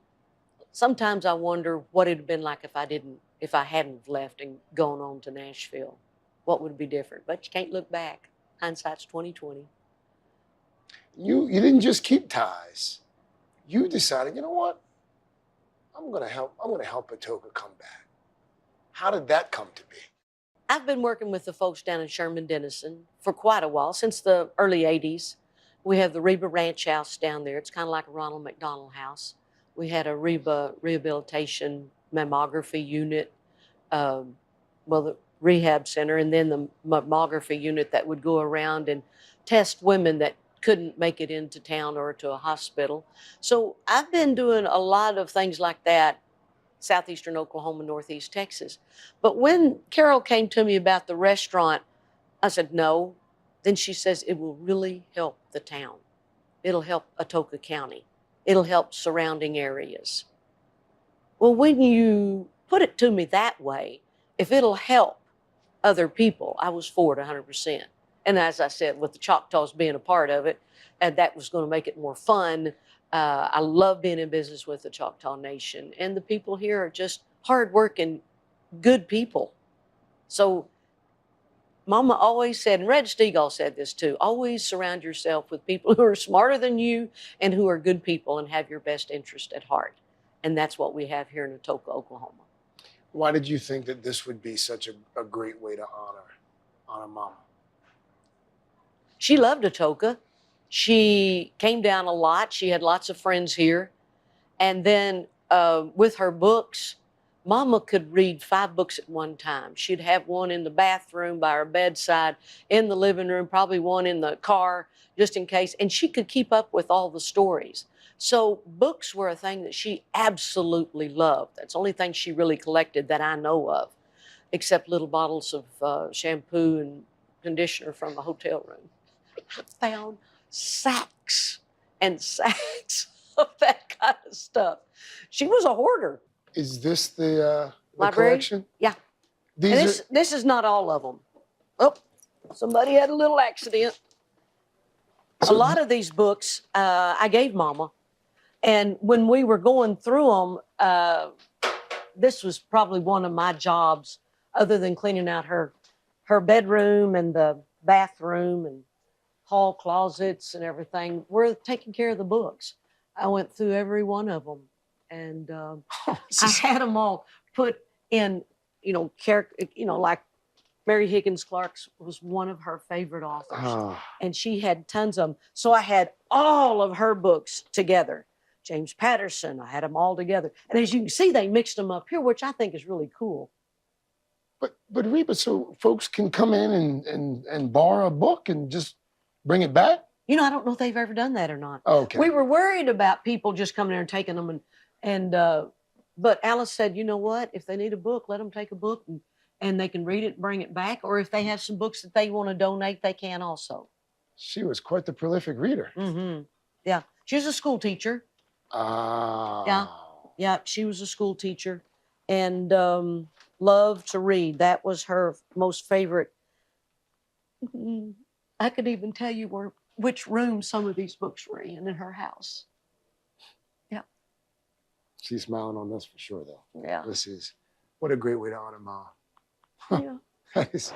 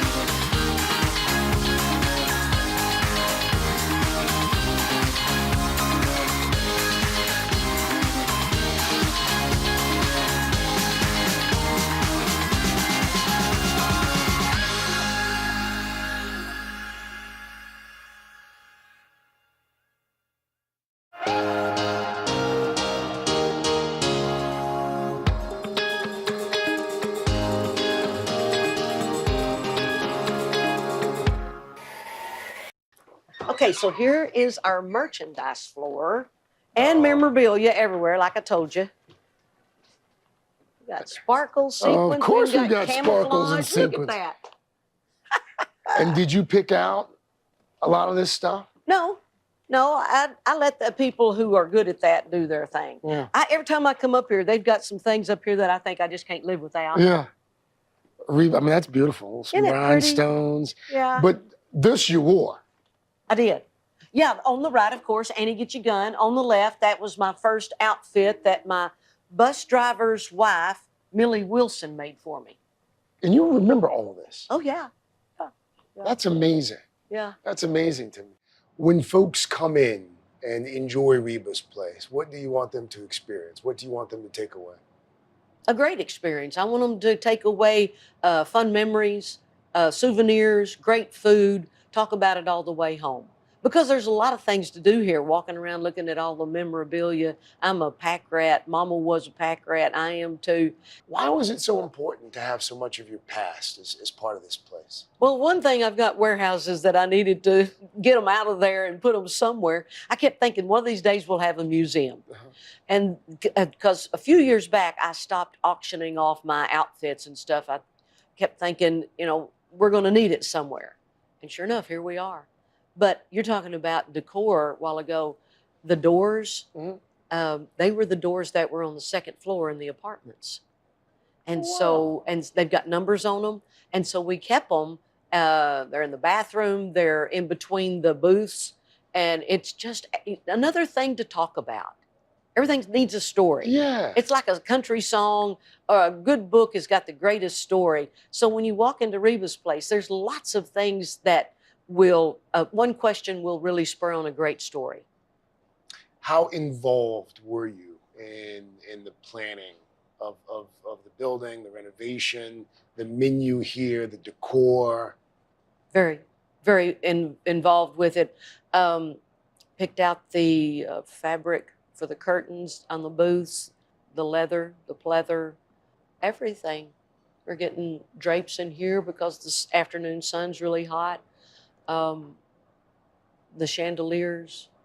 A little birdie told me you've been quite hands-on. And here's the thing, as you know, you could have just written the check and everything would have been just fine. No. Reba she really had to get involved. People who know me, when they walk in and they text me and they say, oh yeah, we knew you'd pick that.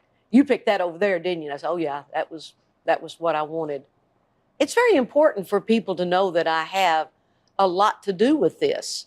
And again, here I go back with Red Stegall and Mama saying, surround yourself with smart people and talented people, smarter than me. Chef Curtis, amazing. Garrett Smith takes charge and helps Chef. It's a wonderful team. And the thing I'm really proud of, there are kids working here that some of them never worked in a restaurant before. They're getting that special training. And some of them might not have ever sat at the dining room table with their family. And they're serving people at a dining room table. So they're learning, and they're learning a trade, a craft. And that's very important. Whether they do or do not go to college, they're learning a trade. I understand that local musicians play here. Yeah. Why was that so important? Well, Reba's place, McEntires are not only ranchers and rodeo people, but singers, musicians. And so I thought it was very important to have music. And it seems to be a great drawing tool. And we have different people come in. Paik even comes in and entertains every once in a while. Susie and Mark. But, across the street, down the street, there's people coming in and playing. El Adobe, Phillip Miller, I grew up with him. He owns that down there. And it's just the way people are used to that. And I didn't want to be somebody that came in and didn't have music. And besides, I wanted it to be a small enough stage where it's not going to be a huge band, but it's going to be an acoustic set where people can eat, talk, and still listen to the music. Have you performed here yet? Uh-huh. Yeah. Had a blast doing it. How cool. It was a surprise, total surprise. And so the band came in and they set up, and then I came walking in. And it was really fun. So we stayed over the next day to do it again. Nobody thinking, oh, she left town. But I walked through and everybody was just eating. And I got up and I started singing Can't Even Get the Blues, and I saw people go. It was funny. What's been the response so far? People come here as a destination, not just because there's thousands of people that pass by on this road every day.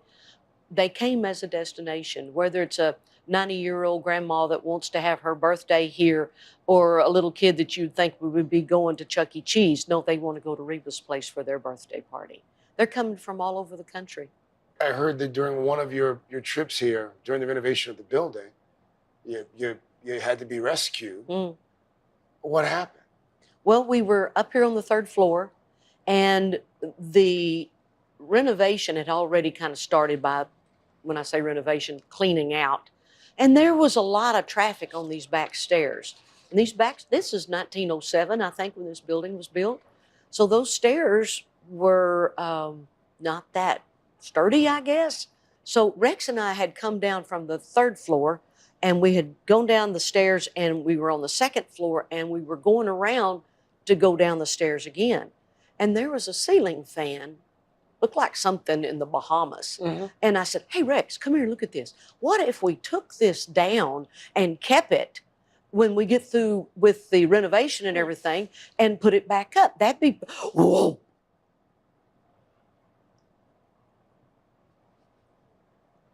Thank you, Lord. Thank you, Lord. If we hadn't stopped for that ceiling fan, we were going to be on that stairwell, smashed between floors. And so we were stuck. You know, we were hollering out the windows, and I said, how are we going to get down? They said, oh, don't worry, we're going to call the fire department. And I thought, you know, one of them inflatable big things, and I could do a swan dive and flip, and of course I can't do any of that. But they said, how about a ladder? And I said, oh, okay, I'll do that too. Yeah. So we went down the ladder and made the news. But even after you nearly died in the building during the renovation, you decided to stick with it? There was never any consideration of walking away? No, when you have something like that, you better believe that everything's going to be totally reinforced, going to be stronger than ever, because everybody's really attentive and they know they've got to fix anything that is not perfected. Perfectly stout and able to have people coming up down the stairs or the elevator, anything. It's got to be safe.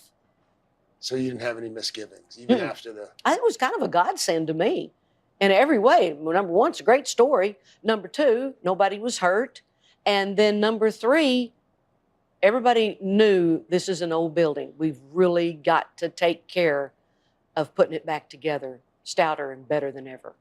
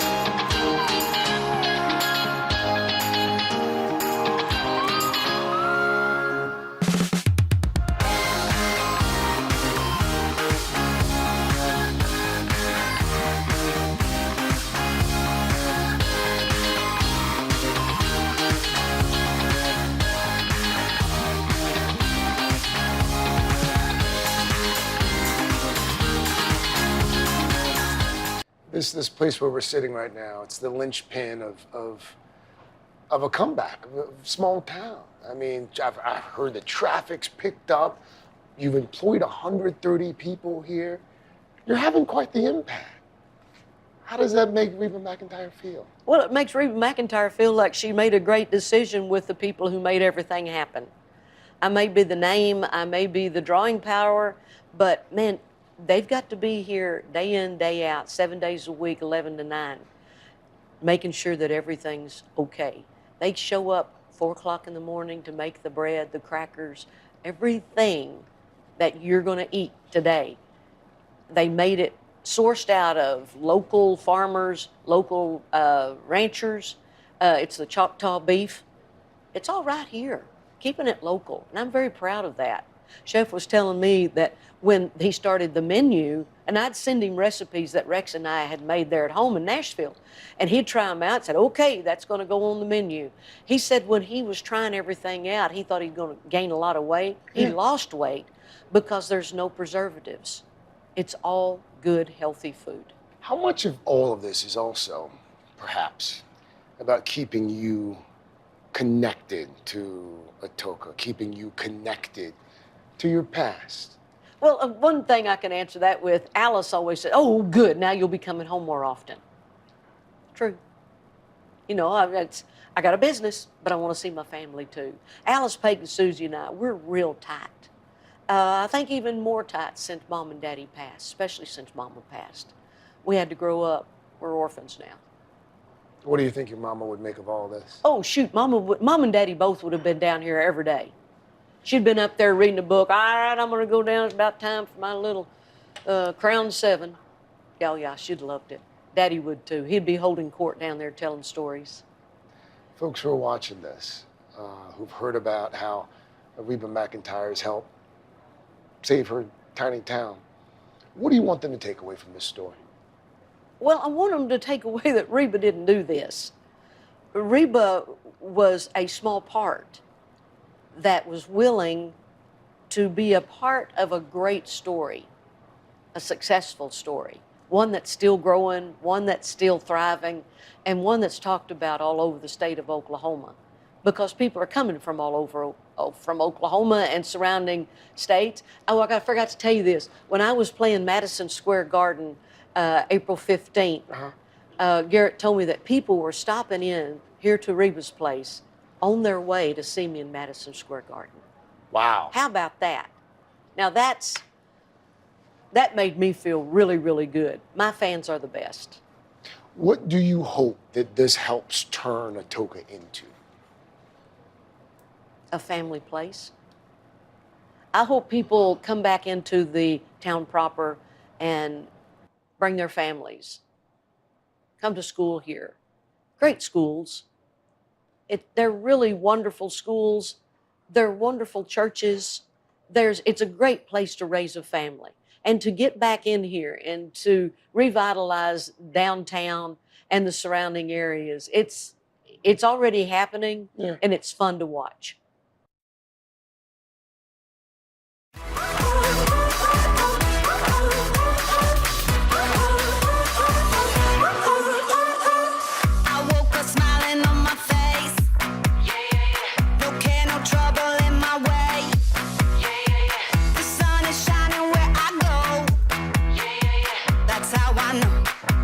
That's how I know. Today's gonna be great, gonna be great, gonna be a good day. Today's gonna be great, gonna be a good day.